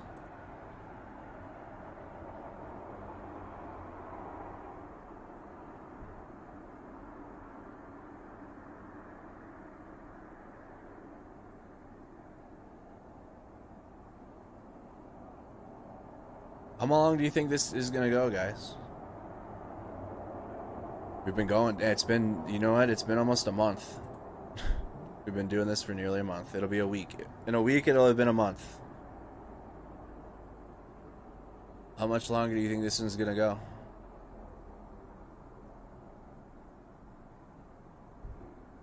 Russian offensive is like dwindling. But they're not, they're like, Russia is secluding itself. Or Vladimir Putin is secluding Russia. Like, yeah, they're losing the front, the conflict, but their country is becoming nothing.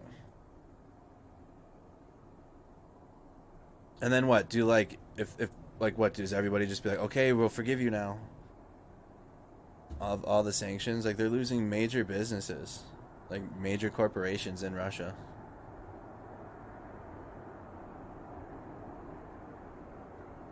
All right, you guys can have it all back now. In 9 days, we will know. You think it's gonna be 4 to 6 months? So we're getting 6 months. Definitely gonna be multiple months. It's definitely gonna go into the summertime. Thinking we're gonna be doing this. This will be a regular thing for a while. Unfortunately, we can't reply now. How can we help them? I can see your reply, Pearl.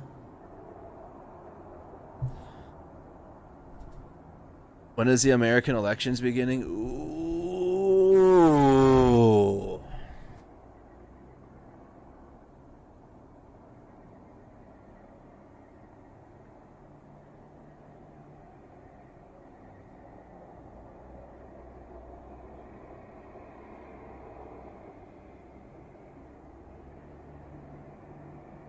Tuesday, November 8th. It's a long time from now, though. Damn, it's a long time away. That's fine.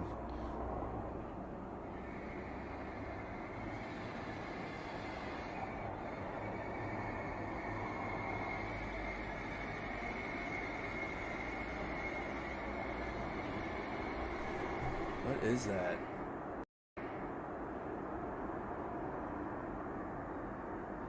This feed is like frozen or...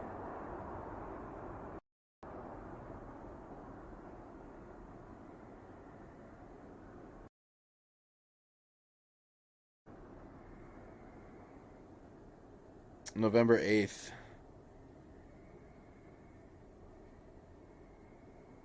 May is the primaries, though. Let me see this. Midterm primaries. That's right. We got to do primaries first. Okay, so states are different. 2022 state primary election dates and filing. California is already in June.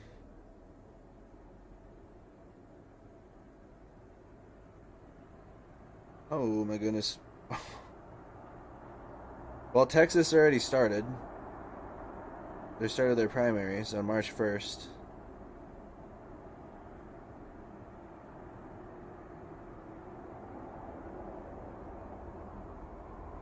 Yeah, well, you got all the way until September 13th, Rhode Island's, New Hampshire. So there's like different months.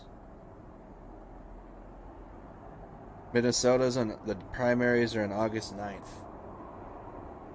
Yeah, I know that. August 9th is the Minnesota primaries. Russia's for sure gonna listen. If we thought Russia interfered in any type of election before. Oh my god. So, yeah, we do have congressional midterms this year. Oh my goodness.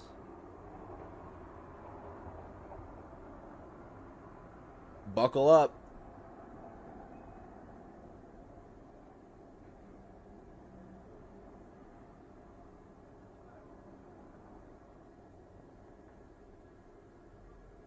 That's what I read too, the natural and necessary cleansing of the nation.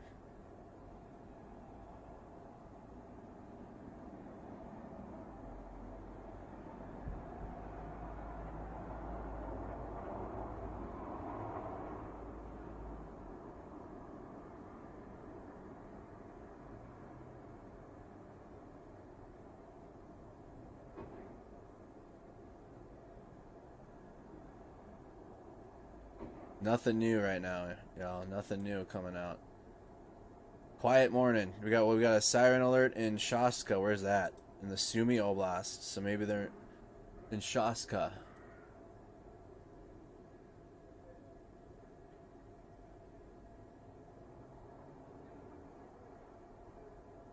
No, he's doing nationalism for his. So he's saying like pure Russian.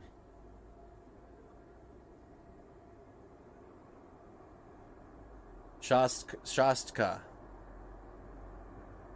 He's like putting Russian patriotism.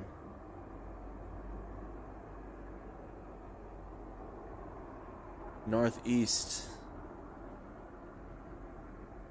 So sirens in the northeast of Sumy.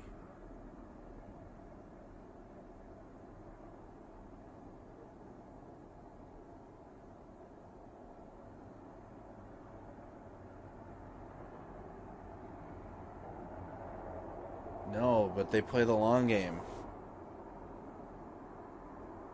Russia plays the long game. They play the war of attrition is Russia. They're gonna Ukraine. The positive news is Ukraine's defense is holding them. They haven't let them gain any foothold really.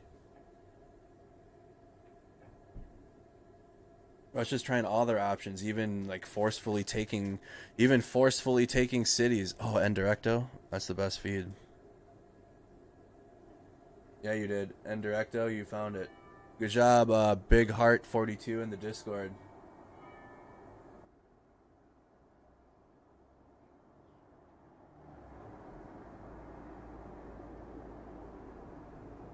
I was hearing the bells.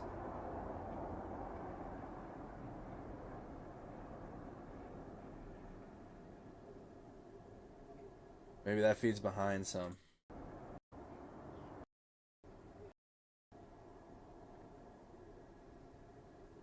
The other feed, I heard the bells.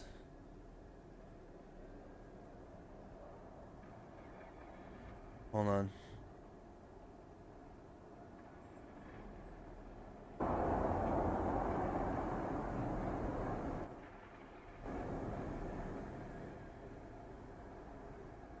Maybe we keep both up just in case, because I definitely heard the bells from Maidan Square in that one.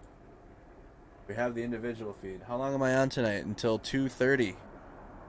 2:45, maybe 3. Maybe I'll go an extra half hour. I was a half hour late though. So I gotta go a half hour extra.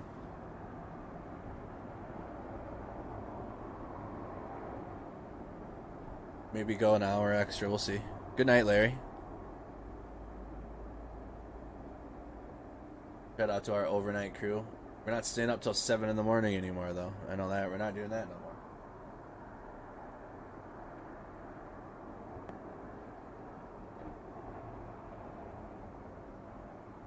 This is way better. I actually streamed video games today, too, chat. I hope you guys tune into that. Played Gran Turismo for like 5 hours today. Live. On Facebook. Who tuned in? I'm trying to do other content as well. I'm still keeping consistent with this every single day, but during the daytime, at least as a community. We'll check on John Sweeney. I'm not seeing anything new from him.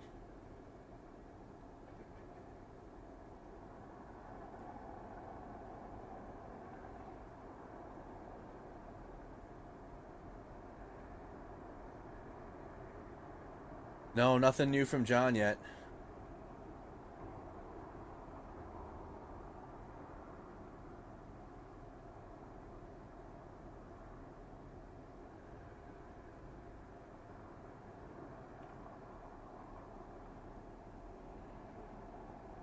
He hasn't posted his morning. He hasn't posted yet. Why not on Twitch? I have a Twitch, but we have like it's just a pain. I should try playing Elden Ring. We watched Speak the Truth to start the video. We watched Speak the Truth first today. I have a Twitch account, but I just like we have 11,000. There's 11,000 people on the Facebook gaming page. That's fine. I don't watch other people play video games either. I just know that there's an interest, and I do that. So if you don't want to, don't feel like you need to. If you're just here for the news stuff, I'm glad. I'm just letting y'all know that there's other content that I put out there if you're interested in like sticking with the community. If you're just here for this, 100%. I'm glad. I'm blessed that you're here.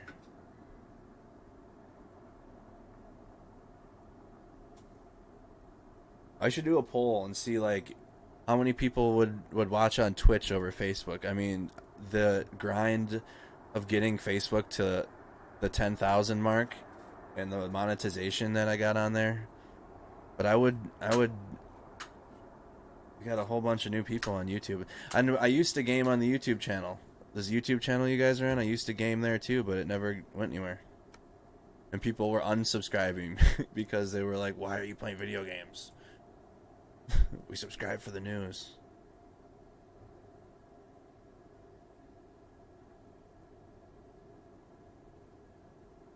Yeah, we do both.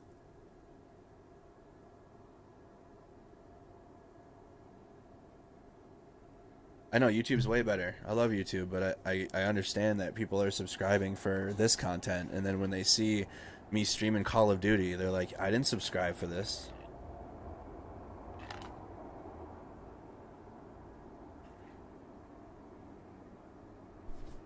Michelle, like, yeah, Michelle isn't moving to another platform. YouTube over Twitch or Facebook. I love YouTube. That's why I game on. I used to game on here. So does Facebook, though, Colby.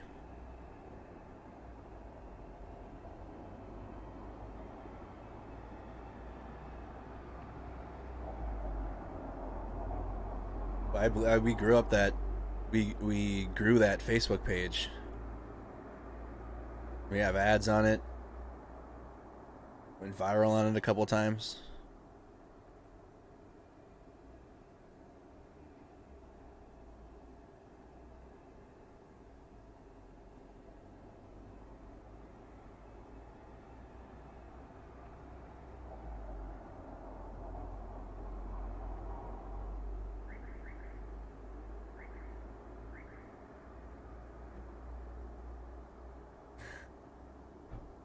When did I start streaming? Well,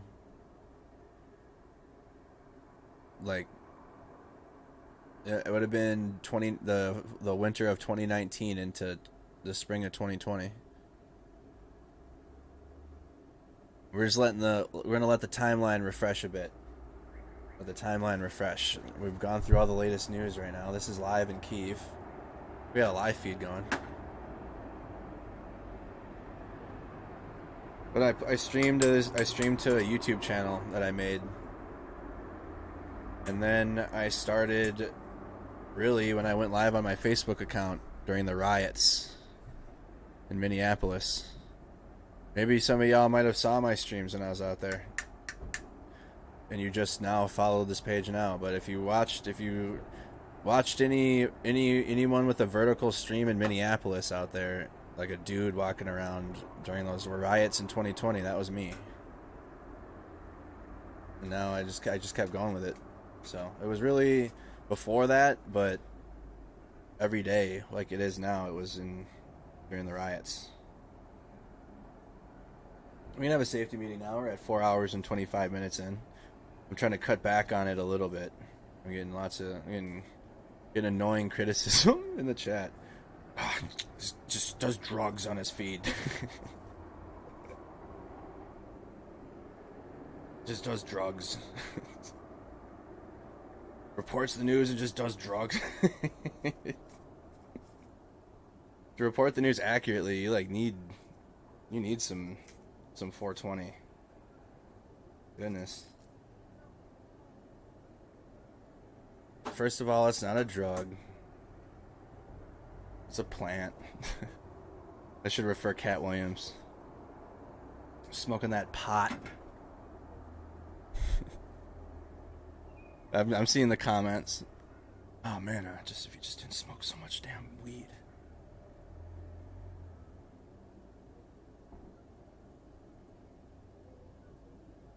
You changed your name in the last year. No, not at all. I haven't. No, that's probably why. I've been trying to cut down. At least during the stream. Yeah, there you go. I don't do drugs. I just smoke weed. Perfect. Again, 420 friendly stream. I'm not trying to advertise it like that. You know what I mean? Like, if y'all do it, whatever. If y'all don't, then don't.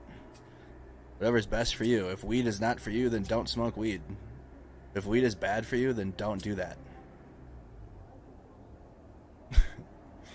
It helps me think and run a business.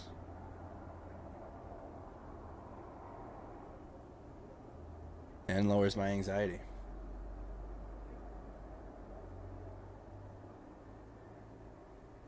We can check the latest. We're at that time of night now. This is good too, though, because honestly, when we were going live for 8 hours, there was times where I was like, dude, man, we've gone through all the news. And I was repeating myself a lot.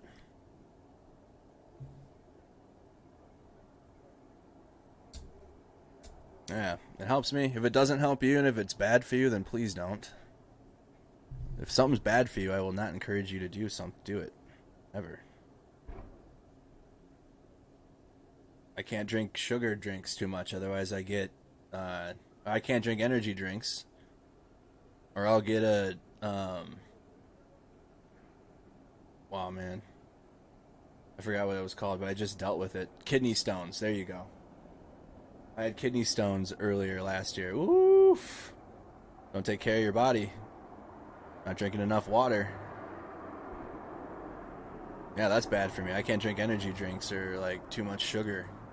I'll get kidney stones.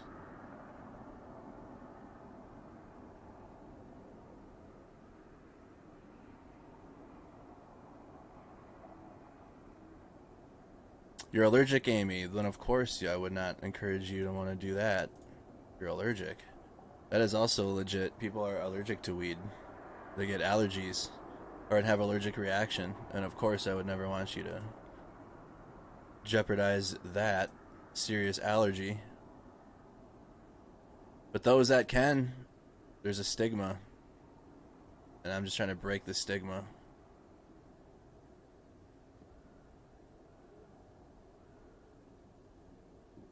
Nice, dude. This 2-monitor setup is amazing.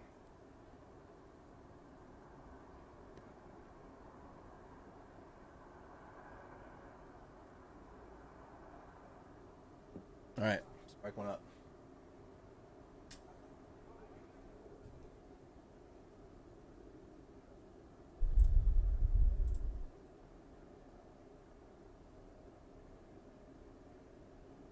Yeah, I got it, Big Heart.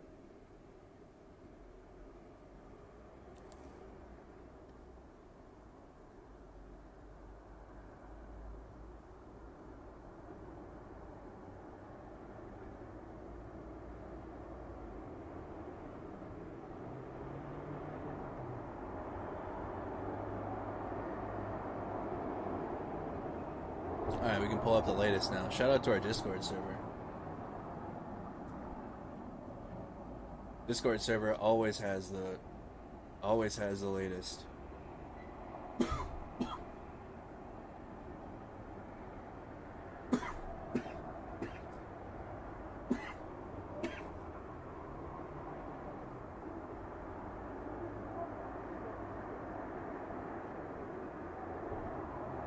And Mykolaiv, the oblique stripe, the tactical badge OA of Southern Military District, the second echelon, had to be introduced to develop success in operational depth in Ukraine.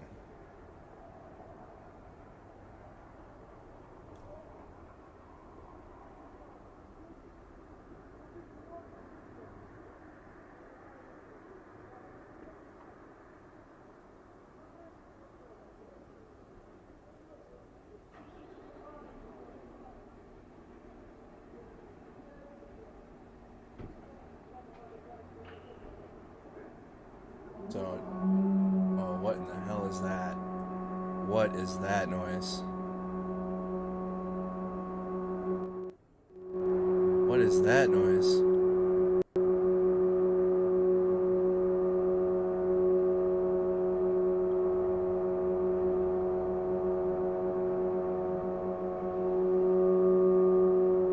What is that?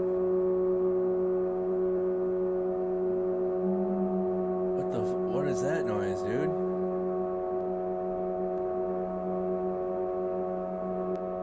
I don't like that. What kind of alarm is that? Alright, just so you know I'm not messing with you guys. This is the live feed audio.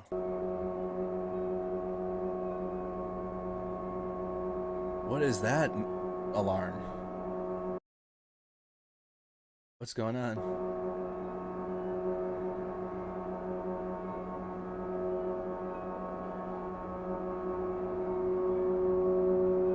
is that?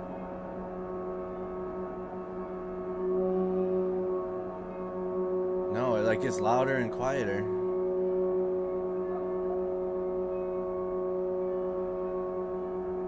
Maybe it is a broken alarm.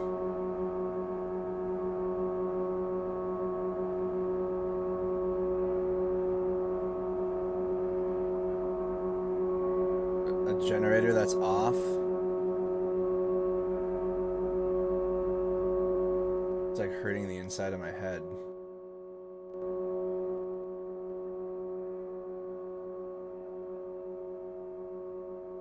You think so?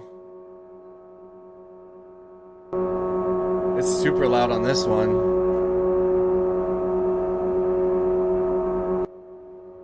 It's very loud on this one.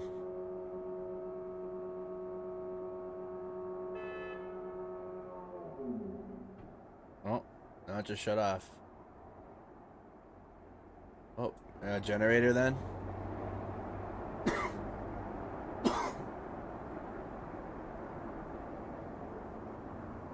Let's listen to it shut off one more time.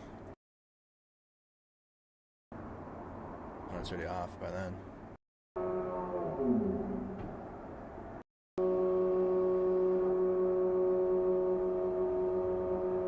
It's on a lawnmower.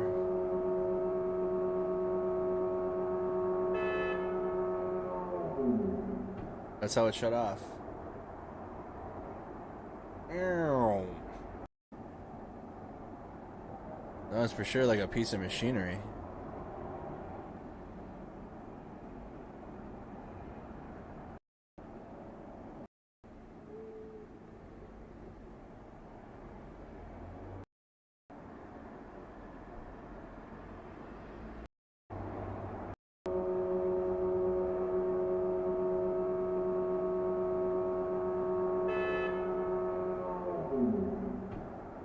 It was definitely some piece of machinery.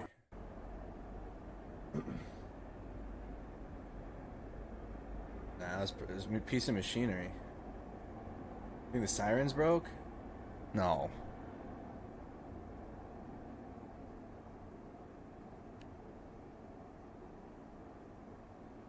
A heat pump? That wasn't an alarm. It was definitely louder than a lawnmower, though.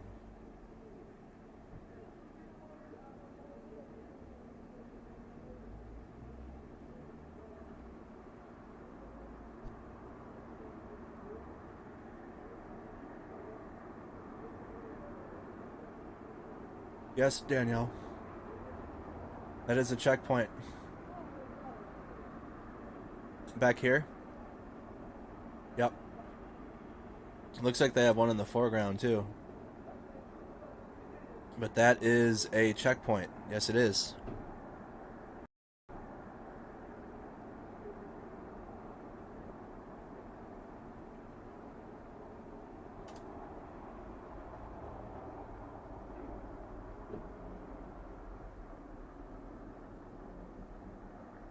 See if we got any top live feeds up yet. Nope.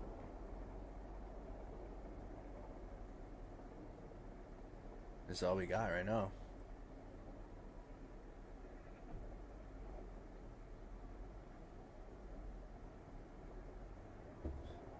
A Twitter update. Like the video if you guys haven't. Spam those reactions. Share the stream on Facebook. Hit that share button if you could. Make sure you guys are following.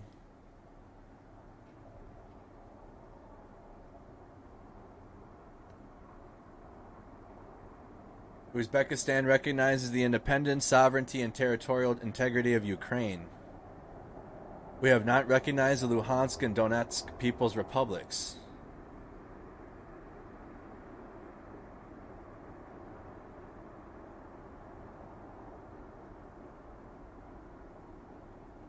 Oh, yeah, the Maidan Square feed's been down for a while now.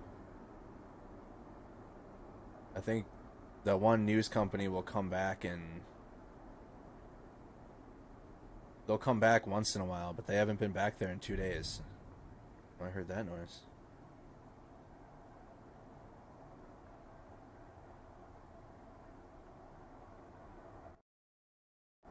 Vacuuming the grass.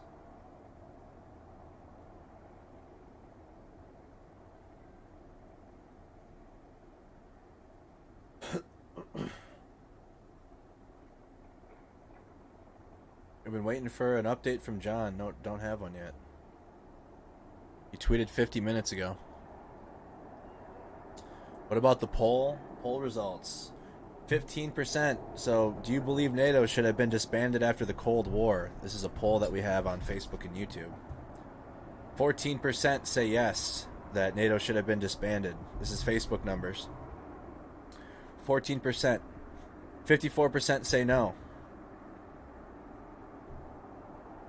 Do you believe NATO should have been disbanded? 54% say no. 32% are unsure.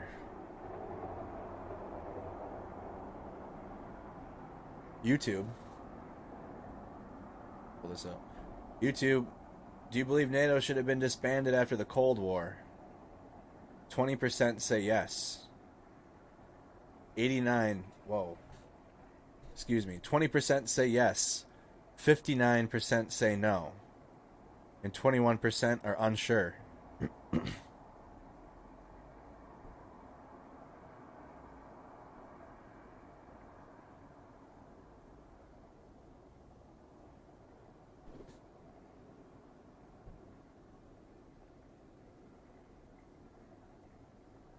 That's what I'm wondering. When does it get rebuilt? How long does it take? Change the quality back. We had potato quality live feed there for a second. What is this?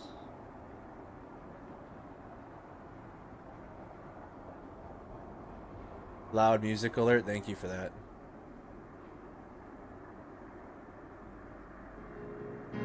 Yeah. So this is in Volnovakha. It looks like not a single house is undamaged. Where's this now?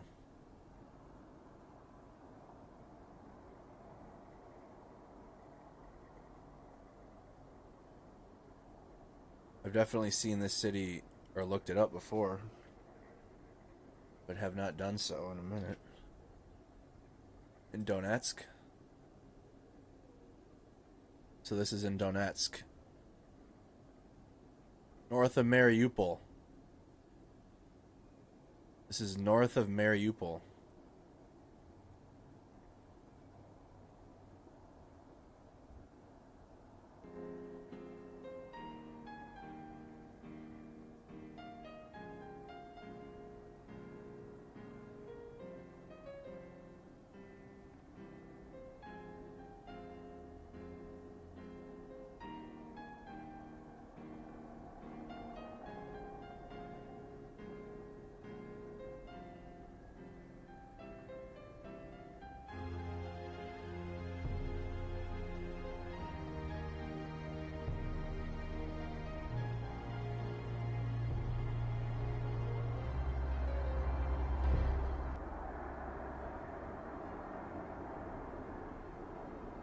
This is what's left of Volnovakha.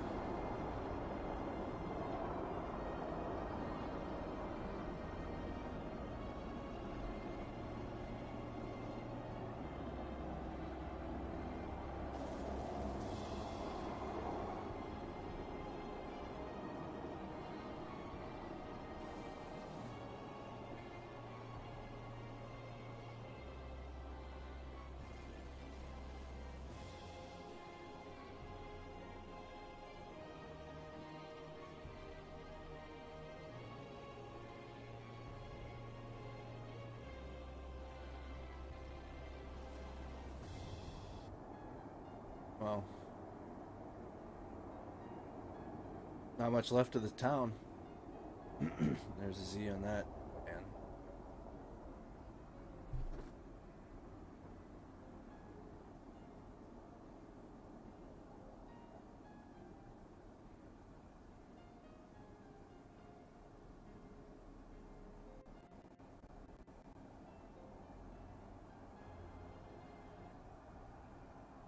Oh.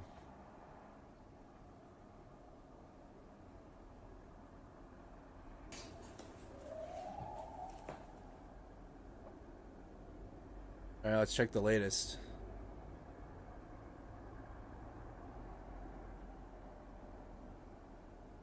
The architect of Putin's palace in Gledzinsk, Kyrylo, was searched at his 4 villas in Italy.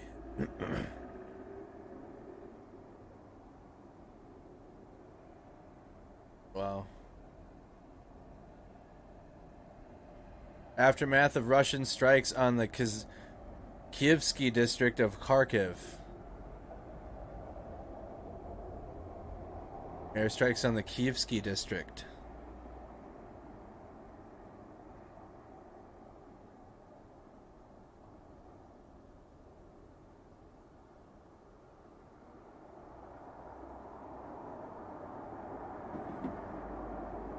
This is in Kharkiv. That's over here. Border city. Kharkiv.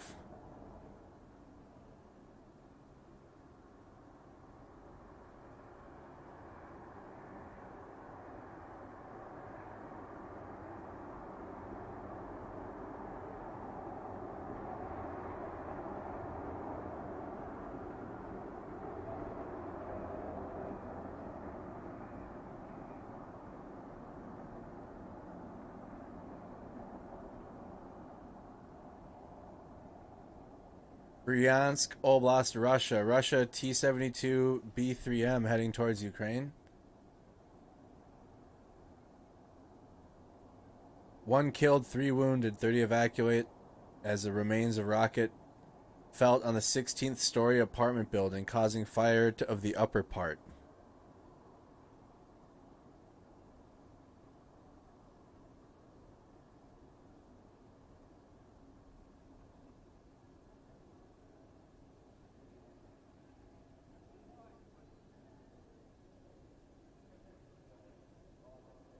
Belarus has established a new field hospital in the town of Narolia in Belarus, miles from Ukraine's border, and put additional troops, helicopters, and engineering equipment nearby.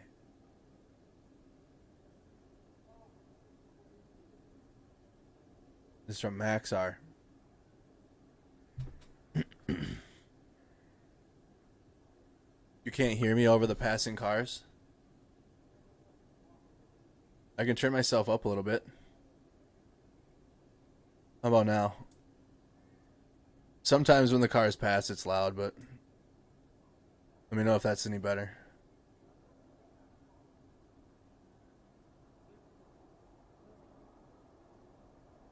Mariupol.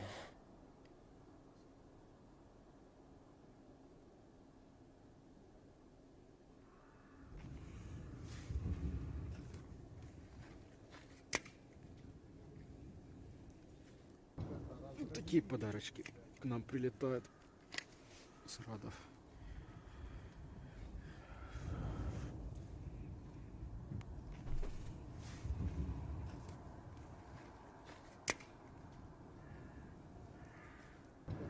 Такие подарочки к нам прилетают. Hey, maybe we need whoever's in Discord, follow this Mariupol Now Telegram channel.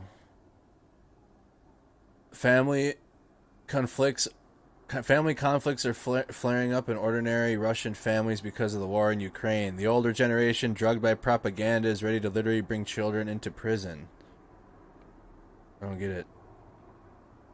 I'm guessing it's not in English. Скажешь ментам, что я против Путина, чтобы меня посадили? No subtitles.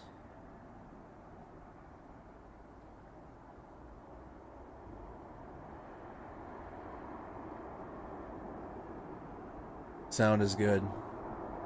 The older generation drugged by propaganda. Oh Lord.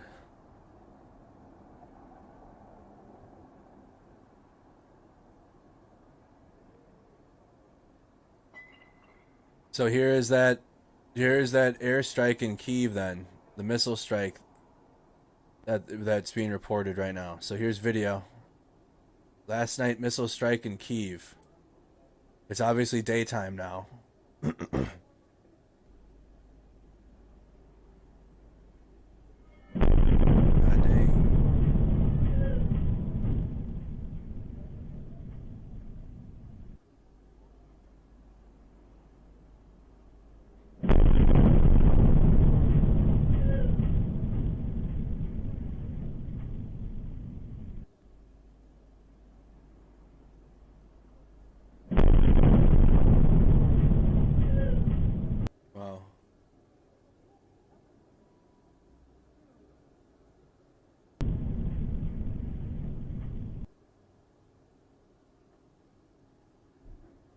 Nothing new about that. I hit like the top, so I hit the top of the apartment complex.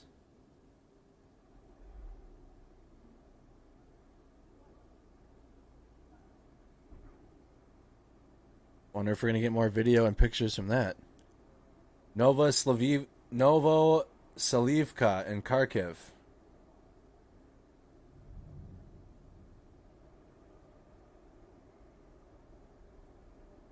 Oops.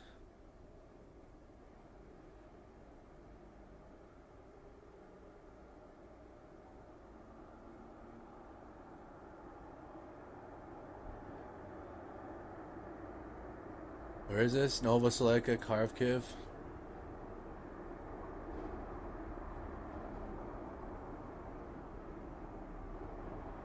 Novoselivka.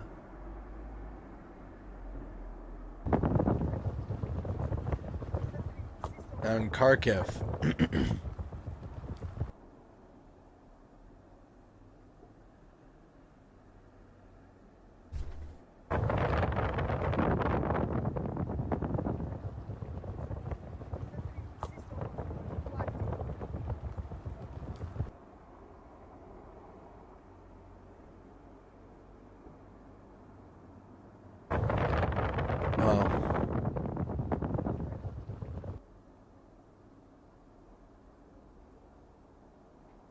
Alright, let's load the latest. Where is this? In Luhansk, Severodonetsk.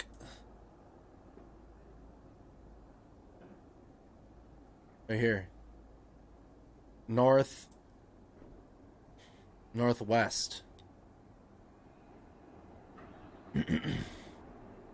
There's Severodonetsk. There's Luhansk.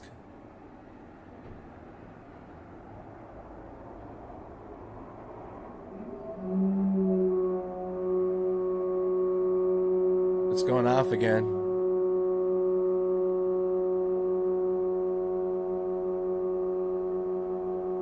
It's going off again.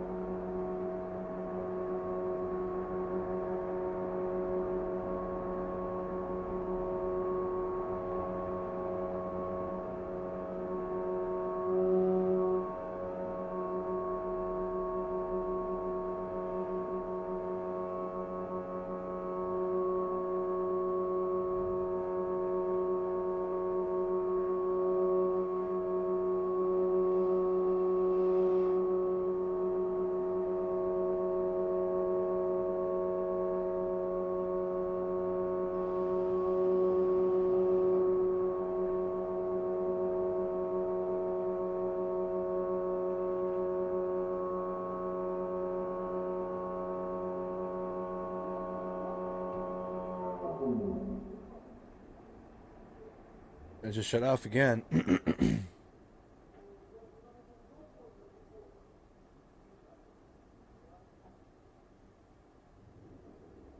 There it was. That was that sound and came on and off. I have no idea either. What do you guys think? It's twice we've heard it. I keep the live feed of Kyiv running in the background so we can hear any air raid alarms going off at the time. Because I tweet that out.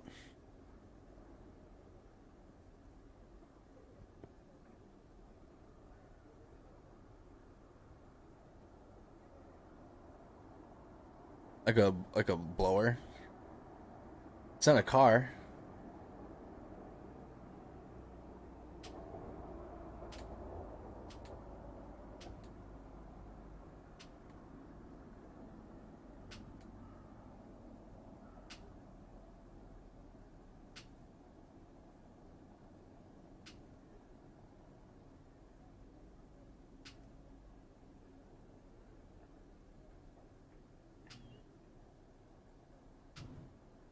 I think it's a heater still, Larry.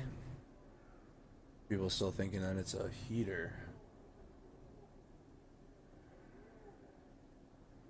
Here we go. John's diary. Let's go. John's diary.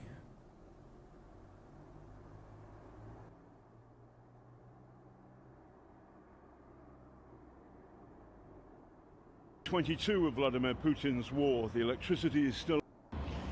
Kyiv Diary, day 22 of Vladimir Putin's war. The electricity is still on, the internet is still on. There are no Russian tanks on my street, Kreshchatyk, or anything like it. This, by the way, is Kiev's town hall behind me, unscathed.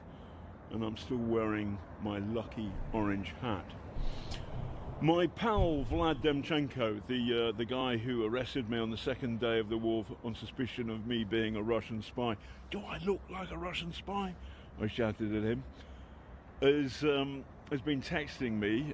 It's been a long curfew for 1 day, 2 nights, and we're out of it now. But Vlad is fighting, and he's saying the Ukrainian army has clobbered the Russians at Irpin. So, and last night was so quiet I slept like a log. The last time I felt incoming through my boots was 3 or 4 days ago. I believe that Vlad is right. Not only has the Russian advance stalled, but here in Kyiv, the Ukrainian army is pushing them back. Now, I can't verify that, but Vlad, apart from arresting me for being a Russian spy, knows his stuff and is a cool customer. Why is the Russian army failing? 3 reasons. First of all, low morale. They're not even burying their dead, and that's a bad sign. Number 2, corruption. There's a story from a while ago, but it gives you a flavor of the truth. Russian soldiers are being fed dog food with the tins relabeled as prime nutritious beef. Number 3, bad leadership, and that flows from the top. Vladimir Putin. Thank you. Vladimir Putin. So, okay. Threw him off. Oh, threw the whole video off, I guess. Oh, what? What?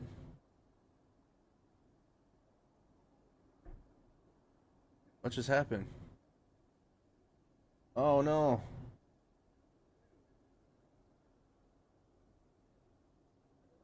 What happened to this video?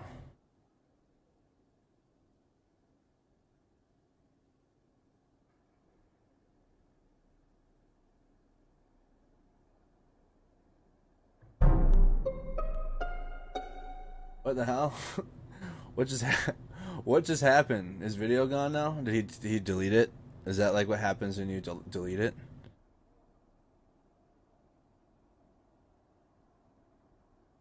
Okay. Well, we almost finished his video. He deleted it. Now okay. Well, we almost got through his video. Threw the whole tweet off. we were in the middle of that one. There was only like 3 seconds left in the video. So he deleted the video and he posted this. Well, I don't know. The video's gone now. Alright, what's this? We'll have to check that. Aftermath of Russian strikes in Mariupol, the Kyiv Oblast. Unknown casualties. Where's this? The Mariupol. It said his page didn't exist. I was like, oh my god, did his page just get like taken down? Like right now? In Kyiv. So, southwest.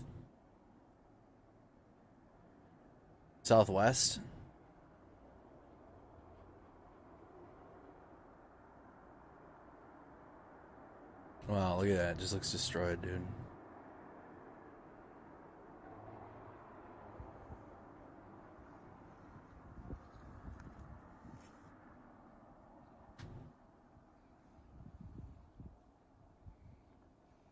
No, he was accused of being a Russian spy.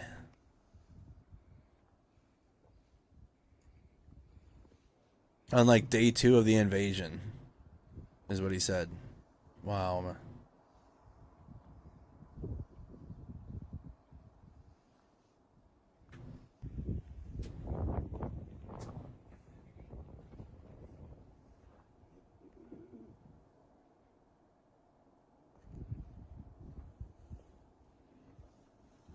His YouTube is still up?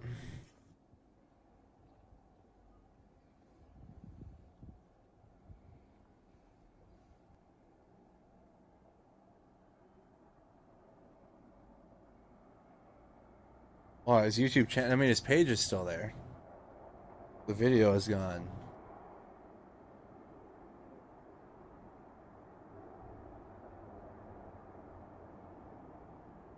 His videos, yeah, the video just disappeared.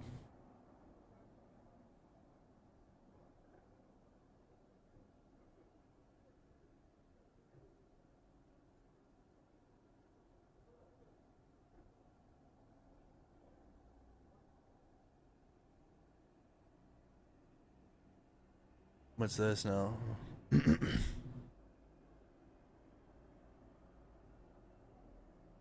Volchansk in the Kharkov region, Russian helicopters flying. Okay, what's this now? We saw this video taken from a drone which Ukrainian forces shell a position of the Russian army. Yep, we watched that earlier.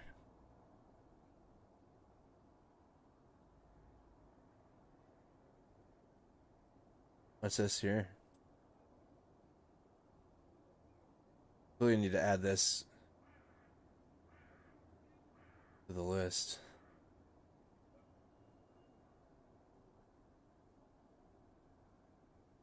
The Donetsk region. Russian helicopters also fly. Again, Donetsk is in the Donbass. Donetsk and Luhansk. Here's Donetsk. Luhansk is up here.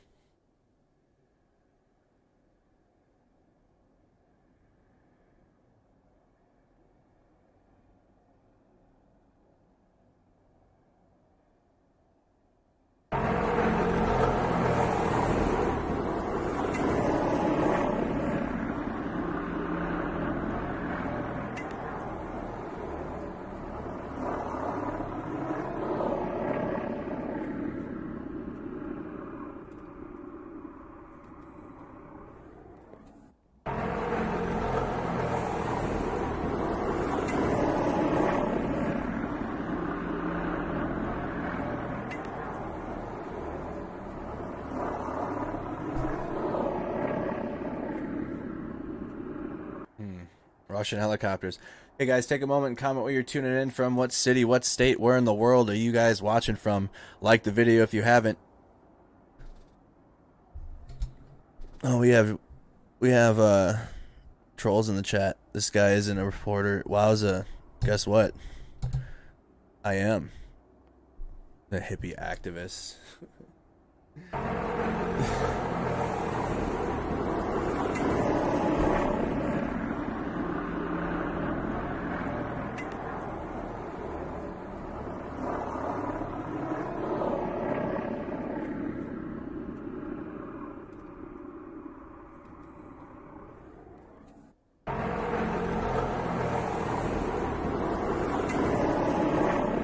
What's this one? Mariupol now on Telegram.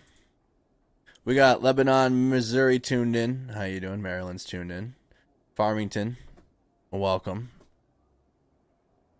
Oops. I can see your comments. We got Owatonna tuned in. Good welcome. Good welcome. Media is too large. I can't view this, so I need to like. Is there a Telegram app I can download, or maybe there's an extension?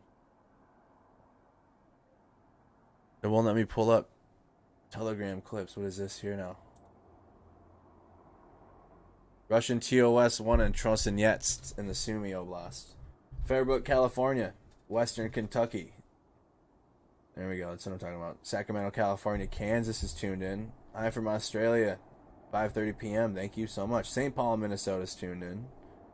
Michigan, still watching from Virginia. We got nearly 4,000 in our Discord server. Shout out to Snack Squad Discord. Shout out to Snack Squad Discord. Portland, Maine is tuned in. Hello from Mexico. Puerto Rico here tuned in. Also shout out to our amazing veteran community. I'm a veteran myself. I served in the United States Army from 2012 to 2020. We have an awesome veteran community that helps answer questions while I'm live. And they also participate in the Discord server. So shout out to our veteran community.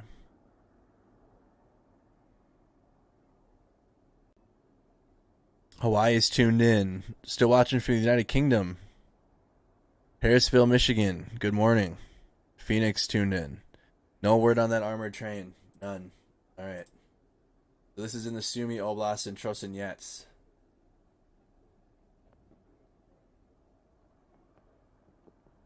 Right here.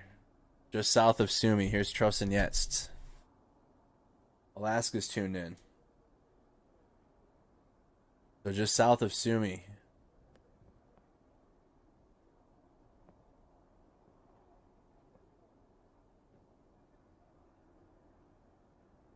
Oh, wow.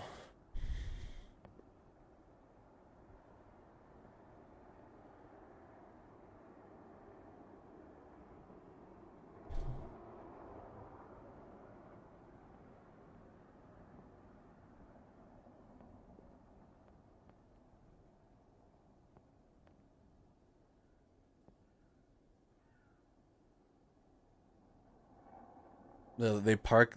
Wow. So they park them in the residential, in like the driveways, to hopefully avoid getting airstrikes. They're parking them in all the residential areas.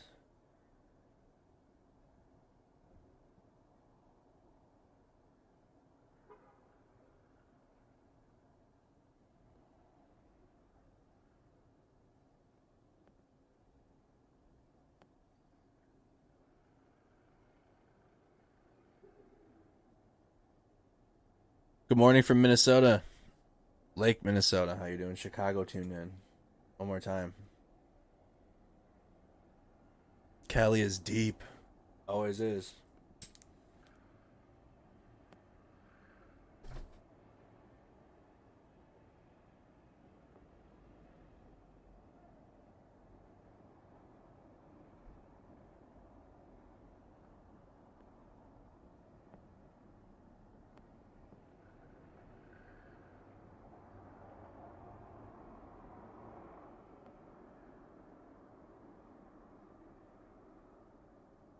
Thank you, Erica. Make sure you guys are following and are subscribed to the YouTube channel.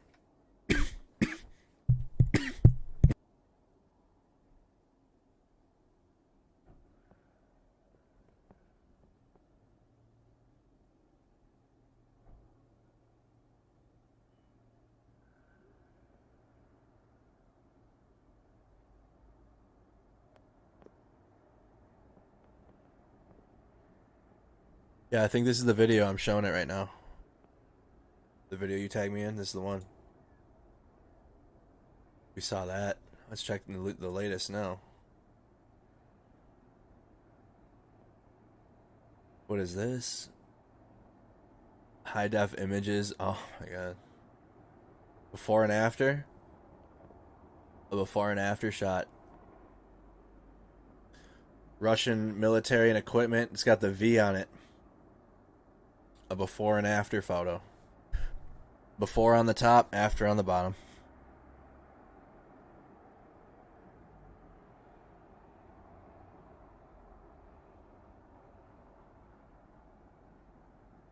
Hey, also happy St. Patrick's Day. Anybody with Irish roots, or I don't know, we definitely have people from Ireland in the chat. Do you guys do anything for, or is it just an American thing?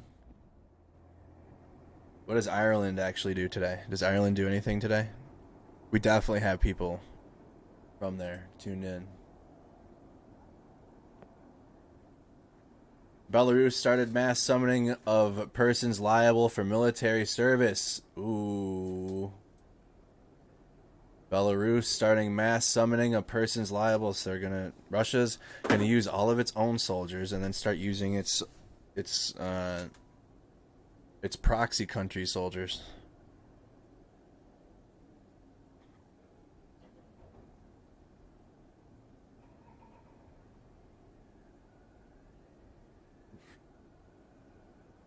Yes, hold on. It's a holy day. It's a break from Lent. Plenty of partying. Okay, so it's a break from Lent.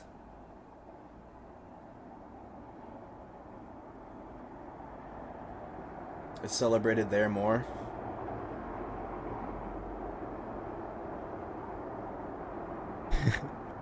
Very good point. Isn't every day St. Paddy's Day in Ireland? Literally. Yeah, that's a good point. Good point. So it sounds like in Ireland it actually goes harder than it does in the United States for St. Patrick's Day. I just didn't know, because you guys know a lot of holidays that we celebrate here, like nobody else celebrates.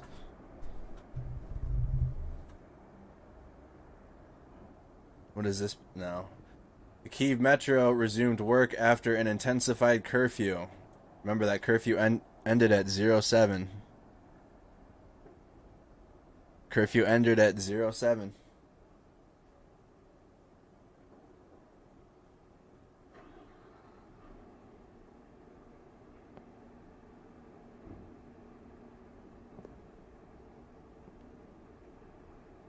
So we got flight radar. There's that sound again. We've had 3 opportunities now to figure out what this thing is.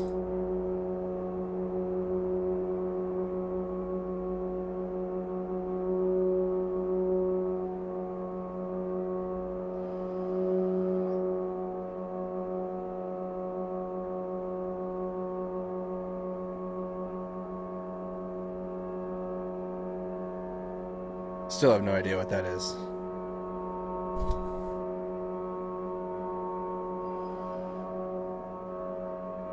I know.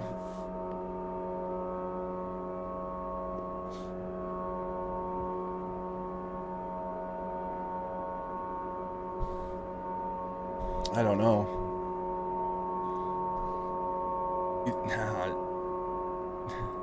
You think it's the air raid sirens burnt up? I don't know. No, I don't think so. No, they just turned it up.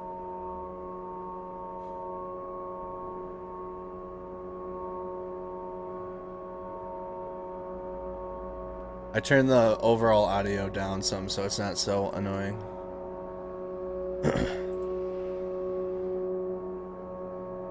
I wonder if we're gonna get a report on what the hell that is. It is more of a foghorn. Alright, let me be right back. We're still going. I know I said I'm gonna end at 2:30, but like I'm wide awake, so give me like a couple minutes and I'll be right back.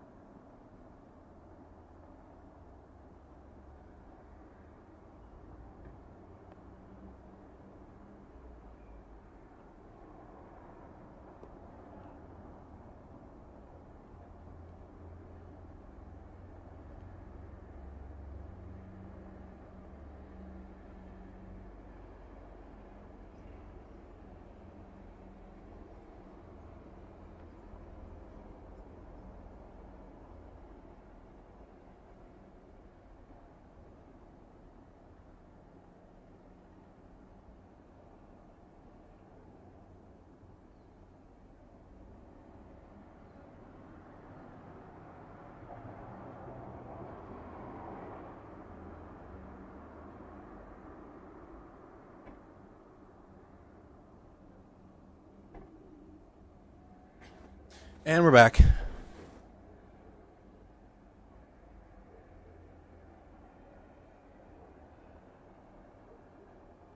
Hey, thank you so much for the super chats. Thank you, thank you.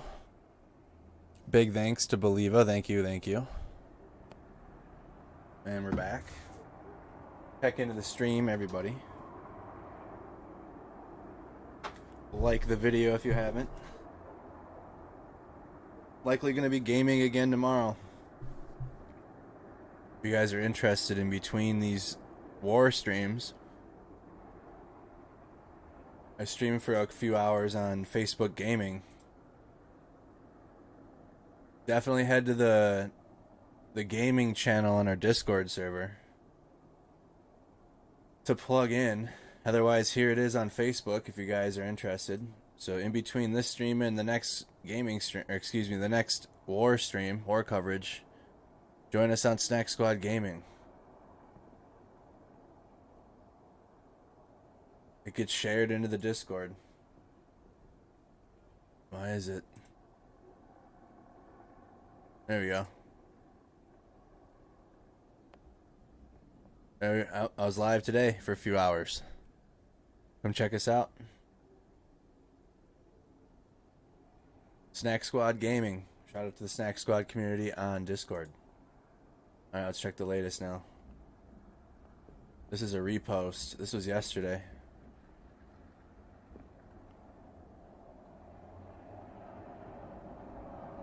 What is this here? Oh, wow.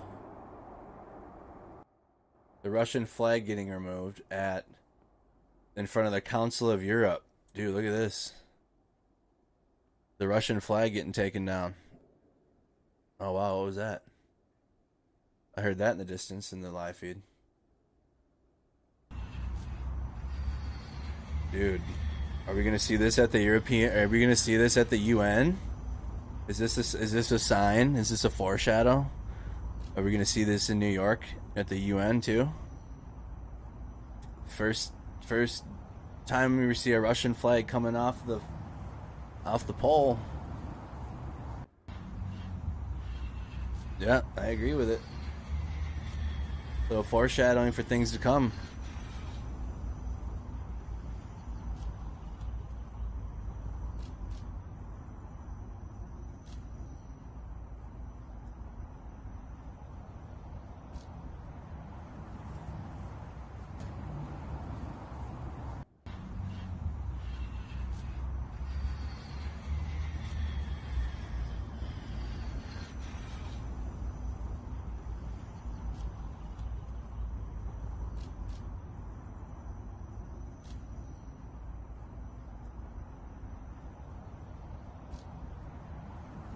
There's that.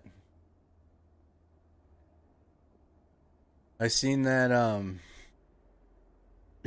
I think a bigger network is live now. Hold on. Or a bigger, let's see this quick. Kyiv live.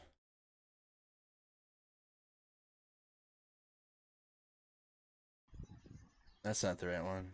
There it is. Washington Post.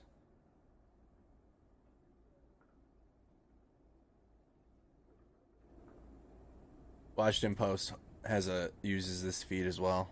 I wonder if I had access into this, if I ever grow bigger one day. They just start tapping into the same camera feed.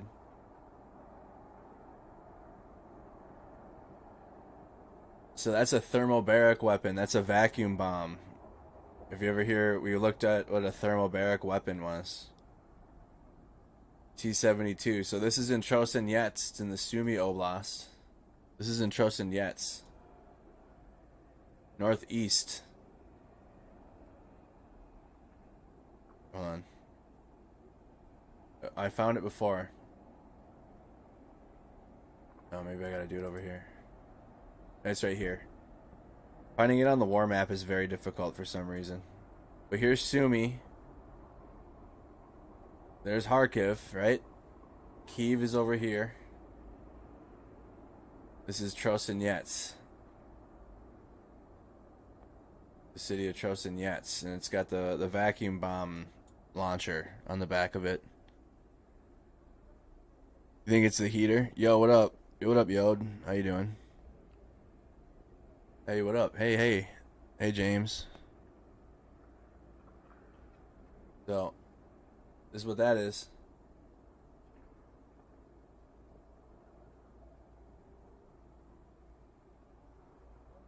BT says, "Thank you again for your coverage, which surpasses anything else I have seen." Thank you. I hope you're. It's a togetherness experience. I'm learning at the same time y'all are. I haven't gone through any of these clips or videos before you.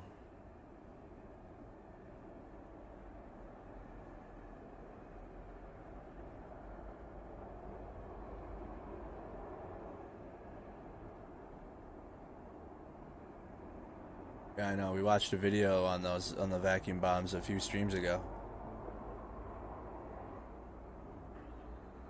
They shoot like rapid fire.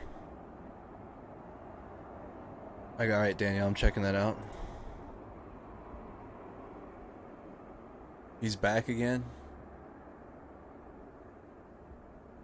Oh, he posted it on his Patreon.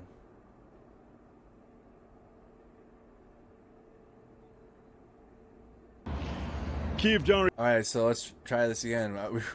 We watched it on his Twitter, and then like he took it down in the middle of it. Maybe he's trying to get more people to his Patreon.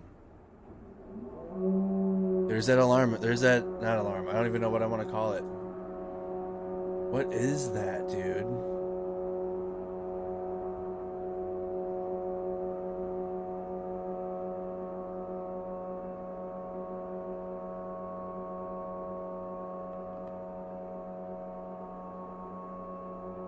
Maybe it's got to be like an intermittent generator. Maybe it's a generator that's just running intermittently.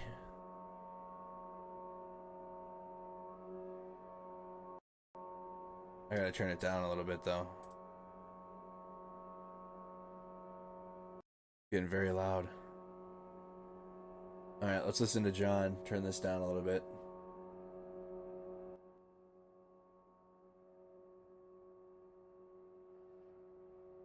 John's Kyiv Diary. Day 22 of Vladimir Putin's war. The electricity is still on, the internet is still on. There are no Russian tanks on my street, Kreshchatyk, or anything like it. This, by the way, is Kiev's town hall behind me, unscathed, and I'm still wearing my lucky orange hat. My pal Vlad Demchenko, the guy who arrested me on the second day of the war on suspicion of me being a Russian spy. Do I look like a Russian spy? I shouted at him. Has been texting me. It's been a long curfew for 1 day, 2 nights, and we're out of it now. But Vlad is fighting, and he's saying the Ukrainian army has clobbered the Russians at Irpin.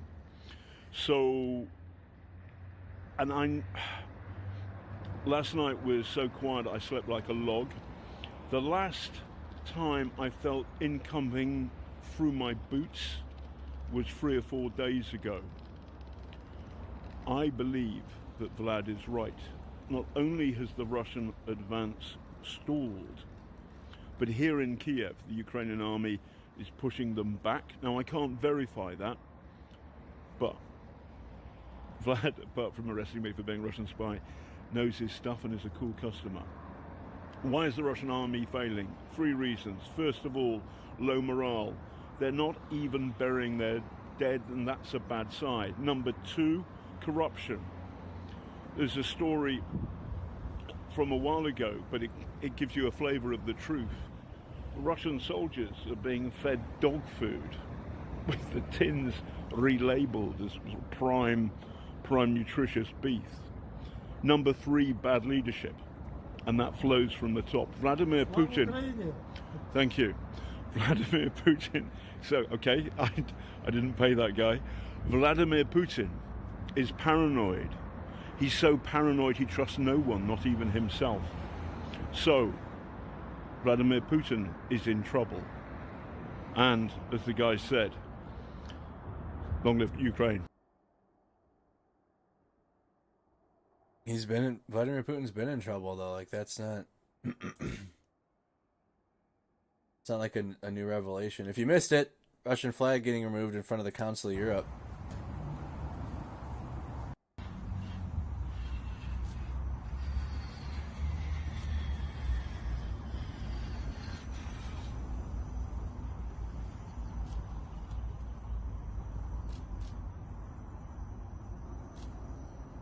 Turn this back up.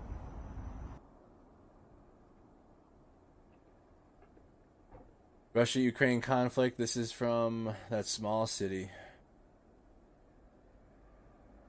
Yeah, Mariupol.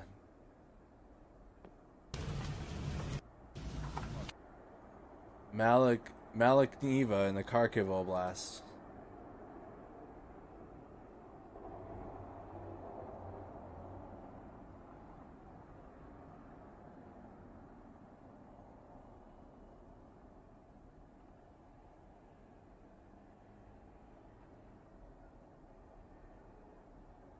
Southeast.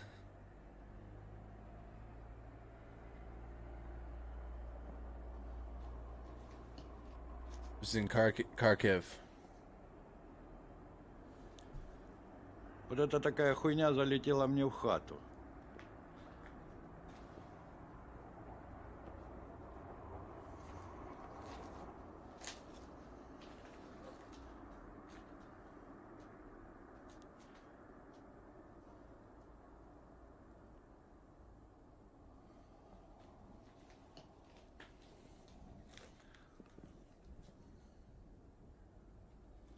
Вот туда она залетела и ебанула сюда нахуй.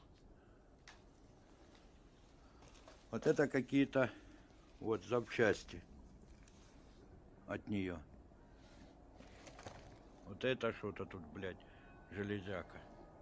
Вот там какая-то железяка. Ну, и вот это поебень. Залетела ко мне в хату. Вот написано. Бандаж.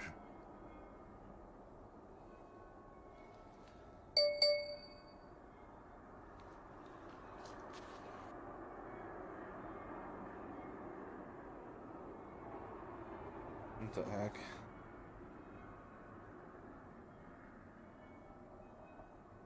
Yep, another dud. Mariupol, aftermath of Russian strikes in Mariupol.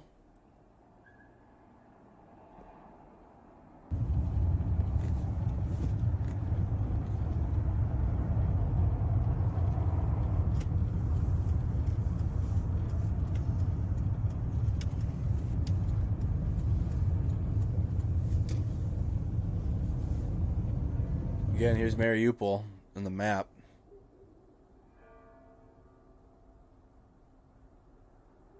Mariupol on the map down here.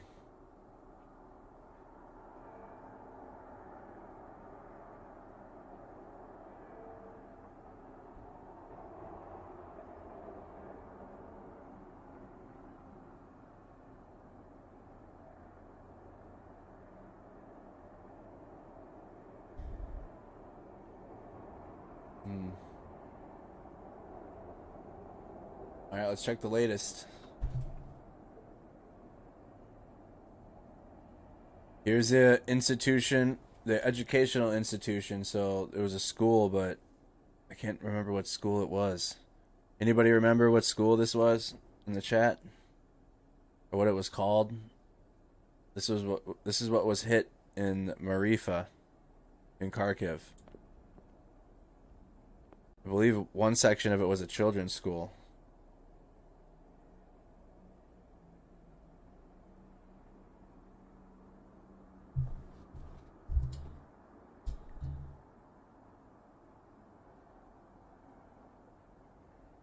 I know.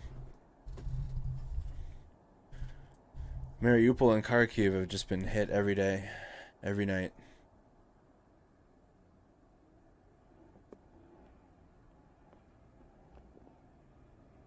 The missile that hit Russian-controlled Donetsk on March 14th, killing 20 people, was shot from Russia.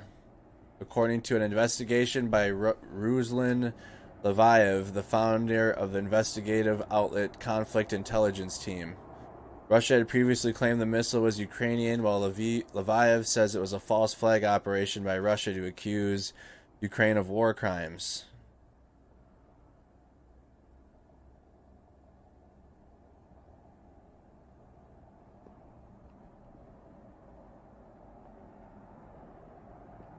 The Russian Defense Ministry published footage of the destruction of the infrastructure of the Ukrainian army at night by a Su-25 attacked aircraft.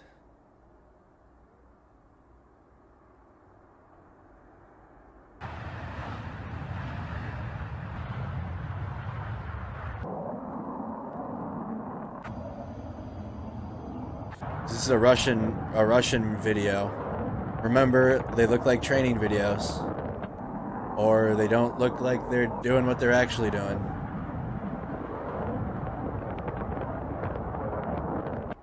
Well, I'm shocked. This video actually shows any damage, but it's still in like in the field. They're in cornfields. They're not showing. Russian videos aren't showing any damage in urban areas that they've been doing. Oh, where'd our audio go? Oh, what? Alright, we're going back to the other video. This one. I don't know what's going on with Washington Post.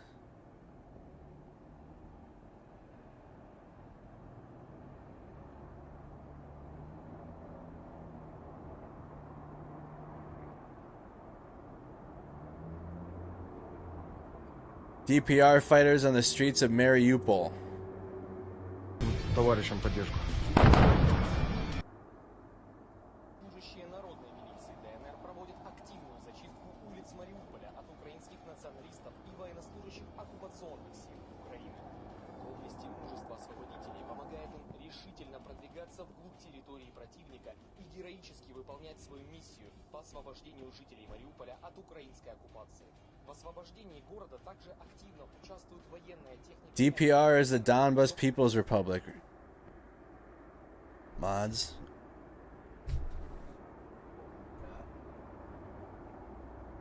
Probably not at this time. I'll add some.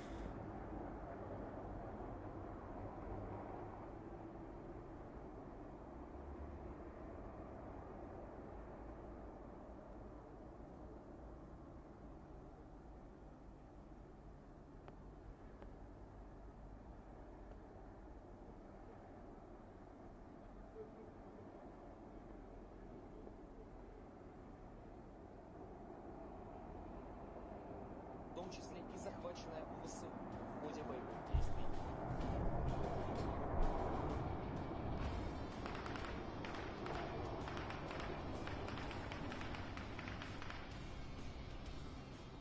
Сюда окажем нашим товарищам поддержку. DPR fighters on the streets of Mariupol.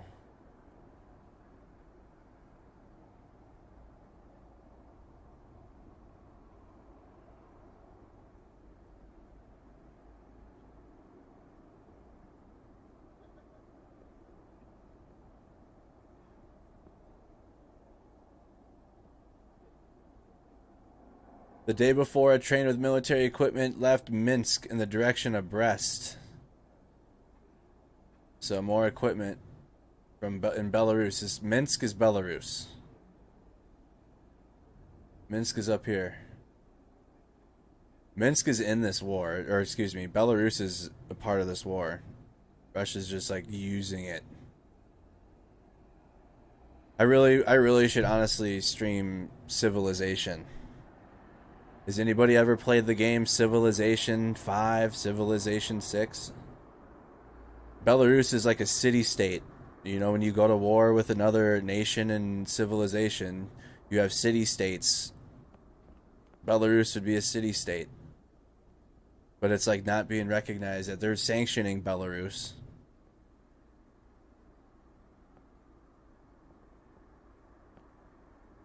Hey, we hit that 1,000. Good job, y'all. Hit that 1,000 on YouTube. So this is a train of military equipment. The DPR formed in 2014.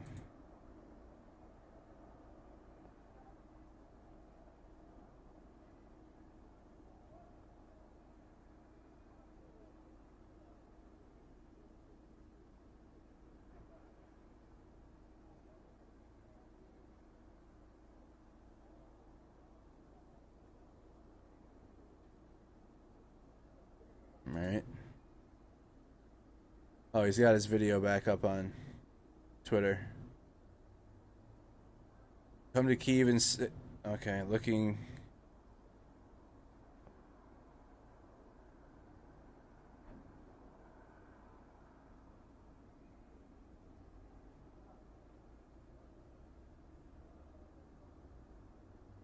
Oh, he's getting in Twitter spats. Oh no. More military. So we're getting some movement of military equipment in Belarus. Belarus has got Russian military action moving through it right now. This looks like the continuation of that convoy.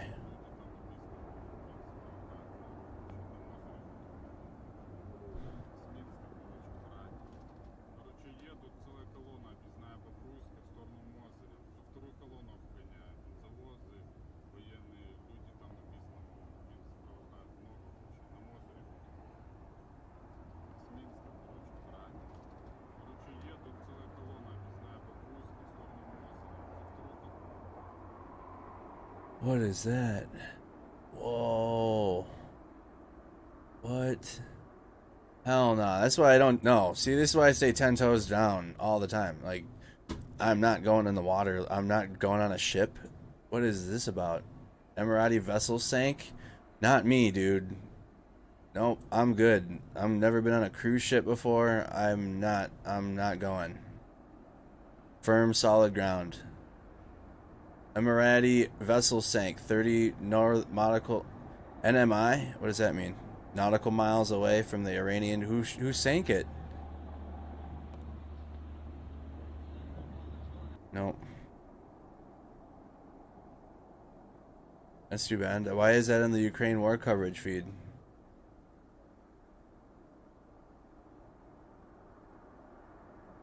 Yeah, hard pass. Yeah, no, that could never be in that predicament. Hell nah, dude. That's like an extra risk factor right there, dude. Then you're stuck and you're dude. Nope. You gotta feel, dude. No. It's just like that'd just be like, yeah, an airplane is the furthest I'm gonna go as a risk factor for me being off the ground or like being in that situation. I'll go on an airplane. You'll never get on a plane. I'll do that. I've done that a million times, but I won't go in the water. Because even if you do survive, I mean, I don't know. Whatever. That's just a lot right now to think about. According to the Office of the Prosecutor General, since the beginning of the war in Ukraine, 108 children have been killed and over 120 were wounded. I don't know what that video is about. It's in the timeline, though. It's apparently off the Iranian...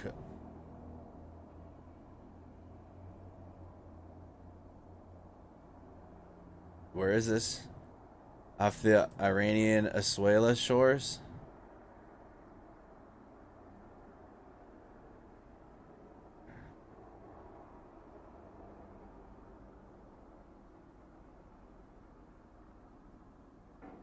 Nothing new. Breaking attack on bus. That's not even in Ukraine. According to the Office of the Prosecutor General. No, we got that already. Can't you swim? Yeah, but there's like sharks and shit in the water. And I also don't like the feeling of like being in open water like that. I can't do that either. I can't do I don't know what's underneath my feet. So I'm saying I need to be 10 toes. At least when I'm in an airplane, I could see like a floor beneath my feet and like close my eyes and I sleep. Either way. Yeah, for real. Nope. I'm staying away from the ocean. I'll go like on the beach and like swim in the shallow area in the water, but I'm not going out there. I'll watch National Geographic videos. Y'all got it. So I didn't join the. So I didn't do the Navy. Y'all got that?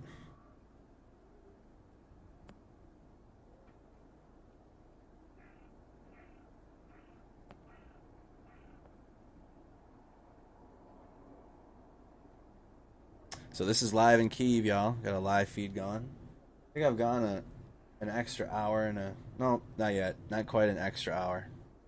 I think I'll go till 4. Some bonus coverage. Some overtime. I think we'll go till 4. So about 45 minutes. Your dad was in the Navy. You were in the Navy. I couldn't do it.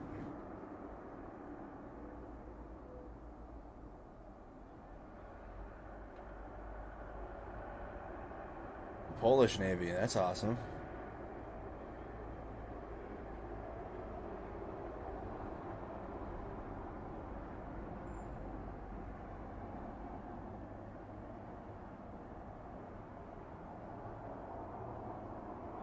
You sailed from Hawaii to the mainland. You love sailing. I mean, like, I could go on a lake. Like a large lake in Minnesota. Or like Lake Superior. I probably couldn't go across Lake Superior either. Or a major lake. A Great Lake. But a big one in Minnesota I could definitely like chill on a pontoon. What is this now? We saw that. Another UAV video. Russian MOD video taken by... Okay, it's a Russian UAV video. Strikes on a Ukrainian artillery depot. This is Russian video. Strikes on a Ukraine... What is it? Ukraine artillery depot.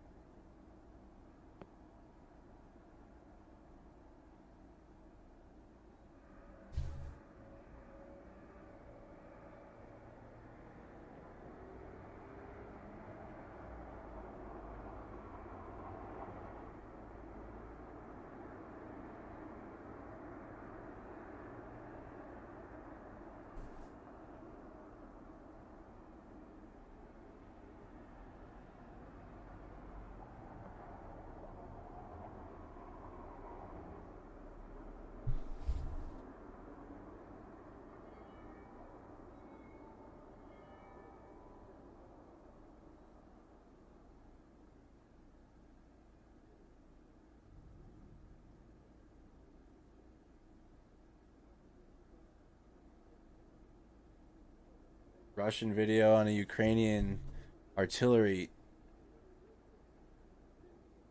depot.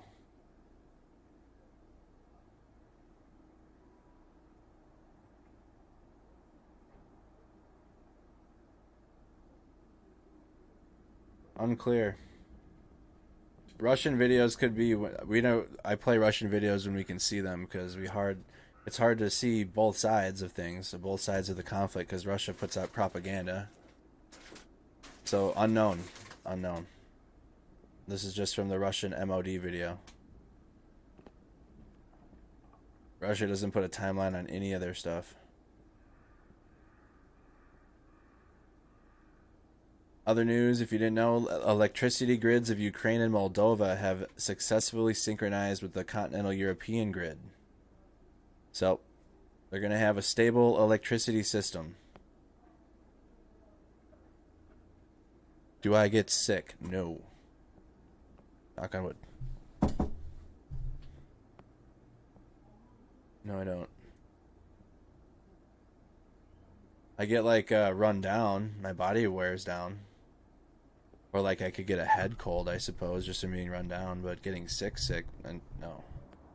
I haven't been sick where I've been taken out in a while. Like 2 years, probably. Today on March 17th in Kherson, Russian invaders removed the state flag of Ukraine from the building of the Kherson Regional State Administration. They took off the flag of Ukraine. Here's Kherson.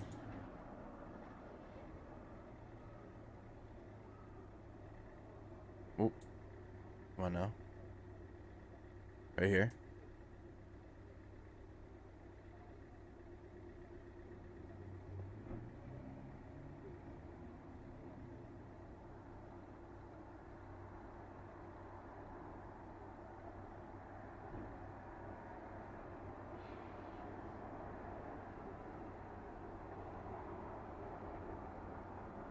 Losses of the Russian Federation since 1991? What is this?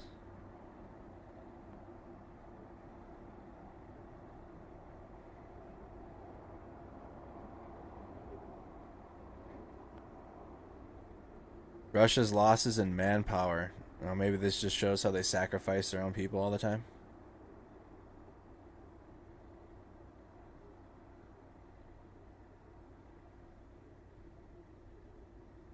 Oh, this is good news.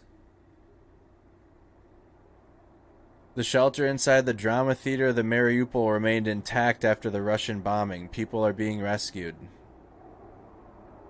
That was posted a minute ago.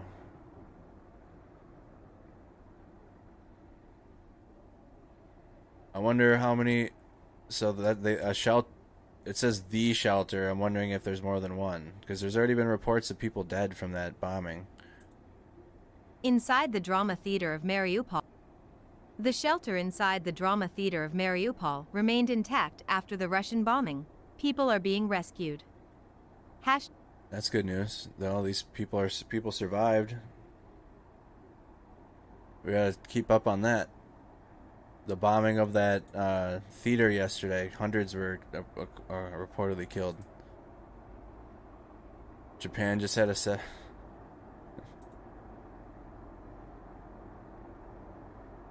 You saw that? Saw that picture? This was overnight in Kyiv.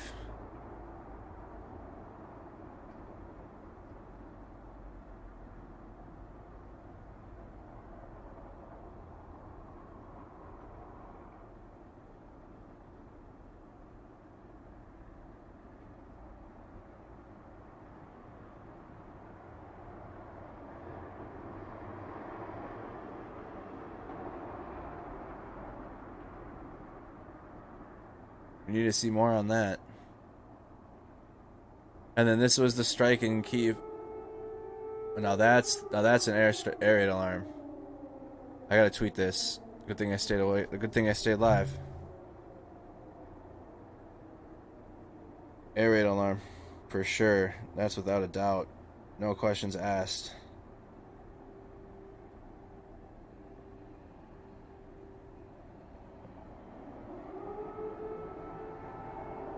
It's not so loud though.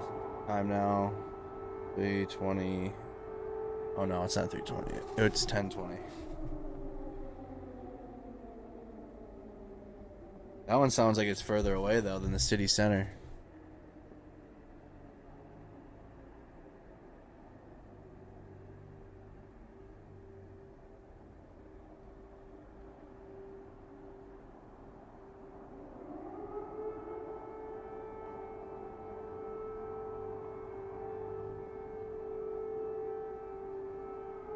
Yeah, that's a siren. That's an air raid siren.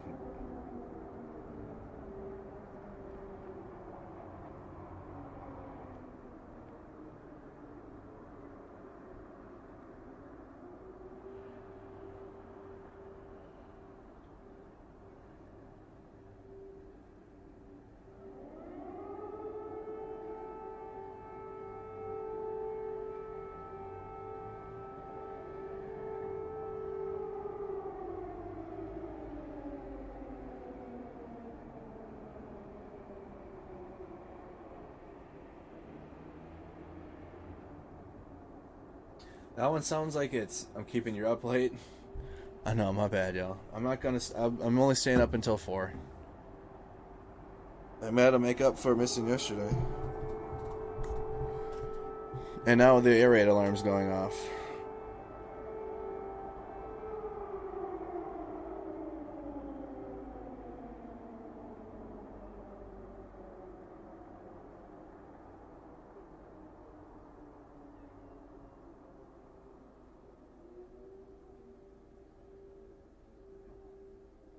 At least it's like a nice day though. Look at the partially cloudy. That's the last one.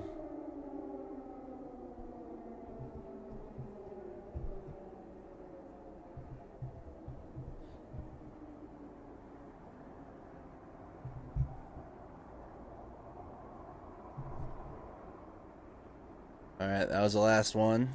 Let's see what's going on. Anyways, this was last night in Kyiv, though. I was just about to show you guys.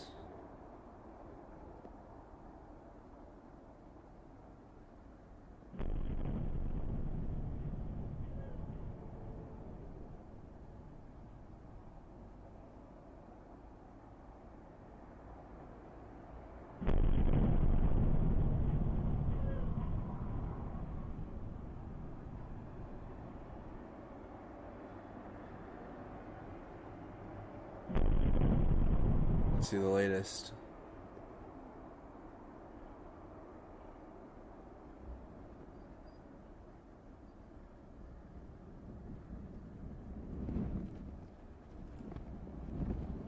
That noise.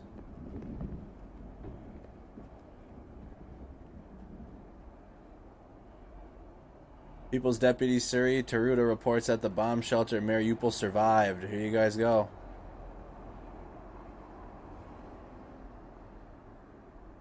People's Deputy Suri Taruta reports that the bomb shelter in Mariupol survived. The debris began to be dismantled, and people came out alive. No official information has been received yet. So that's 2 reports now of people surviving in Mariupol. Shelter under Mariupol Drama Theater is intact, safe, and open now. People are being evacuated. There you guys go. There you guys go. The shelter under Mariupol Drama Theater is intact, safe, and open now. People are being evacuated.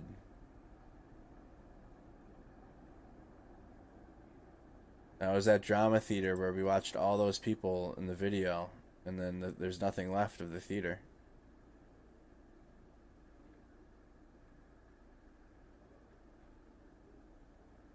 Good news, the bomb shelter of the Mariupol Drama Theater withstood the Russian bombing. There's some good news. They're all okay.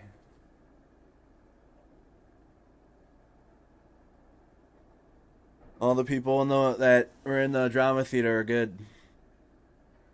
Well, we don't know all, though. Shouldn't say all of them. But we have multiple reports now that the bomb shelter withstood the Russian bombing and people are being rescued. Are we paused? No, you shouldn't be.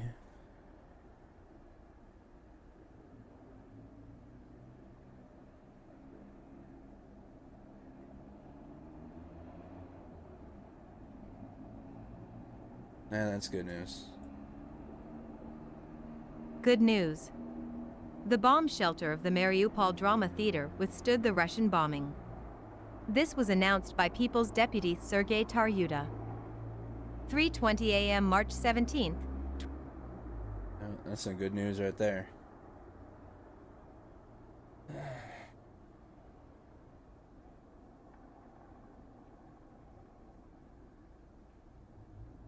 The bomb shelters near the drama theater in the Mariupol survived.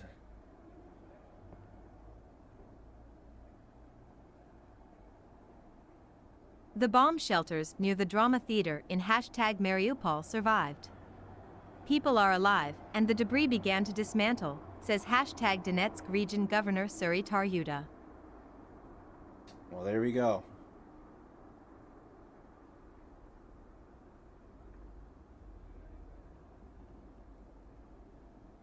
What's this here?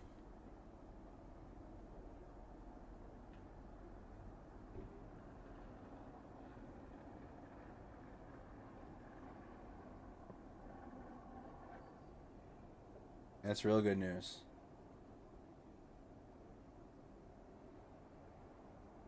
Wow.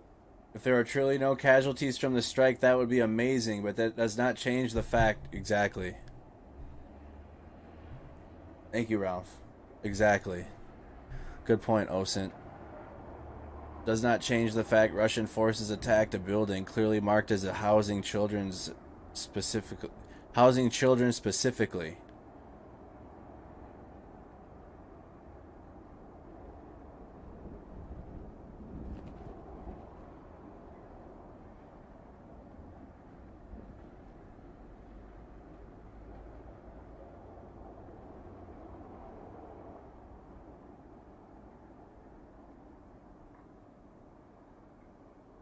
So it's looking like the people in the Mariupol theater bombing are made it out.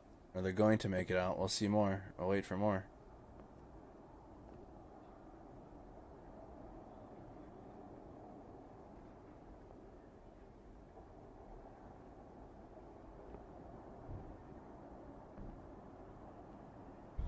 That's really good news. Justin, bomb shelter under the Mariupol drama theater is intact. I'm gonna read our own tweet.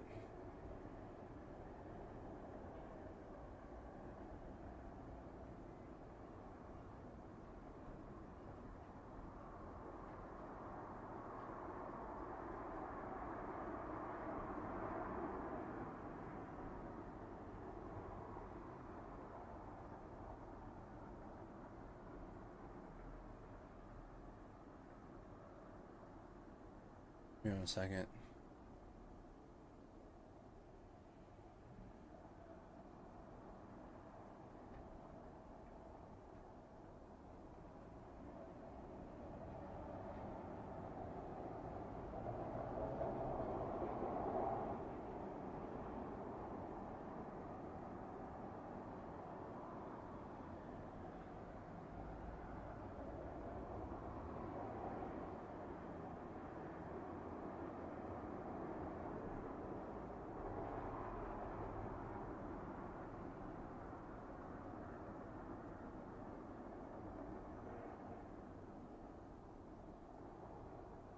What's the source here? Tired tweeting. Super tired tweeting. I already tweeted the source. Damn it. From the Sirhi Trudeau.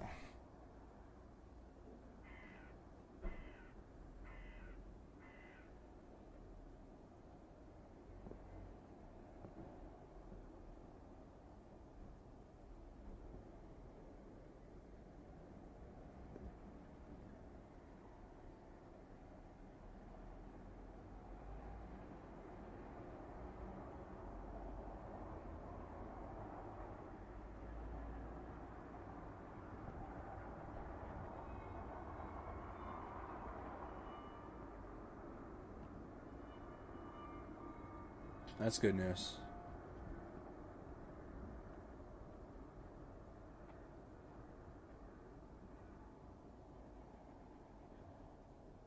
Today, March 17th, Russian invaders removed the state flag of Ukraine from the building of Kherson. They took the Ukrainian state flag down. It's in Kherson, over here.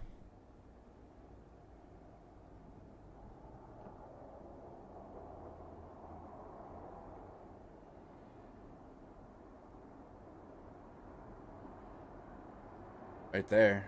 Here it is on the big map.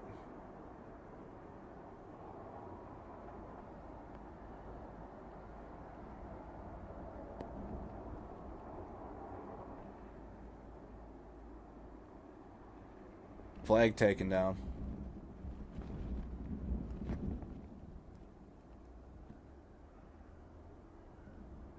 This is in the Mariupol, Kharkiv Oblast, an educational facility. Since its full-scale invasion of Ukraine and Russia, Since its full-scale invasion of Ukraine, Russia destroyed 202 schools. Hey, welcome, Sky God.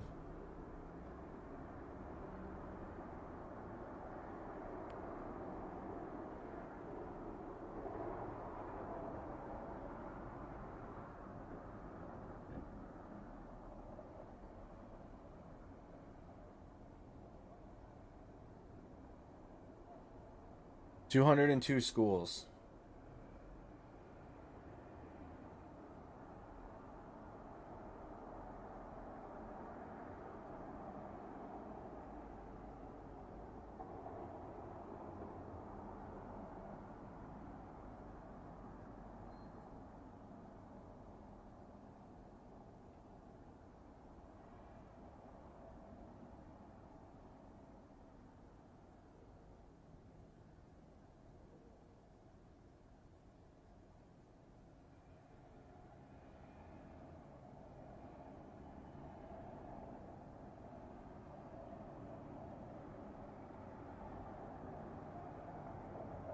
Alright, to share that.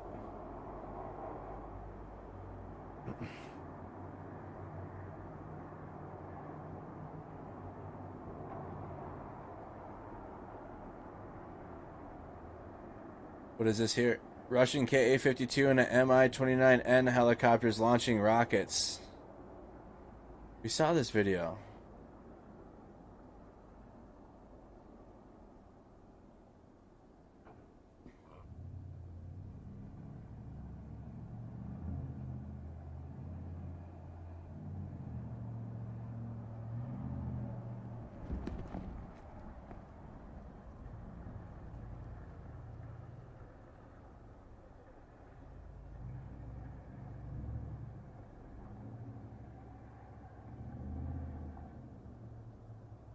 Nothing new. Nothing new right now. Waiting for more.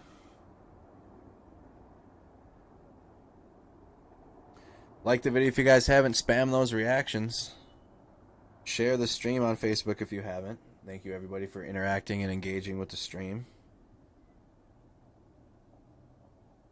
Thank you to everybody that's followed and subscribed to the YouTube channel.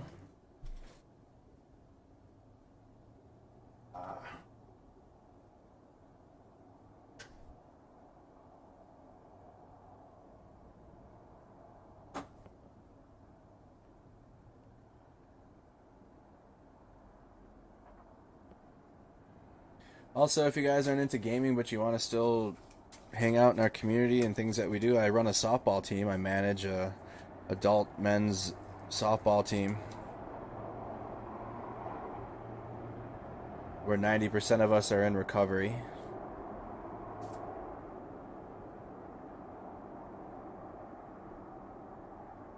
And we do have a Facebook page that I'm going to be streaming our games on. In tournaments and our recovery league games, Friday night recovery league games, so you can tune in and watch some sports if you're interested. Something other than video games. That's on Facebook too.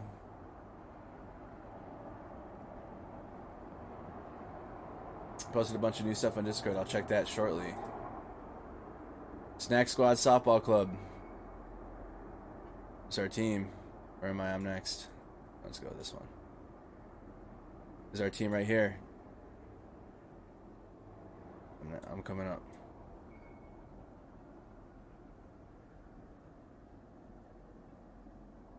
I'm coming up next.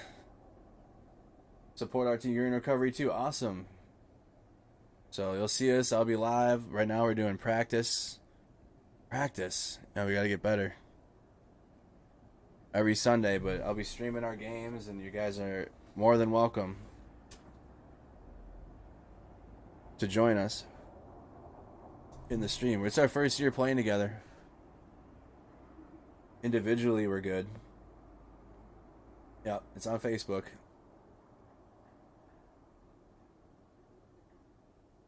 We tag all sponsors. If you're interested in sponsoring our team, we tag and promote your business. Right now it's just Mercado Media and then Downtime Sports. Yep, there I am. Just to show you, it's us right here. So we play every Friday and on the weekends. All right, every Friday and on the weekends. I have a good time. Take a break from the war coverage every now and then. Yes, good point, Sky God. We have not lost yet. So we technically are undefeated.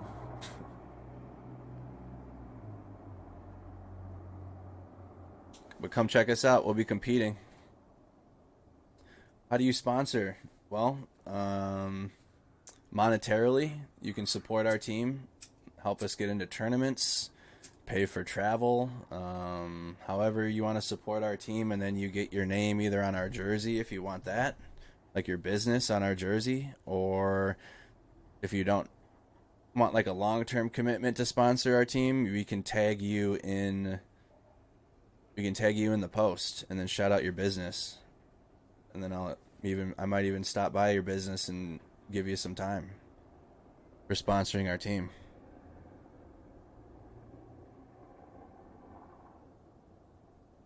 If you guys are interested. Again, that's all stuff for the community outside of the coverage. We'll be doing this every night for a while. But we do other content. Follow the softball page. No, I'm a righty. How do you know that, Ralph? 102 children have been killed by Russian troops in Ukraine since February 24th. That's so. Ukrainian media quote, what does that mean? China's ambassador to Ukraine as telling Lviv Oblast governor on March 16th that China would never attack Ukraine and provide economic aid to the country.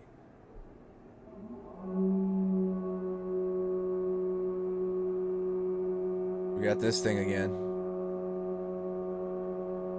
We got this thing now.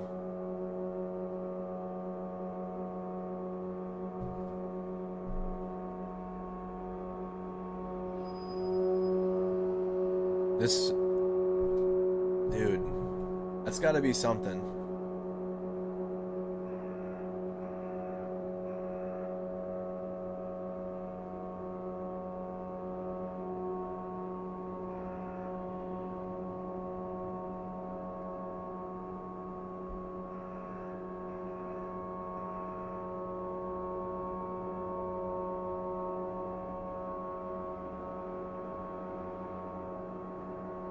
That's in this video.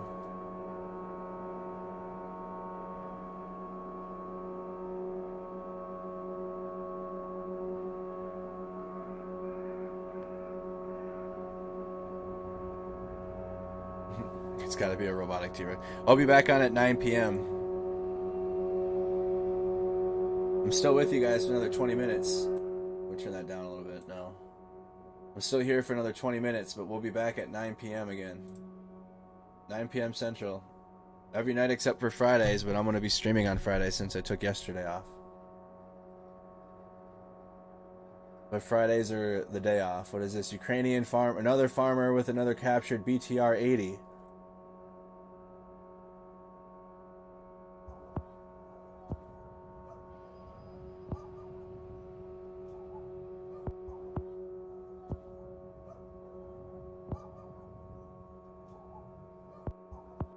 Wow. Air raid sirens in the Kyiv region.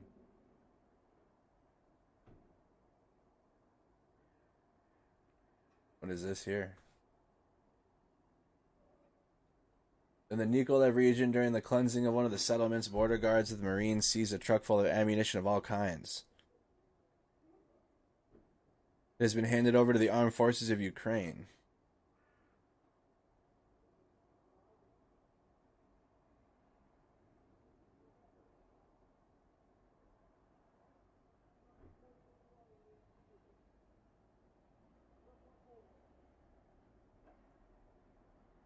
You can refresh the map. Moldova calls on Russia to withdraw from Transnistria. Oh, that's this plot. This little plot of land. That's interesting. Transnistria. That's what this thing is. That's what this is. Transnistria. Which I think, if I'm correct, which we should just look this up really quick. I think this Transnistria spot has its own country. That's what this random little plot of red over here has been. Next to Moldova. What's the deal with Transnistria?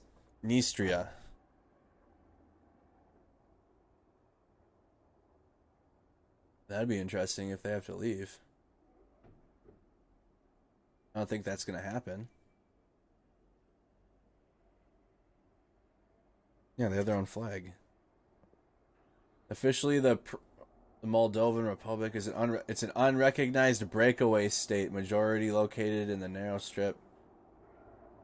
Is this a Russian breakaway? Ah, like they got the Russian sickle on it. Or the communist thing.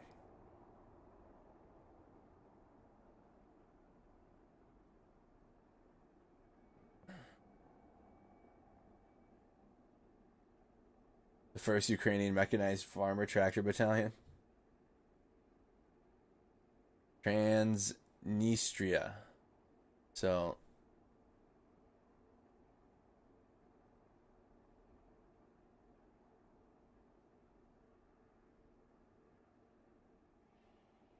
yeah, it's an unrecognized breakaway region, so sounds similar to what Russia did in Donetsk and the Donbas. Sounds similar to over here. Right, the breakaways.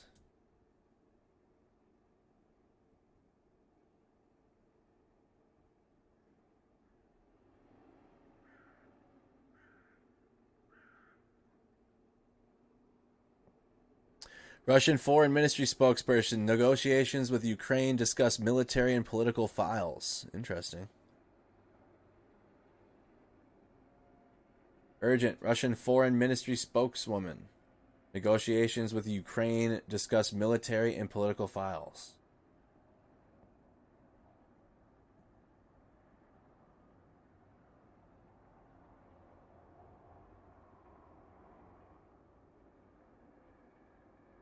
Melitopol mayor Ivan Fedorov, who was detained by Russians, has been released. The sickle and hammer. Melitopol mayor Ivan Fedorov, who was detained by Russians, has been released. That's a Melitopol mayor.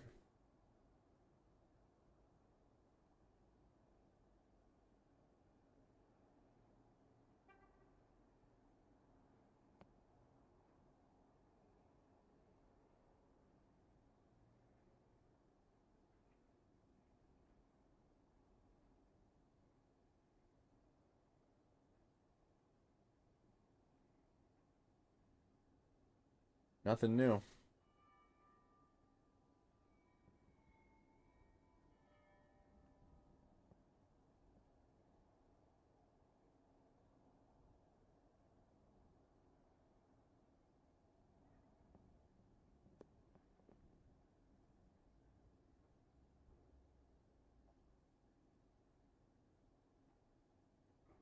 Explosions in Belarus. Where, Carl?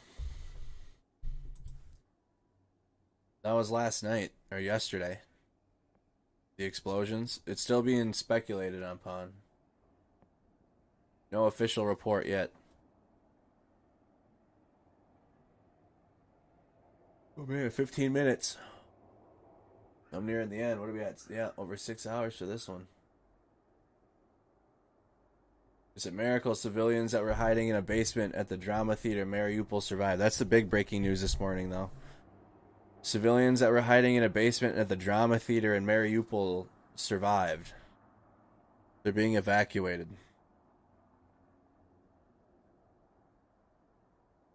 Yes.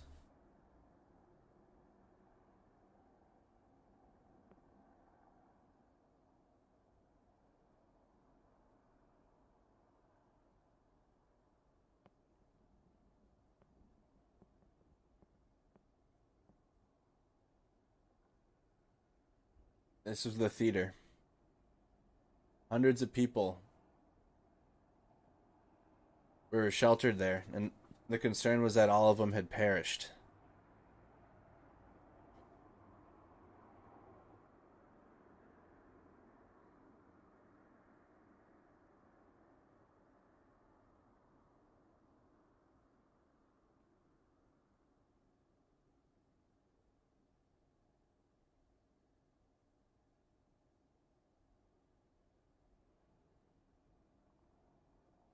Wow, that is a miracle.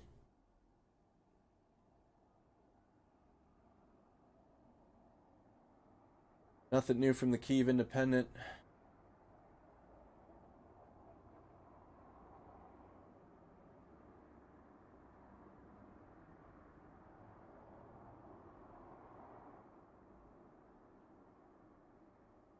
I know.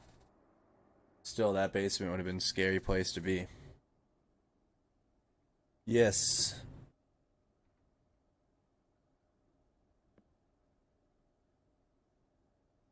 Sounds good. HTC. Yep. 9 p.m. we'll be back. This feed, can you believe this feed used to go until 7 a.m.? How did we do that? This feed went consistently until 7 in the morning. Ain't no way. I pushed it an extra 2 hours, and I'm tired.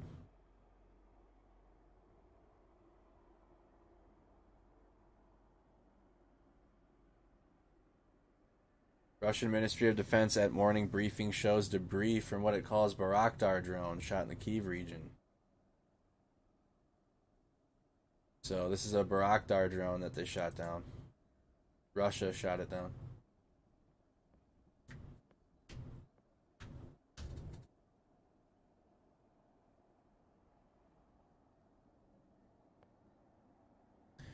Probably, Dennis, but I'm at the end.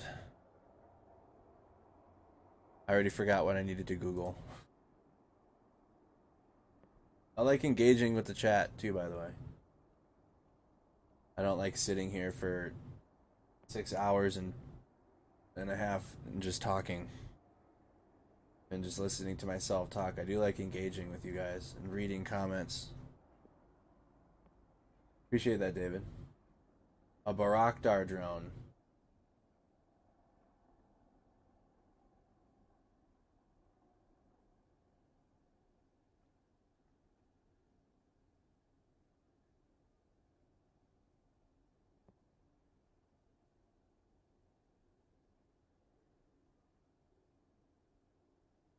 Come on. Okay. Now my audio wants to mess up.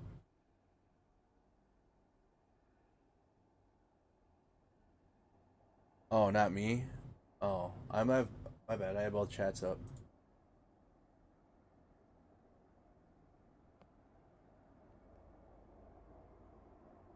Okay.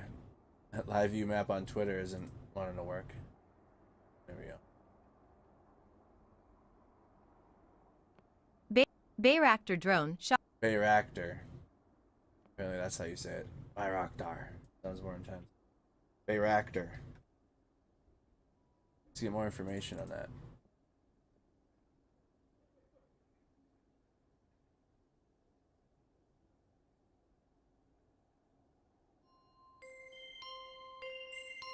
Valery Zelensky, commander-in-chief of Ukraine's armed forces, published a video of Bayraktar destroying a Russian multiple rocket launcher. The video was posted on the commander-in-chief of the armed forces of Ukraine's Facebook page. The enemy's multiple rocket launcher was targeted for destruction. The Bayraktars are on the move. Hundreds of lives, mostly civilians, have been saved as a result of our efforts, Zelensky penned a piece. During the day, Ukraine's armed forces used the Bayraktar TB2 to destroy the Buk M1 missile system and other targets, as reported. Since February 24th, Ukraine has been waging a war against Russian invaders. As an aggressive state. So, that's Russian. Russia uses that. It's a Turkish drone that Wow. It's a Turkish drone that Ukraine is using against Russia. So, Ukraine is using that. Ukraine. Yes, that's a Bayraktar. Sounds good, Kerplop. Sounds good. Oh, honey, that's not one. Oh, honey, that's not a Bayraktar TB2. Try again. Apparently it's not. Fact checked. A live fact check. Apparently that's not it.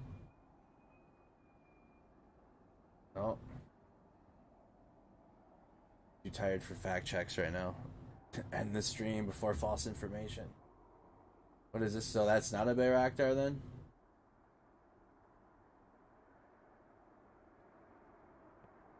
Damn, Live View Map posted it.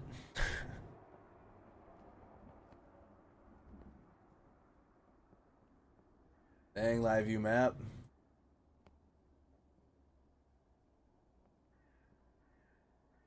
Dang, Rob Lee. He posted it too, a TB2. A UCAV? That's different though. Maybe it isn't. He posted a TB2, a Ukrainian TB2 UC. Is that not the same thing as a Bayraktar? Weapon systems.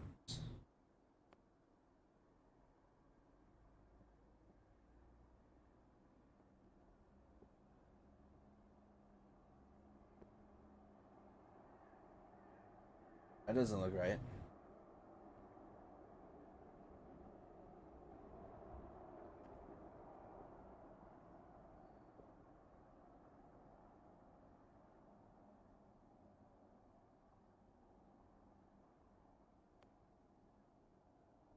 The one page says that's not a Bayraktar. Now maybe the one page is confused then.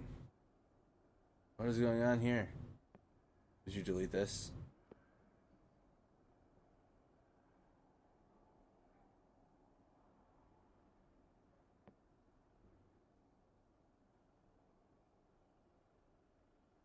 Actually, this looks like a TB2 bar.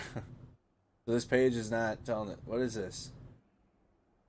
Damn, you're still alive. You already went to sleep and woke up? Oh, we're only going to be live for another 7 minutes, so it's about end. This is about it. So, more people are saying that's a Bayraktar than they're saying it's not. Again, what is that? Not the vessel. What is going on with this page here? Maybe. I'm waiting for more info on how many survived. Possible genuine. It is first time they released the images. Already claimed a few dozens in official statements. So here's more of a closer picture.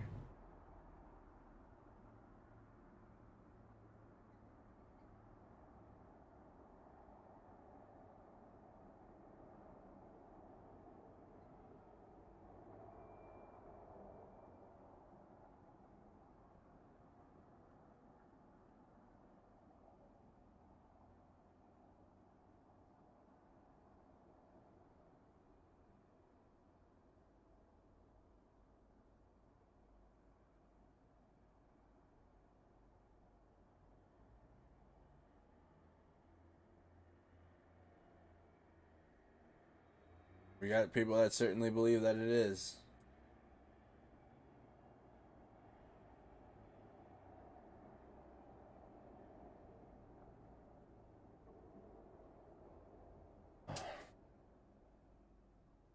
Fuck.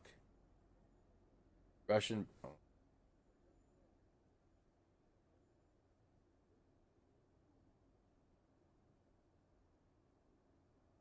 All right, y'all. I'm gonna call it. I'm going to call it for the night. Thank you guys so much for tuning in. That's it. It's been kind of it's not too much news has came out other than in Mariupol, the missile strike in Mariupol on the drama theater. The people survived. They went to a bomb shelter underneath and survived. All right, y'all. I'll be back. Make sure you guys subscribe to the YouTube channel. Follow the Facebook page. Follow the Twitter page. All right, Facebook, Twitter, YouTube. I'll be live again at 9 p.m. Central Time. All right, 9 p.m. Central Time. Same time tomorrow. / later tonight because it's already Thursday. So later tonight I'll see y'all. Take care. See you then.